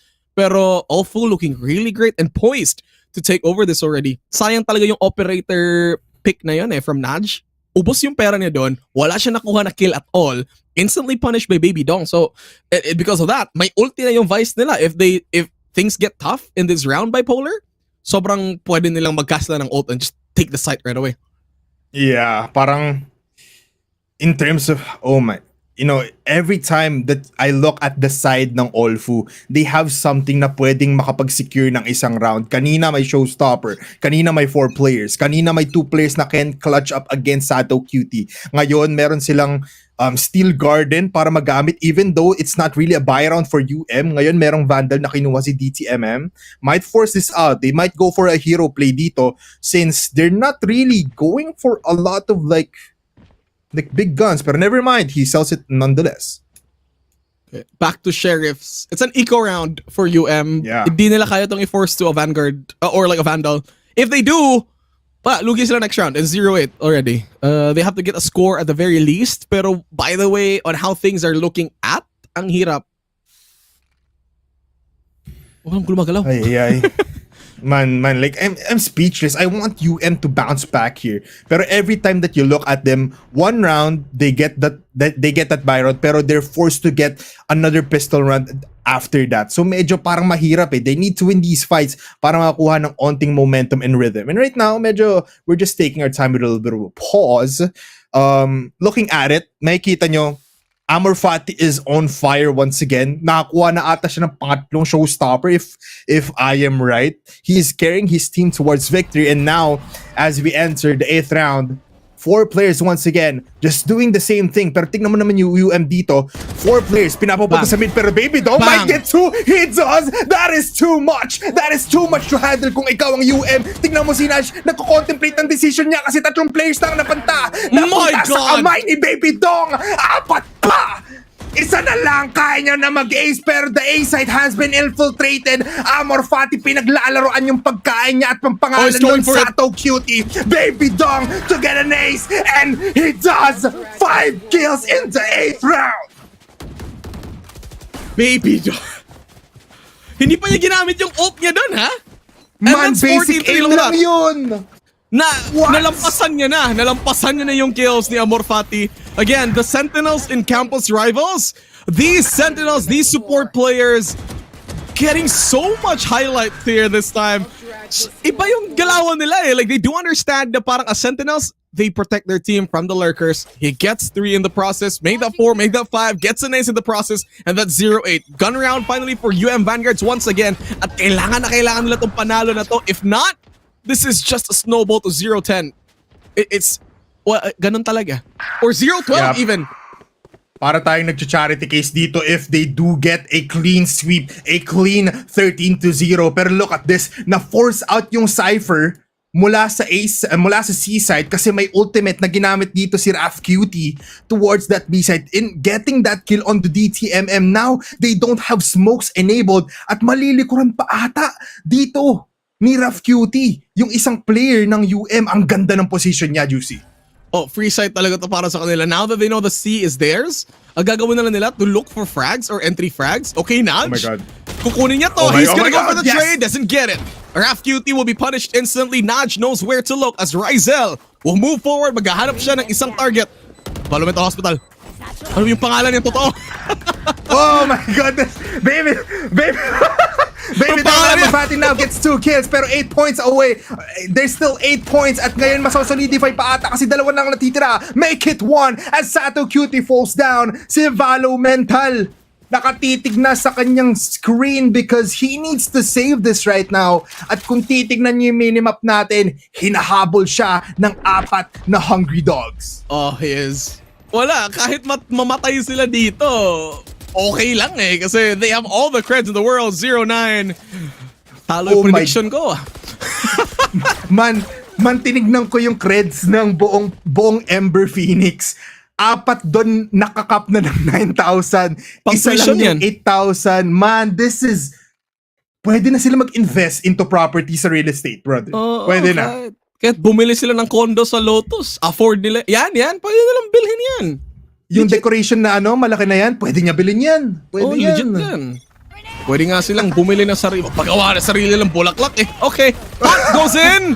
Utilities get thrown out. Naj gets traded out by Amor Fati with the paint shells. 3 versus 2 as they move in. Amor Fati would try to go for more kills. Gets the headshot over to Fade. And that's Sato Cutie, the only one left from C side. And again, another free from A. 1 versus 2 bipolar.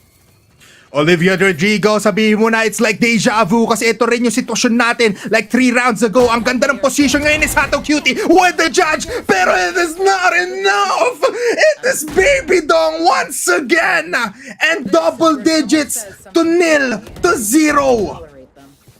Wala pa. Oh my God, 0-12 ba to? This is, even if sobrang attacker advantage yung composition ng Vanguards, there's so much points to chase.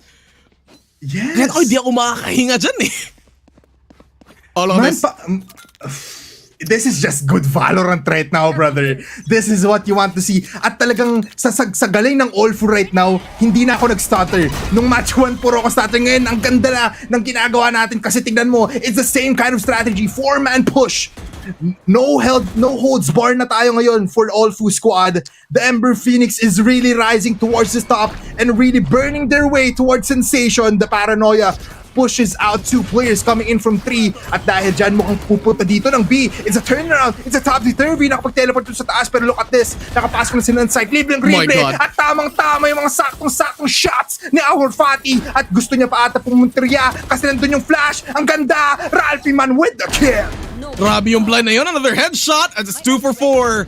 Paint shells once again reloaded by Amor Fati takes down some more kills. Pero wala talaga nangyayari dito. It's both Sato Cutie and Naj hiding, staying away from the sides of Olfu as it's not looking great for them. Sato Cutie with only a sheriff. Might not pick up the guard dyan si Naj as he moves in forward. There's an angle coming from Baby Dong. Sees the info, tries to go for the kill. Naj will take one.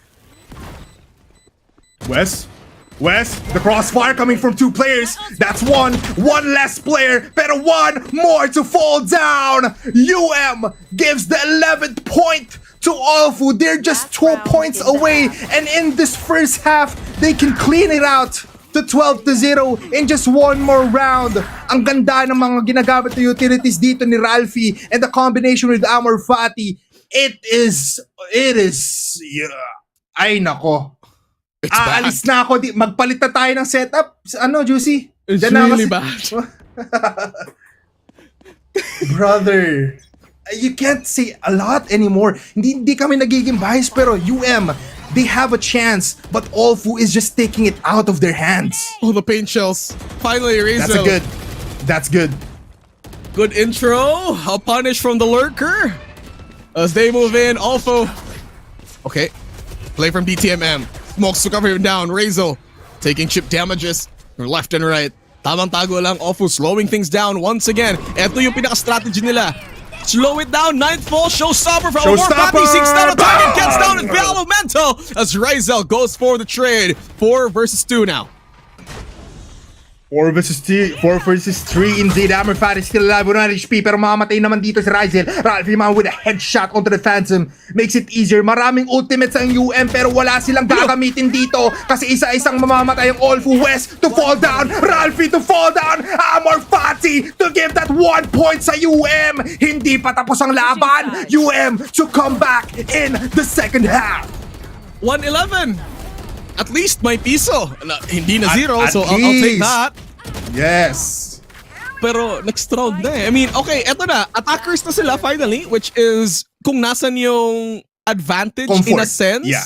ng ano nila, ng lineup for Vanguards. They have the double duelist, the medyo mabilis or super bilis naman. You got the Neon who dashes in forward, Satchel kay Razel. This could be possible to win, pero 1-11, masyadong malayo yung agwat. And if you think about it, Olfu, meron silang Vice. Info could easily stop them right away. Meron silang utilities, the blinds, the slowdowns to make sure that no one could get in on the side of Vanguards. So it's a matter of choosing down the side. Ngayon, Vanguards going for C at pinakamalas pa. Nandun pa nga yung Vice. I don't know how they're gonna push this forward. Anything is possible. So UM now Tiwala. has nothing to lose but just to win. 111 ang ating score. Everyone is on mound. The Vice is there and it's 4 players right now. Nakakatakot to pag pinasok nyo to, Vanguard. Naku po, kahit anong shield pa gamitin nyo, hindi nyo kayang puntahan yan. The smoke there para makapasok pero the counter smoke coming in from Raf Cutie. Ngayon, it's a waiting game, Juicy Brucey. Tamang ano It's lang. just pistols in hand blinds! pero Raf Cutie with a beautiful shot. Naku po, almost hitting that other one. What Here, was no, here. that? Chinek niya sa may smoke kung meron dong laman. As they moving forward, Olfu have to be super careful for Hill. UM, Vanguards, Razel, meron siya paint shells, gagamitin niya ba? He tries to dash it forward, the blind for the Vice will not work out. 3v3, Paranoia on the other side too, Bipolar. I have the spike. They're gonna go back kasi nandun naman si Sato Cutie sa other side. Alam nila yung veteran status dito ni Sato Cutie. If he gets this kill onto West, this is gonna be a good round for them. 30 He knows it, seconds left. pero he contemplates otherwise. Naku po, nagiging daga din dito si West. Isang classic lang sa bungo, makakakuha siya ng isa. The positioning might be beautiful as he cuts off guard. Naku po, si Sato Cutie is not gonna be aware.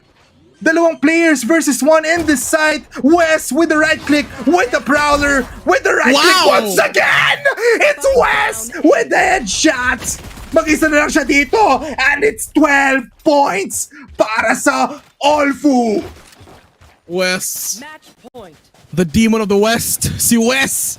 Grabe yun ha, that was 1 versus 3 take. Again, it is a pistol round, pero kung makita mo yun, yung Prowler shot na ginawa niya, use the Prowler to bail out the other one and instantly knows na may tao. Here's the sound cue from the wide swing. He deadshot niya agad with the outfire. Headshot, boom, take it, no more time. 112, match point for Olfu. Parang hindi lang tayo na game 3 ah. On schedule ba tayo direct? Schedule tayo sa match On number schedule 1. tayo. Okay, Han, scans down. Walang nakukuha. Prowler, casted by West once again. Again, buy round from them. Bulldogs, Outlaws are all taken into play. Amor Fati, meron siyang outlaw. Ito, medyo masakit to eh. I think lesser shields from the team. Tsaka it's a different phase right now. Alam natin si Amor Fati with those SMGs. Ngayon, he's holding that outlaw. So medyo held back siya ngayon in terms of getting these kills. Pero sa Baby Dong right now, nakita natin siya on the attacking side. Very much prominent and also dominating. Pero can he do the same ngayon na nasa defending side na siya?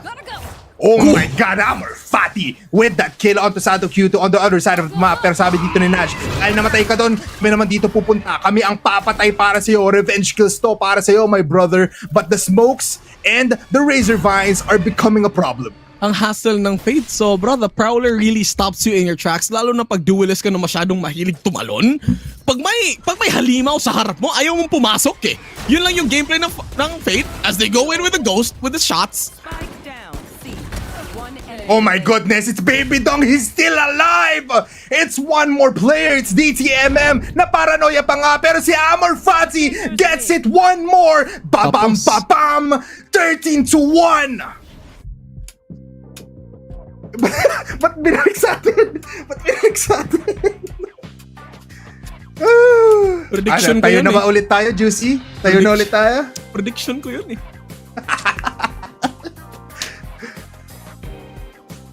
Uy. Nagtrabaho na nga! Pero hindi matapos! 1-0! My God! Ang intense nun. Like, ano yun? 1-13? Woo! Man, alam mo kung mas mainit yung first matchup natin, para akong naligo sa pawis dito sa first match sa second series natin. Like, Ako yung what was nilamigan. that? Totoo ba? Magkaiba tayo ng sitwasyon ngayon ha. Parang 50-50 tayo ngayon, Juicy. Oh yeah, and again, that was kaninong map pick ba yun? That was Ember Phoenix's map pick. So, as granted, pinakitaan nila tayo ng Lotus Masterclass, which is their home court advantage. So, tingnan natin kung the Vanguards will be able to pick it down over at Ascent. Kung kaya ba nilang i-take over yung match na yun, we'll never know. But again, that shows a lot of promise for Ember Phoenix na ano yan? 12 straight rounds nasa kanila or 11 if I'm not mistaken? 11. Yeah, 11 straight rounds sa kanila and binigyan lang ng isang round at the very last point. But then, adding insult to injury, wala akong analysis dun. Just great Valorant, all in all. Highlights Talaga yun eh. I mean, you rarely see a stomp in like higher level collegiate matches, right? Pero this is one of the stomps na iba talaga yung pinakita ng ng Ember Phoenix na at first going into it, we did hype up si Vanguards with Sato QT with his experience on the competitive scene. However, it didn't play out well for them. I think it's a matter of Olfu's Ember Phoenix is just becoming a team that's very well composed. And iba talaga yung playstyle din nila eh. From the very start on the first round when they were attackers, yung sinabi yung kanina na 0 to 60, wherein they keep you in the edge or at the edge before they start attacking. Na parang yung pinakauna nila ginawa on round 1, commit 3 on C. Dalawa sa A, make noise on A, pasok yung tatlo sa C. And that's it. That's all the diversion they needed to know. And grabe yung confidence nila as a team na parang kahit tatlo sila, alam nilang matitake nila yung site. And that's what you need here in Valorant as a game. You need a lot of confidence para mas madali talaga yung pagpasok mo for sites. And it just brings you to higher momentums. Yeah, very much. Alam mo, actually good thing na pinoint out mo yun kasi nakalimutan ko na ganun nga pala yung playstyle ng Olfu on that beginning rounds. Kasi sobrang bagal nila, pero as the time goes by, as the rounds progress, nakikita mo, pabilis sila ng pabilis at hindi na tuloy makahabol yung buong Vanguards natin. Kasi, like, kinondisyon na nila on the first 5 rounds na mabagal, tapos biglang, bigla na palang ganito. Oh my God! Like, ganito na pala yung susunod. Like, it just becomes faster and faster. And now, let's look at the fast highlights kung saan naging dominating ang buong squad ni Amor Fati, yung buong Olfu Ember Phoenix against the Vanguards. Ano mo yun, bang? 4Ks instantly. Si Amor Fati, isa talaga siya sa highlight players dito. I mean, it's Yes, a combination of Amor Fati and Baby Dong. My God, Rizel. Shot in mid-air. Si Baby Dong, isa pa to eh. With a 4K, tas inikot niya pa yan para makapag-ace pa siya. Yes, sir.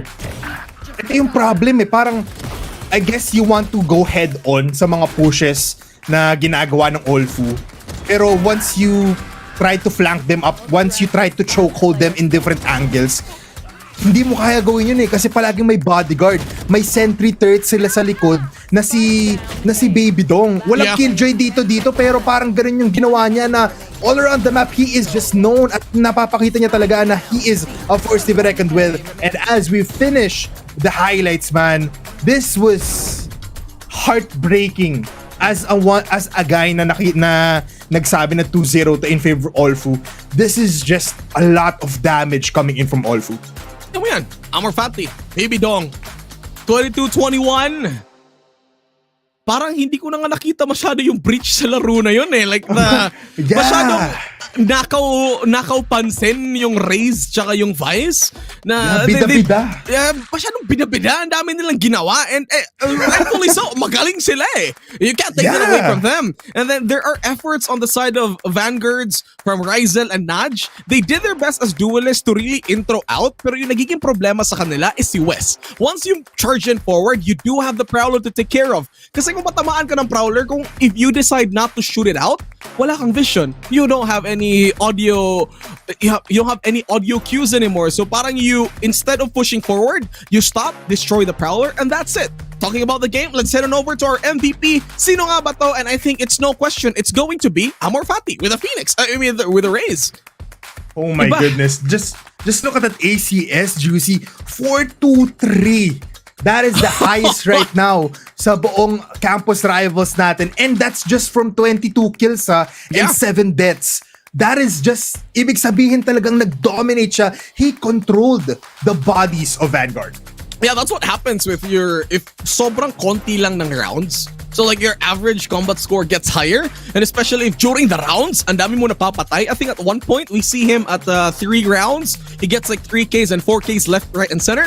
So parang ganun talaga eh. Like ang bilis masyado ng laro, gets a higher average combat score, and like 22 kills.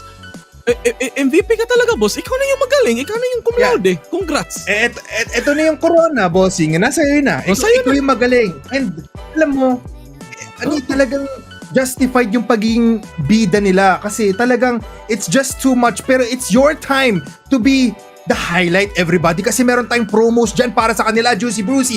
It's #AcerDay 2025. Woohoo! If you want to be the main character, get that energy activated laptop that is built for whatever's next. No limits, just vibes. Purchase any participating Acer Predator gear and receive exclusive #AcerDay 2025 rewards when you register at the Predator Gaming pin post. Nasa comment section lang namin ang kailangan nyo hanapin, and then just check it out. And then meron kang concert tickets for, hindi pala concert tickets, tickets for Acer Day 2025. And again, may concerts din naman talaga si Predator. Yeah, very much so. Tsaka VIP tickets yun, wag nyo nilalang lang yan kasi ang binibigay sa inyo ni Predator is the best kind of experience. And right now, ang binibigay namin sa inyo sa Campus Rivals is the best kind of Valorant. At dahil dyan, kailangan muna natin magpahinga. Magbabalik tayo for the match number 2 between Olfu and Vanguards after this short break.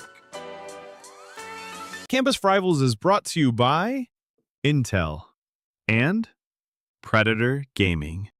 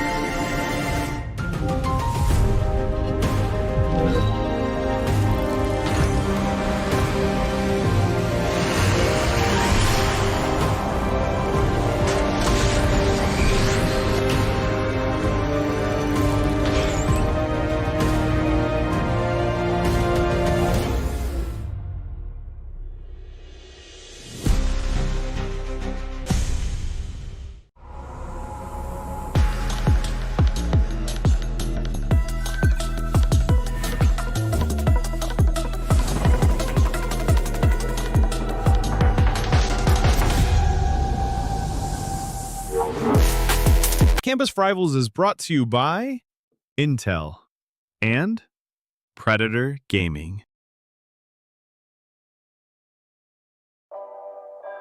Teka lang, teka lang. Busy pa. Sige, okay lang. Bipolar, game na pala. Ayan, thank you.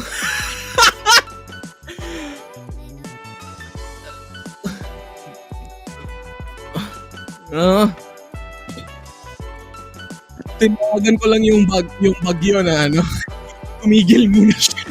Please lang. Kasi yung internet ko namamatay eh. But anyway, as we're heading over to game number 2 of series number 2, we are getting ready. Name's Juicy Brucey. Kasama ko yun si Bipolar na naririnig ko na. Sa wakas. Ready na kami para sa series number 2. It has been a stomp in a way from Allfu against UM Vanguards. I think 113 yung naging final score natin, pero this is not yet the end as we are going to our second match, which is going to be UM Vanguards map pick, which is Ascent. Na sinasabi natin kanina, gaano ba ka lamig ang can UM cool off the Phoenix? Wow. Galing. Angas talaga. Iba talaga ang production natin dito, Juicy. Ito si Direk masyadong linguistic eh. Thank you, Direk. Iba. Iba yan. Pero ayun na nga, Can they cool off the Phoenix? Yun yung tanong ng ating production. Thank you so much sa tanungan na yun, Direct. At ang makakasagot lang yan ay ang UM Vanguards. Kasi nga from that devastating Game 1 loss, ano ba yung magiging sagot nila sa Game number 2? Especially in a map pick na sila mismo yung pumili, which is going to be Ascent. And mind you, sa lahat ng mga naglalaro dyan, if you wanna get the main character energy and vibes, all you have to do is get activated with a laptop that is built for whatever is next. No limits, just vibes. Purchase any participating Acer Predator gear and receive exclusive hashtag AcerDay 2025 rewards when you register at the Predator Gaming pinned post. Yun yung kailangan mong hanapin and nasa comment section lang namin yan. All you gotta do is follow the instructions. Yeah, madali lang yan. Alam niyo guys, madali lang dito yan. sa Acer Predator, all you have to do is fuel your breakthrough. Ganun lang kadali, no, Juicy Brucey? Oo. Hello, Predator? Predator? Ayun, yung monitor namin, dumating na. Thank Malapit you. na. Ay, huwag ka mag-alala, Juicy Brucey. Nandito na rin daw yung agent select natin sa map number 2. Agent Kaya select pa rin ipasok pala. na natin yan. Let's go! At nasa Ascent tayo, I was about to say, sino nga ba yung mga standard picks dito? I was hoping for a Killjoy to come out, pero iba yung galawan ng mga teams natin. They defaulted, yung difference lang nila is going to be the KO and the Yoru. KO, understandable, the knives are very useful in close quarter walls, na para pagtapon mo ng knife, you get suppressed instantly, disallowing you to use any utilities. On the side of Ember Phoenix, Yoru, iba yung playstyle nila ngayon. It's two agents or duelists na kayang-kayang tumalon lang. And yung maging issue lang nila is going to be the suppress from KO and then the Cypher traps. Yun na lang may magiging issue, pero I do think a Killjoy would have been great for Vanguards this time or from Ember Phoenix in a way. Pero iba yung composition nila dito. But now, Bipolar, you did say 2-0 kanina for Ember Phoenix. Do you think it's still the same case, especially in this map and this agent composition that they have? Alam mo, together with this Phoenix, Yoru pick, yes, definitely so. Pero kasi may magandang angas din dito ng ang Vanguards. If you don't have that Killjoy potential wherein gagamitin mo lang yung ultimate niya para ma-destroy yung push or to get into the site, meron ka namang null command with this KO. So medyo mahihirapan lang sila ang Ember Phoenix dito, just for me.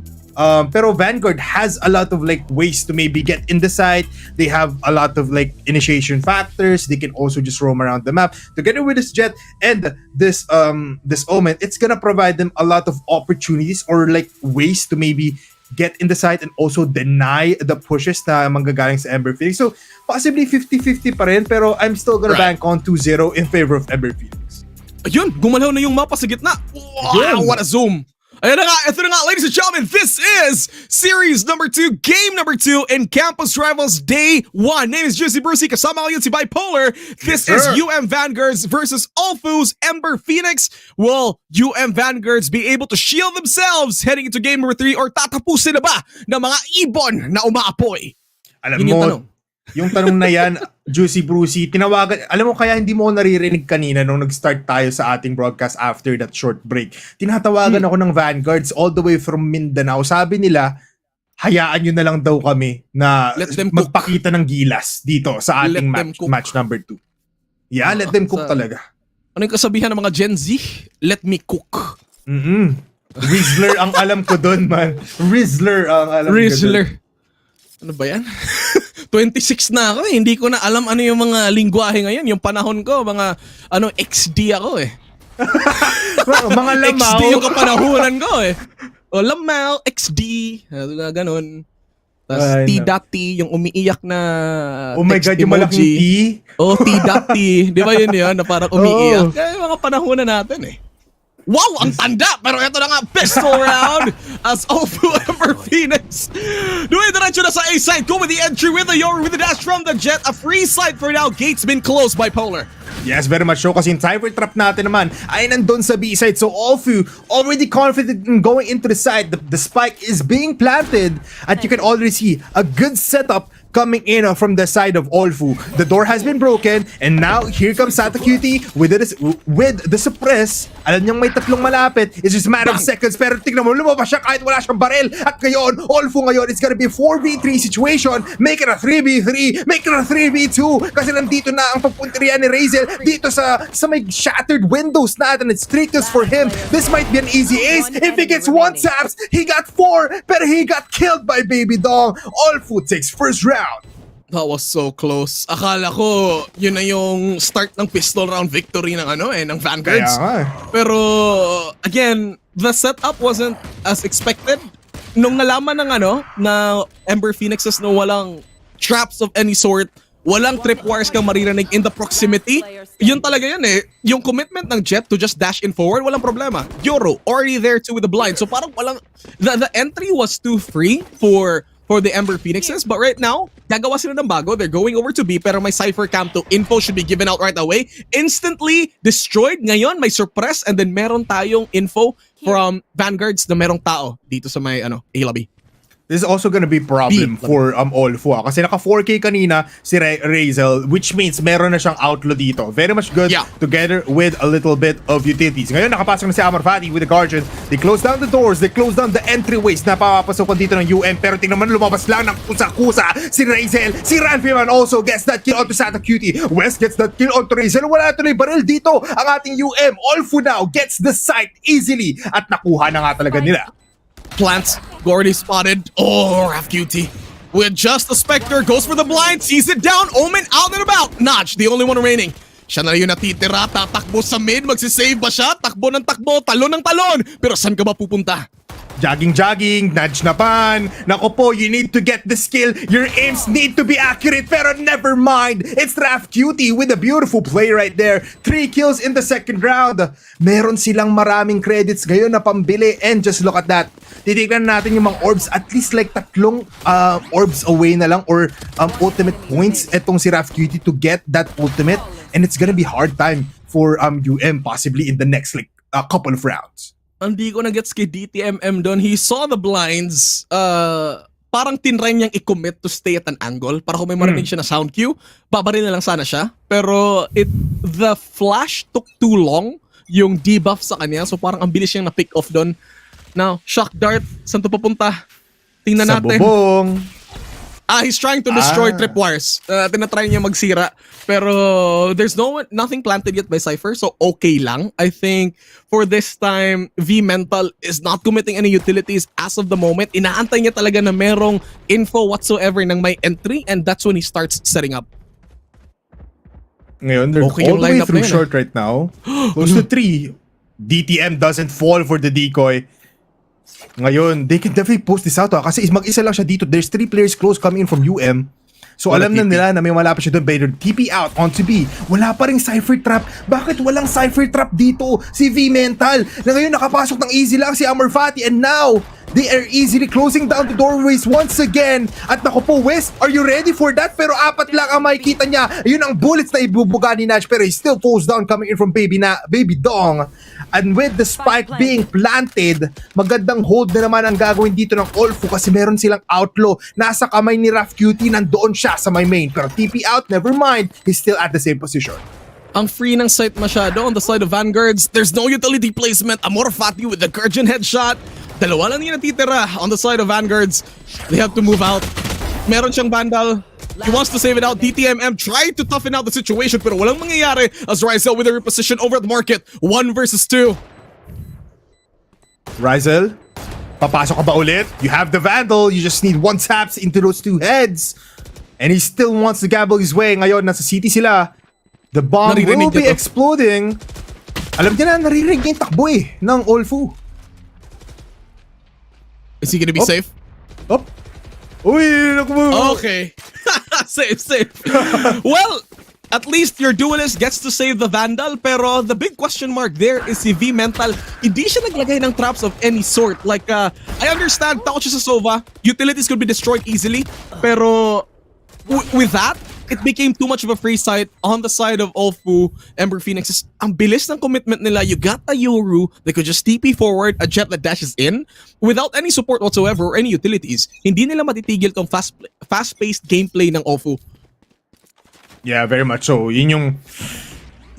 Yun talaga eh. Pero kasi right now, if we look at the Lotus map once again, kanina lang, ang ginawa doon ni Ralphie is he used the Into the Shadows into a different part of the map early in once he got it. Ngayon, we might be able to see that once again, especially na hindi naman gun round ito ng UM. They might just secure this, pero may kita ata doon towards towards B main ang dalawang players ng UM. It's Baby Dong with the Outlaw together with together with that, he got that kill against Rizel of all people. Yung Vandal nakuha naman ni Sato Cutie, pero Sato Cutie now needs to help out his teammates, pero na-choke hold na naman. Yung 4 na players ng Olfu, malapit na sa B.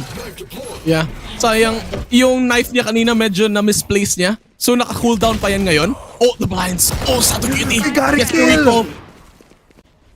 Oh my goodness. Akala ko makakuha pa siya ng 3 kills pero Baby Dong still able to get that shot with the Sheriff. Ngayon, neural theft is gonna be used. Wes, using that information, it's a 1v2. He uses the Phantom, but Naj with a quick 90-degree flick onto Baby Dong towards lane. It's the first round for UM. Finally, it didn't take them quite long to be in the scoreboard, which is great for UM Vanguards. Pero a bit of a call out here, Sato Cutie. I think na misplace niya yung knife niya at the start of the round. Tumama siya sa may entrance ng B lobby or B main. So, dito siya nag-knife eh. So, parang when nag-advance na yung Ofu's Ember Phoenixes, naka-cooldown pa to. Good thing he was able to at least take one into that intro from them, allowing UM Vanguards to at least have space to retake the site. Turned out the better to the best or the worst to the best, I think, in a situation. Maganda yung pagka-flip ng script this time. But 1-3, UM Vanguards, ayaw nila mangyari ulit yung nangyari kanina na tagal nila makapuntos sa round na to. Yeah, very much sure. This is a better performance coming from UM. Pero si Amor Fati walang takot, walang gustong gawin kundi patayin lang lahat ng players ng UM. They got the site. At yung operator, nako po, nauntog pa nga dun yung ulo ni Rizel sa pader po, is still able to get out. Lucky dash coming in from him. Pero ngayon, 4v3 situation, Juicy. At they are forced to maybe do this fast kasi na-plant na agad yung bomba and they don't have a lot of like flashes para makakuha ng enabling factor towards this execute. But now, as you can see, nahihirapan sila may operator, pero what can you do? Isang shot lang naman nakita mo and there's still a lot of smokes coming in from Olfu. Good TP. Good reposition from the Omen. Lesser margin of errors. Cypher cam destroyed. V mental. Maghahanap ng target. Raf Cutie though will take it out. It's a save. Yeah, it's gonna be a save for UM. Exit frags. Exit frags. Kaya ba? Rizel. Ooh! Hala.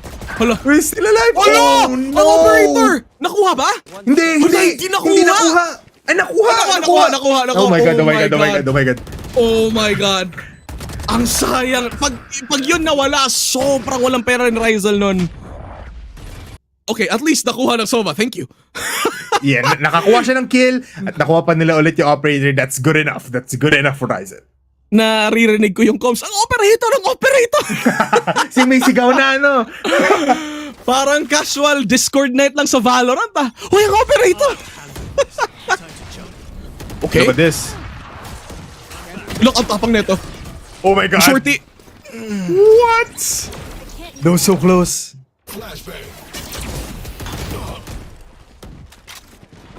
Cutie with the initial kill with the double kill right now onto Rizel, pero nandun si Naj towards market at with the wallbang coming from West. That's 2 players down for each side. Baby Dong with the flank up gets 1. Nag-gauge up with the camera, might spot him out. Naku po, he's aware, pero nandun naman Judge coming from DTMM. Amor Fati trying to push it out, pero Ralphie with the right timing para sa kanya. Amor Fati doesn't even wait for the door to break down. He breaks it instead and pushes it to the face of that Omen. What a round! Ang bilis nun. Alam mo, gusto ko pa sana magpahinga, Juicy, pero parang Ako rin eh. ayaw nila eh. Sabi ng Olfu, wala. Tatapusin natin to agad. Ang bilis masyado. That Yoru play though. Nung nag-ulti siya kasi nakita niya yung jet, alam nila na may operator agad dun eh. Binaita niya ng sobra na hindi naka-reposition si Rizel ng maayos. Kasi if si Rizel meron siyang operator at that specific angle, he could take out 2 as wall banks or like collateral damage. Pero knowing as a Yoru, meron kang ulti, he got that info instead, even tried to take the kill and TPs away, naka-reposition si Raf Cutie agad. Wala, sira yung play ng UM on the defense over at B. So now they're stuck with pistol rounds, no vanguards, no operators this time. So they might as well give this, try to do some more damages, I guess. And currently we're experiencing a pause. Huwag kayong mag-alala, gumagalaw po yung orasan natin. But for now, a reposition or like a recollection on the side of vanguards, sheriffs lang, there's nothing they could commit. the best they could do now is do as much damage. Take 2-3, best win the round. That would be great for UM. Yeah, very much so. I think they're just gonna be playing for picks here. Get that money up. Get that in the bag para makuha ng onting leverage on the next few rounds. Tapos after that, saka sila magpa-pop off. Right now, economy-based daw muna ang UM natin. It's a tough time for the Mindanaoans right now. Not because they don't have a lot of creds, but because Olfu is really shining dito sa matchup na ito. So sinabi pa nga ng isa sa mga paborito kong rapper. Yeah, Ano? gonna save that money. Ay, Bawal ko lang sabihin yung pangalan niya kasi yeah. mababan yung stream natin. Sabi ko na eh. Gonna save that money. yun lang. Kayo na bahala. I-search nyo lang sa YouTube at magigets nyo kung bakit ayaw kong sabihin. Pero ayun na nga, 1-5 yung score natin. At nangyari na yung paborito kong part ng laro. Tech pose. Really ba? yan ba yung favorite mo? Kasi ngayon, parang gusto ko tuloy-tuloy action. Magkaiba pala tayo ng favorite, no? Oo, paborito ko yung tech pose. Kahit hanggang alas 10 tayo, okay lang.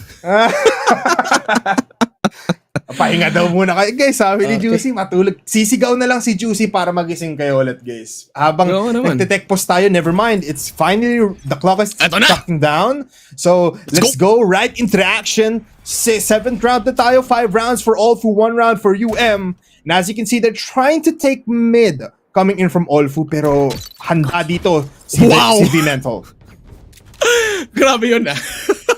In-expect niyang mangyari yun. Nakita niya pa yun. Good tag though. Good tag. Destroys your your mid hold for Ember Phoenix. Good play there from Vanguards.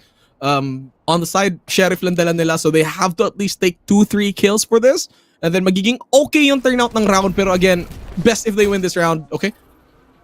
Here you go. Drone. This is execute, pero may Blade Storm dito, yung jet ng kabilang kalaban. It's gonna be UM and Rizel. Let's see if they can definitely go out. Naku, pag ginamit na nga yung dalawa, he will still fall down. Ralphie gets on top of that body of Rizel. They're taking their time though, pero ito na ang pagpasok ni Amor. Fatty uses smokes to maybe get an advantage, but DTMM patiently waiting towards his door site. At nakakuha pa nga siya ng isa. It's Ralphie, man. Amongst all people, 2 players for each side has fallen down already. Sato Kitty very much low. And still picks it out. Nakuha siya headshot. 8 HP with the blind coming in from hell. Pero it's a 2v2. Low si Sato Cutie though. Here comes the drone, gather information. May nakuha siyang gunshots. West position will be revealed. Very low, man. Switch ang guns, Nudge. Gets that kill, pero naku po! The 180 flick para ma-dodge yung flash ni Sato Cutie was enough.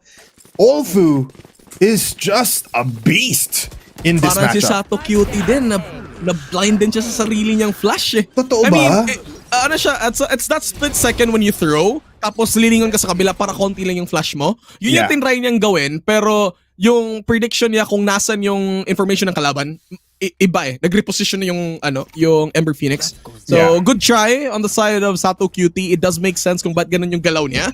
Pero, again, the repositioning of Ember Phoenix is just great. Yun yung mahirap eh. Right now, heading over to mid, gusto pa rin nila gawin tong hold na to. They're looking for the cameras. Hindi siya nakaposition dito this time. Look at this. Shock dart. Rizel doing a different position now. Very close to main and in these arches. Pero mukhang ang plano lang doon ng UM is get the orb, bounce back, tapos try natin kunin yung B. Yeah. Okay, drone. Eto, this is enough information for them to understand kung nasan yung duelist. Okay, nasira. Hindi niya nakuha yun. Another slow take. A refresher on like the game, on Series 1, Round 1 na ginawa ng Ember Phoenix. So eto na. One-way smoke. Tumatakbo na, not gonna be able to get one. V-Mental still holding this gun out. Waiting for someone to push the smoke, pero sobrang determined nila dito. Dalawa na nakapunteriya ng side. He's not able to get those 2 people, pero the damage has been done. Olfu now, up by 2 people. Mag-isa na lang ngayon si DTMM, and he's very close. Teleportation not gonna be done as Baby Dog puts the sword into his body. 7 rounds goes to Olfu. UM still just 1. Hindi ko magets doon bakit hindi ginamit ni Sato Cutie yung ult niya eh. Like, they had every chance to stop that push. No command lang sana. That should have slowed down everything from Ember Phoenixes. Pero baka iba yung playstyle na hinahanap dito ng Vanguards. Maybe they're waiting for the next gun round and use their null command.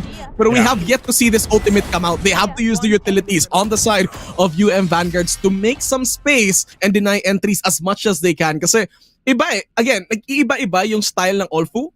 Slow down to fast pace to slow down. So parang magigets mo kung bakit ang hirap mag-decide on the side of Vanguard. When do you use your utilities ba? Kasi in textbook Valorant, you use your utilities when you all see them coming. Pero pag di mo alam kailan sila papasok, kailan ka mag-utility? So it's a conflicting part right now on the side of Vanguards, and Olfu really masters of mind games in this series. It's too much. Yeah, parang you're bound for a mental breakdown kapag kalaban mong Olfu, and they're instilling their fear slowly but surely. It's like deja vu once again. Nakuha sila ng early 1-round pick, so that is good still for UM. Mas maganda yung economy nila just a little bit rather than nung nasa Lotus map tayo. Three ultimates available for each side. Null command is there. Into the shadow is there. Meron ding neural theft. Oh my god. NT na lang sasabihin ko. May NT rin naman si Cypher dito for both sides.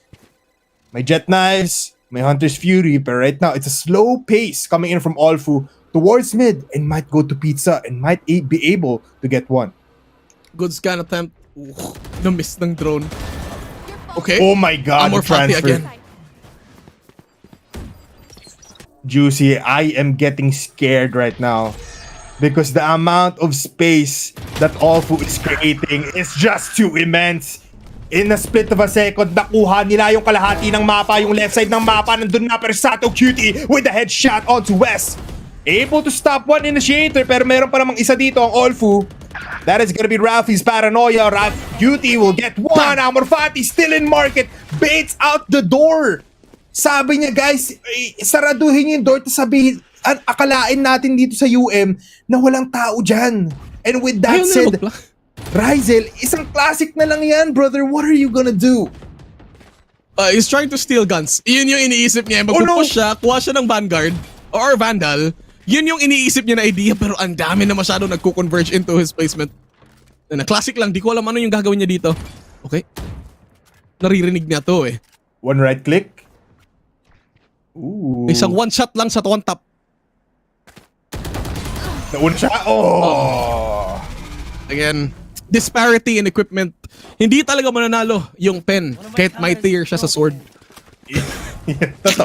Totoo naman.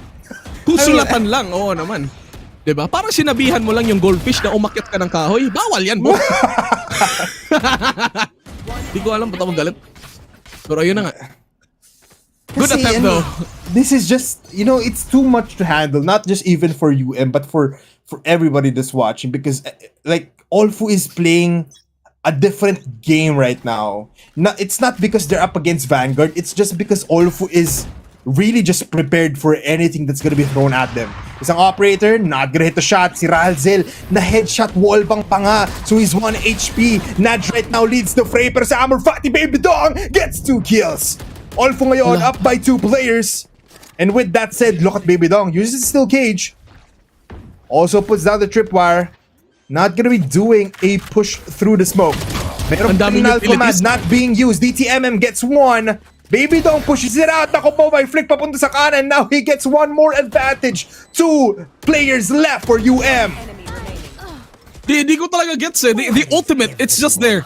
Ayun na, okay, V-Mental. Gagamitin niya to, but there's only one of him versus 2 of them. Crossfire, alam niya saan yung positioning. Konting mali lang na sidestep. Magiging 0 to. V-Mental tries to go for it, but Wes. Yung null command, kailangan talaga nilang gamitin yung ulti na yan eh. It's almost time for the second half, Juicy Brucey. And we've been waiting for this null command to get out. What is Vanguard's thinking about right now? I think they have a bigger reason kung bakit hindi ginagamit dito ni Sato Cutie yung null command just on point. It's been like 5 rounds, so let's trust him with his decisions. He is hitting these shots, but right now I think we need to question, like, there's a lot of time. So let's see, will he be able, is he gonna secure this on the last 2 rounds para at least makuha sila ng 9 triggers? But Amor Fati with an aggressive push onto Sato Cutie. Paranoia connecting onto the Jet. But what can he do as Amor Fati swings him from behind? That's 2 kills already and we're just in 1 minute 20 seconds. It's 3 down for Vanguards already. It's still their sheriffs. Kailangan nilang free sight for both. I mean, wala ka nang masyadong magdi-deny ng entry mo. And Raf Cutie could just move in forward. DTMM is down. B is open. Traversing na sa market ngayon ang ating Sova with the spike. So it's gonna be a lot easier for them to do this. He does see it from spawn. Naj gets a wallbang. The headshot. Morfati is out. Spike planted. And then wala. Exit frags. Wala yung gagawin ng UM Vanguards dito. Akala ko AFK doon si Naj, but na-debate niya ako doon. Ang galing mo doon, Naj. But still, they're trying to fight right now. They do have the Vandal, they do have the Sheriff, pero look at this up-down situation. Ganto maglaro ang Olfu. It's disgustingly good because they know that they can win it just by... Look at that, man! Picturesque! Picturesque! Naku po, huwag kayong pipik! Huwag ka pipik! Apat yan! Apat yan! So bad. Ang sakit panoorin na parang UM Vanguard started out really good on round 4. They were able to get the defuse. They got the defense needed. Akala natin yun na yung momentum bringer nila to close out this game. Pero apparently, it's just that iba talaga yung playstyle ng Phoenixes ngayon eh. Ember Phoenix is just very different. Look at this. 4 stack against 2. They tried to do damage. They tried to go for exit frags pero wala. They just know the timings for Ember Phoenixes. Man, it's about time to use this null command. It's the last 2 rounds. Pwede na talaga eh. Just use it right now. Saktong-sakto. Kahit isa lang naman yan dyan. Hunter's Fury being used. Gotta be able to dish out some damage. Sato Cutie gets that kill onto Raf Cutie. So medyo nasayang lang yung ultimate niya doon. Pero na-push out nila yung players ngayon. They're trying to get that A side into the shadows. Onto A main. Ganda na shots doon coming from V-Mental. Paranoia, delaying things down. It's a 4v3 situation, Juicy. Ito na. No! Command! Okay. I choose you! No, command! Alright, they're still waiting for it. Valorant is down. 4v3. Okay, manpower advantage on UM. Ito, ginamit na yung ult. That's it. That's what we're waiting for. They could take this round for them. Vanguard. This is gonna be UM win. UM win. Good take. Naj trying to go for the kills. Headshots. Only 1 left. 1v1. Discounted na ngayon si Sato Cutie because he is down on the ult. Whoa, bang! Baby Dawn just knows where to go, and that's 111. A repeat of what happened a while ago. Not looking good once again. Oh, baby, a triple coming in from Dong. Alam mo, Grabe yung wallbang na yan. Yeah, that was just too good. Check him, PC. Alam mo kung bakit? Alam mo kung bakit nagawa niya yun, Juicy? Bakit ba? Naka 34-inch OLED monitor ng Predator si Baby Dongdong. Sana magawa ko rin yan. Sa feeling ko magagawa natin yan eh. Kung alam mo yun. Yeah. Thank you. Thank you. Thank you. Thank you talaga. Bawas na lang sa TF ni Direk. Thank you, Direk. Uy, wag kay Direk. Wag kay Direk. Ay, wala kay Direk. Joke lang. Go. Thank you, Direk. Love ka namin. So, eto na. Knife. Good line up. Ooh, Sato Cutie with the initial kill, DTM as Nice. well. Ralphie Mando with a double kill, pero nandun naman si Naj. It's 2 kills now. Naku po, this might be the time for UM. Mukhang sila ang attacking side kings. Kasi with just a couple of pistols, nakakuha sila ng 4 na kills. Tatama pa ata yung shock dart, don't never mind. It's V-Mental. Shock dart. Ooh, it goes to logs. Ooh, he's gonna be going for mind games. Pero si West not gonna be falling for it. DTM knows him. Ooh, namu-wallbang ba yun ng Ghost? Oh my god, I didn't know that. Hindi. Oh, DTM though still gets that kill, and now UM finally better performance than their matchup number 1. That's 11-2. Shoulder hip shots yung ginawa niya doon. Again, 2-11, a bit of an improvement from game 1 here, Bipolar. So mas magiging, I don't know, nangyari to kanina with with Zenith Esports? Yeah. Maybe not. Pero attackers na sila. The difference na ngayon with Vanguards is hindi sila naka-double duelist, right? Aside from, if we are to look at it from game number 1, they had a double duelist. Yun yung lineup na maganda for Ascent. But this time, they're going with a solo duelist. Tingnan natin kung ano yung playstyle nila. They do have their gun rounds already, so they do have 2 Phantoms. They might be playing this more aggressively as they're stacking up over at B. Pero yung problema dito, yung Yoru nakabaki. Isang maling pasok lang, and that's gonna be 3 collateral damages happening right in their faces. Actually, may dalawang bodyguard dito ng bangko ang Olfu Nakabaki din si Ralphie on towards Generator. So any place that UM goes to, they need to pick that middle area para ma-dodge away yung mga nakabaki. Because right now, they do have some buys. Isang Phantom, no, never mind, that's dalawa, isang Spectre. At with this 3 push, the smokes are there. So Armor Fati, kailangan na magtawag ng mga kampi. Kasi 4 na players ngayon connecting onto A. They just need to use this they just need to use the suppress. Uy, pasok dito ng Bucky. Will get that kill. Pero Nash now with a double kill with a headshot on the top kay Amor Fati. Dalawa na lang ang natitira at ito ang mangyayari. West will fall down and with the Bucky onto Raf Cutie, all he can do is just go towards the front of V-Mental and offer his life. 3 scores for UM. Okay, it's looking great. Ito na, wala masyado pambili yung Ember Phoenix ng ng mga armors. So they do get their Vandals, pero in sacrifice for that one, hindi sila makaka-full armor, which doesn't really matter. Kasi on the side naman of UM Vanguards, like they're not going for their full buys yet, but actually they are. Alright, it's gonna be a full gun round for both teams. So ito na, makikita natin sino yung lalamang sa barilan na to talaga. Ito lang, by the way, shout out sa security guard namin na may dalang Bucky nung college ako. Really? Sa pag-protect. Yung chrome pa na Bucky ba yun? Yung chrome na Bucky sa kanya. Tapos dati wala akong uniform. Pinapapasok niya naman ako kasi sinasabi ko lang, di pa ready, transferi ako. Shout out sa'yo, kuya. Thank you for being understanding. Pero pinapadala niya ako sa guidance. Nako, ang kulit mo na, manong guard. Sabi niya, okay lang, sama tayo sa guidance. Sorry na. Hahatid ka pa, no? Ang sweet niya pala. Hatid niya pa ako. Minsan nga, hinahawakan niya bag ko baka daw tatakbo ako. Nakahawak sa no? Kasi naka-backpack ka. Naku po, walang tiwala. Pero right now, mas walang tiwala dito ang Olfu because they are being detected by the recon bolts of UM. The paranoia. Great paranoia there. Medyo napapagalan na yung pasok ng Vanguards dito. Naka-gun round kasi si Olfu Ang problema ngayon, nasa B sila. There's so much utilities here. If may shock dart sila with West, kaya nila masira to. So entry should not be a problem at all. Smokes being covered down by Vanguards already, covering all the other aces. Baby Dong gets that kill through the smoke. Pero nandito naman si Wes, isang investment to para sa Olfu. Makakatama ba siya ng shots? It's a Phantom versus the world. Pero yung Bucky long range shot puts him into the grave. Pero si Nash mamamatira naman. Amber Fati joins the fray. May flash coming in from Sato Cutie pero mag-isa na lang siya. It's a 1v1. Raf Cutie malayo pa. Nandun yung spike ng bomba. Kailangan niya mag-antay. Nag-switch ng gun. It's a Spectre versus a Phantom. Mas lamang dito, si Raf Cutie. Dalawang Cutie ang makikita natin maglalaban-laban. Sino nga bang mas pogi? Nilabas ang knife. Who will get the kill? It's Raf Cutie. Napaka-cute mo naman, sir. He gets that kill. And now, we are on series point. Olfu, 12 points to 3. Yung knife na yon medyo nadali siya doon kasi yung animation going back to the gun, ang tagal naka-reposition ng sight niya ng scopes niya. So parang after that knife shot, nawalan siya ng line of sight kaagad. So parang ang bilis makapunish ng Yoru doon. Nung nakita niya, nag-backstep lang siya away from the circumference of the knife.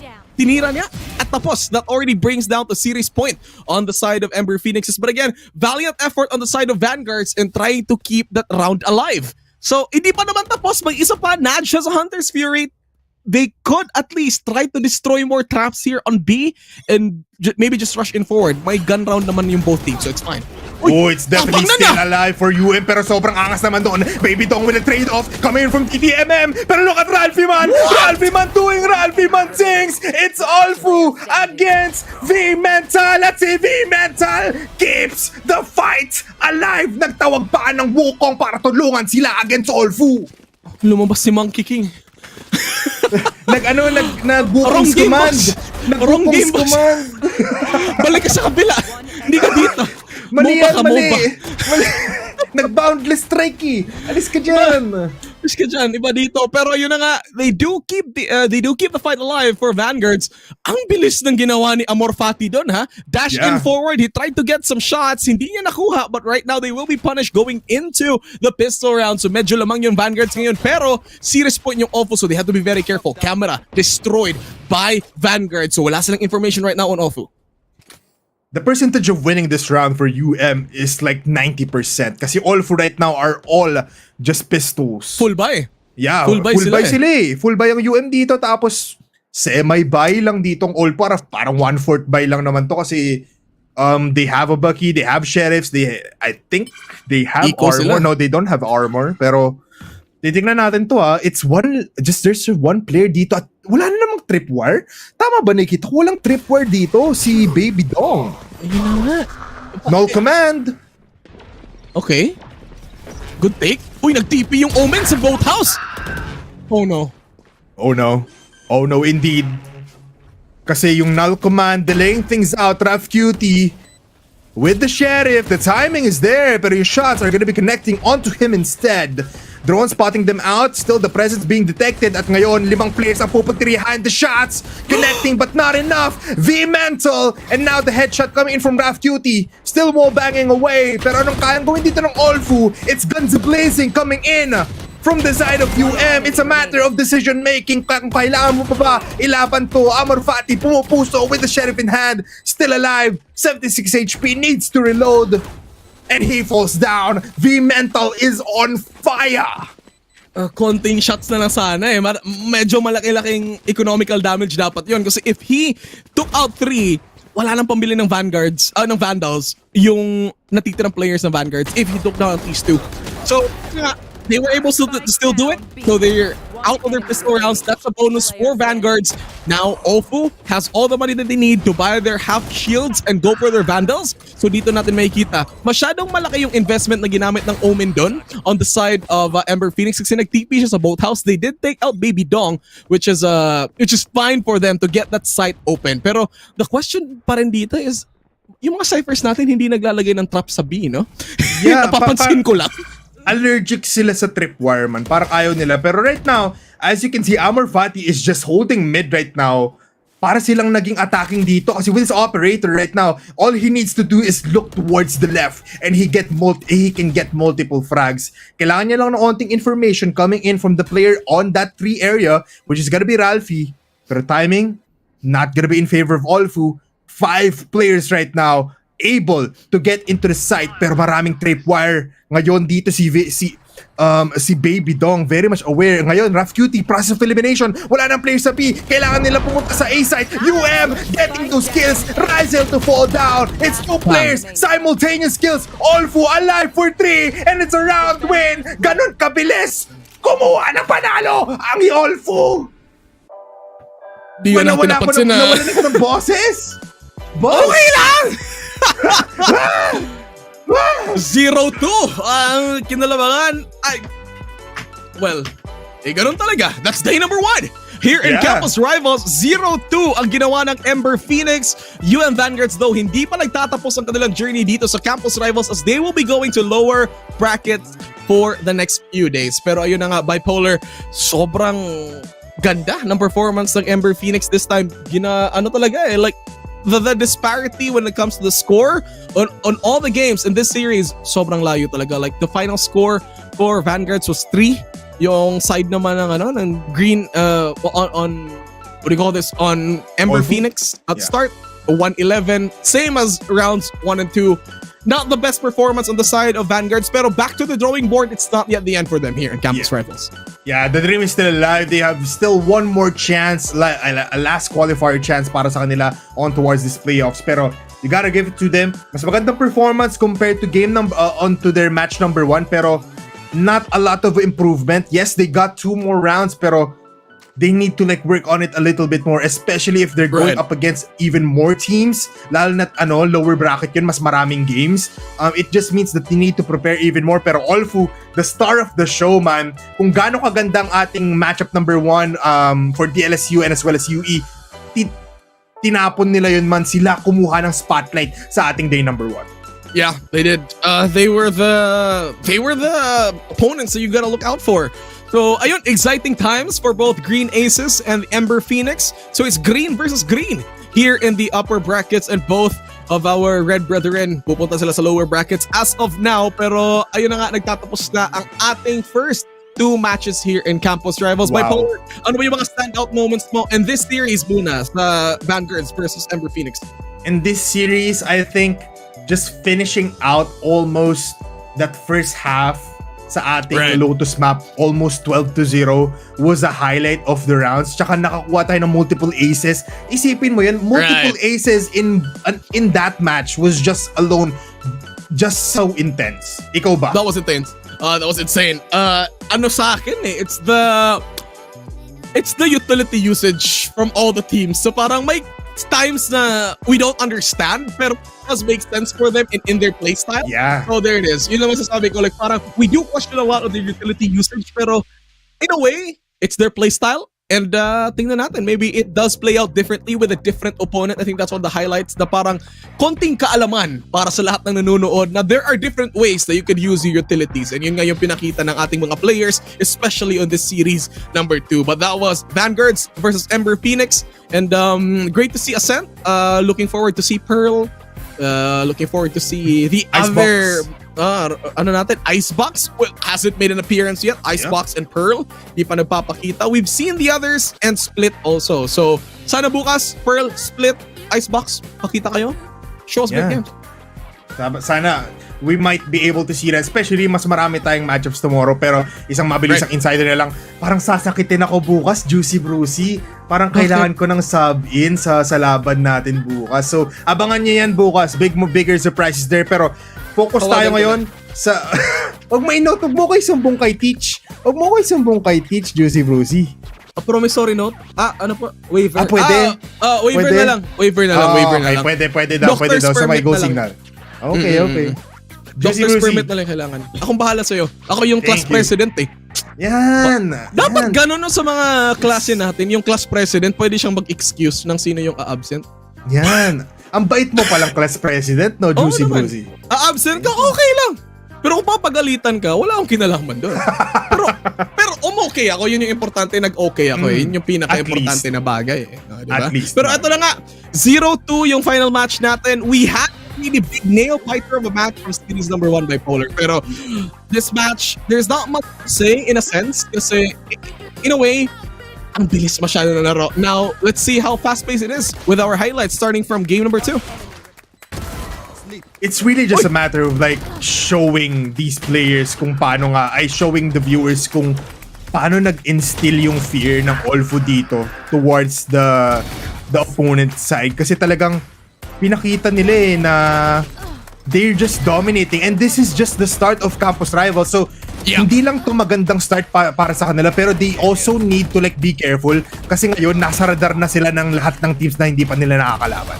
Oh yeah, the more matches you have, the more things for your opponents to study you, right? Ito, highlight pala to sa akin. Wallbang! Wow, baby dog, man. Alam mo, it's not just this round actually. Dun pa lang sa Lotus, nakikita mo, siya yung highlight player mo wherein palagi siyang nakakuha ng lurk spots, the rat plays, and also just the clutches from him was just too intense. Yung vice niya yun on game number 1, right? Na parang, he does take out a playbook from Novelia kung saan they are just able to rat things out and like deny any pushes. So it's great for them. But then from those highlights alone, there's not much that we could speak of, but it's Olfu who really demolished UM Vanguards at this time. And look at that, Baby Dong again with the highest ADA all over to his team. 19 kills with an average of 286 on the average combat score here, Bipolar. Wow, almost getting that 20 bomb is just too intense. Also, mind-boggling yung word na may isip ko dito. Not just for Olfu, but also for Baby Dong. Kasi hindi siya nag-fall off after that set number 1. Kasi kung ako yun, siguro napagod na ako sa dami ng ginawa ko. But right now, as you can see, even though he's still on the Cypher, not as mobile as Vice or not as, as active as Vice, he is still pushing out those numbers. You're expecting na aangat dito yung mga duels natin, but still kailangan mo ibigay pa din yung credit also to Amor Fati and Raf Cutie kasi na-infiltrate nila yung backlines and they got the entry frags that they needed to do. Yeah, that's the main role talaga ng duelist But here is your Intel MVP, Baby is dog. Sentinel with an average ACS of 328, 3.07 on KDA from the green corner. Baby dog. Congrats. Man, 3.07 KDA. That is wild. Alam mo ba, What? guys, if you guys don't know, 3.07 means parang Pretty high. you're almost wiping the entire server every round. Yeah. Ito yung nangyayari talaga. If there are lesser rounds into the series, sobrang laki talaga ng average mo dyan. And with this average combat score and this KDA, he's the guy who got the ace from the early rounds. So parang iba talaga yung pinagkaiba ni Baby Dong dito. Like, he knows where the enemies are. He could get the kills. And all that, just jumps around. Hindi mobile na hero si Vice Bipolar, ha? Pero he's able to just move in and weave in and out. Para siyang sa F1 car racer na kahit saan, inside or outside, mag-overtake talaga siya. Yeah, totoo man, parang nagawa niya pa rin ang paraan talaga to maybe get behind the players or at least in front of them para mapunterian nila yung mga kalaban. Pero yeah, MVP natin, Baby Dong. Nonetheless, it's still, Olfu, kung kanina sinabi natin, DLSU is a star team. I think meron na tayong masasabi na may mga star players tayo, specifically coming in from Olfu. Yeah. I mean, it's a lot of things to reconsider, a lot of players to look at, and a lot of stars that are about to be born here in Campus Rivals. And again, congratulations to our Intel Series MVP for Series number 2, Baby Dong. Congratulations sa'yo, brother. Pahingi naman ng house and lot dyan. Thanks. yung microwave na may washing machine, please pabigay. Pati na yung Predator screen mo, brother. Ibigay mo na sa amin. Oo nga. Thank you, Predator. Nakatitig ako sa logo eh. Ayan, baka lang. Alright, so there you have it, classmates. Maraming salamat sa panunood ng Campus Rivals on day number 1. But before that, tingnan muna natin yung tournament bracket para malaman niyo kung ano yung mga schedules natin at ng standings ng ating tournament ngayon. And here we are, 2-1 from Green Aces and Zenith. Probably the highlight series for today by Polar. And then Ember Phoenix versus Vanguards at 2-0. Yeah, that's gonna be crazy kasi looking back at this bracket, may kita natin Vanguards will be up against one of the Pirates. Zenith naman, mga kalaban nila is UST or the Club. So mas maganda yan kasi may kita natin yan bukas kung sino nga ba ang maglalaban-laban dyan. But that's a well-deserved spots para sa ating upper bracket if tama ba, Juicy? Yeah, no, that's true. I mean, again, upper bracket, thing that you have to look out for, the finals, once again, is gonna be on-site. So, kayo dyan, supportahan nyo yung mga paborito yung teams, lalo na't napanood nyo na kung gaano ka-intense ang day number 1. Sa day number 2, bago pa man yan magsimula, i-text nyo na yung mga tropa mo, kausapin nyo na, tawagan nyo na, i-video call nyo na, pinalhan nyo na yung mga pagkain dyan para mas maging inspired sila tomorrow to bring honor and glory to your school. Di ba, Bipolar? Yeah, very much so. Alam mo, talagang it's not just the cash prizes, it's not just the podium and crown finish, it's the bragging rights that you give to your campus. So sobrang solid niyan. Pero before that, Juicy Brucey, isang reminder ulit, paano nga ba maging star ng show? Paano nga ba maging number 1? Anong promo nga Simple ba? lang. Simple lang, una maging main character ka. Tapos you get that energy activated with a laptop that is built for whatever is next. No limit, just vibes. Purchase any participating Acer Predator gear and receive exclusive hashtag AcerDay 2025 rewards when you register at the Predator Gaming pinned post. Nasa comment section lang namin yan. Yeah, sobrang solid. Fuel your breakthrough with Acer Day 2025. So why not avail that instead? Sobrang solid niyan, malapit na yan mangyari. Pero everybody, sobrang solid ng day number 1 natin. Juicy Brucey, it's been nice. Finally, nandito na tayo. Yung inaantay ko for months, it's finally here. And in behalf of the production crew, in behalf of Predator, sobrang solid yan. Any parting words, Juicy? Maraming salamat sa inyong lahat, sa mga nanonood at sa lahat ng mga people who made this all possible behind the scenes. Hindi pa kami tapos. Matutulog lang kami at gigising para sa day number 2. See you tomorrow. Very much so. Wait lang, patapos na natin to. One more last through. This has been Bipolar Juicy Brucey. Di pa pala nagulat ako doon. Pero again, in behalf of di pa pala. In behalf of Predator, in behalf of Intel, in behalf of TNC, in behalf of Juicy Brucey and Bipolar, kami po ay magbabalik tomorrow. Pero this has been your very first day ng Campus Rivals. See you tomorrow. Campus Rivals is brought to you by Intel and Predator Gaming.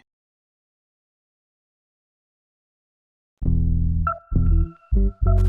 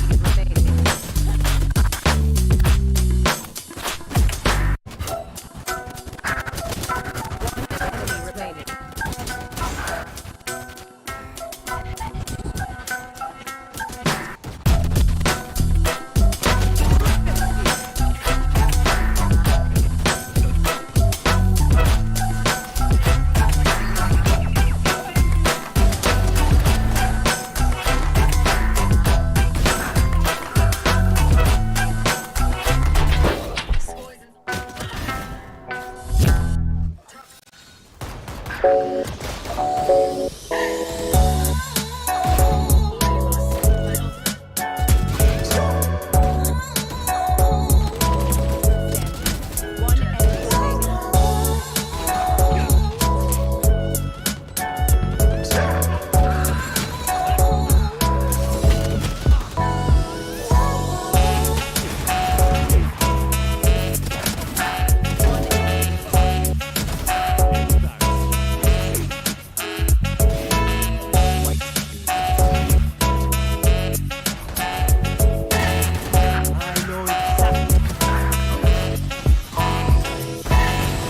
One enemy. Listen up.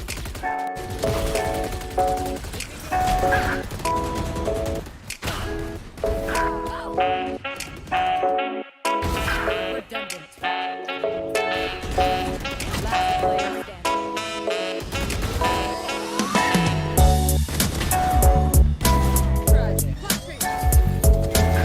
That's three. One enemy remaining. Four. I'll drag this whole board. Flashing.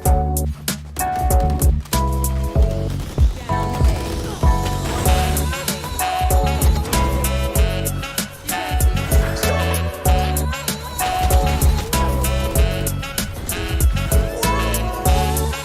Spike down.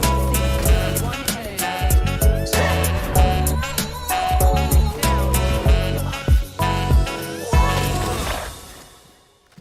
Spike down A.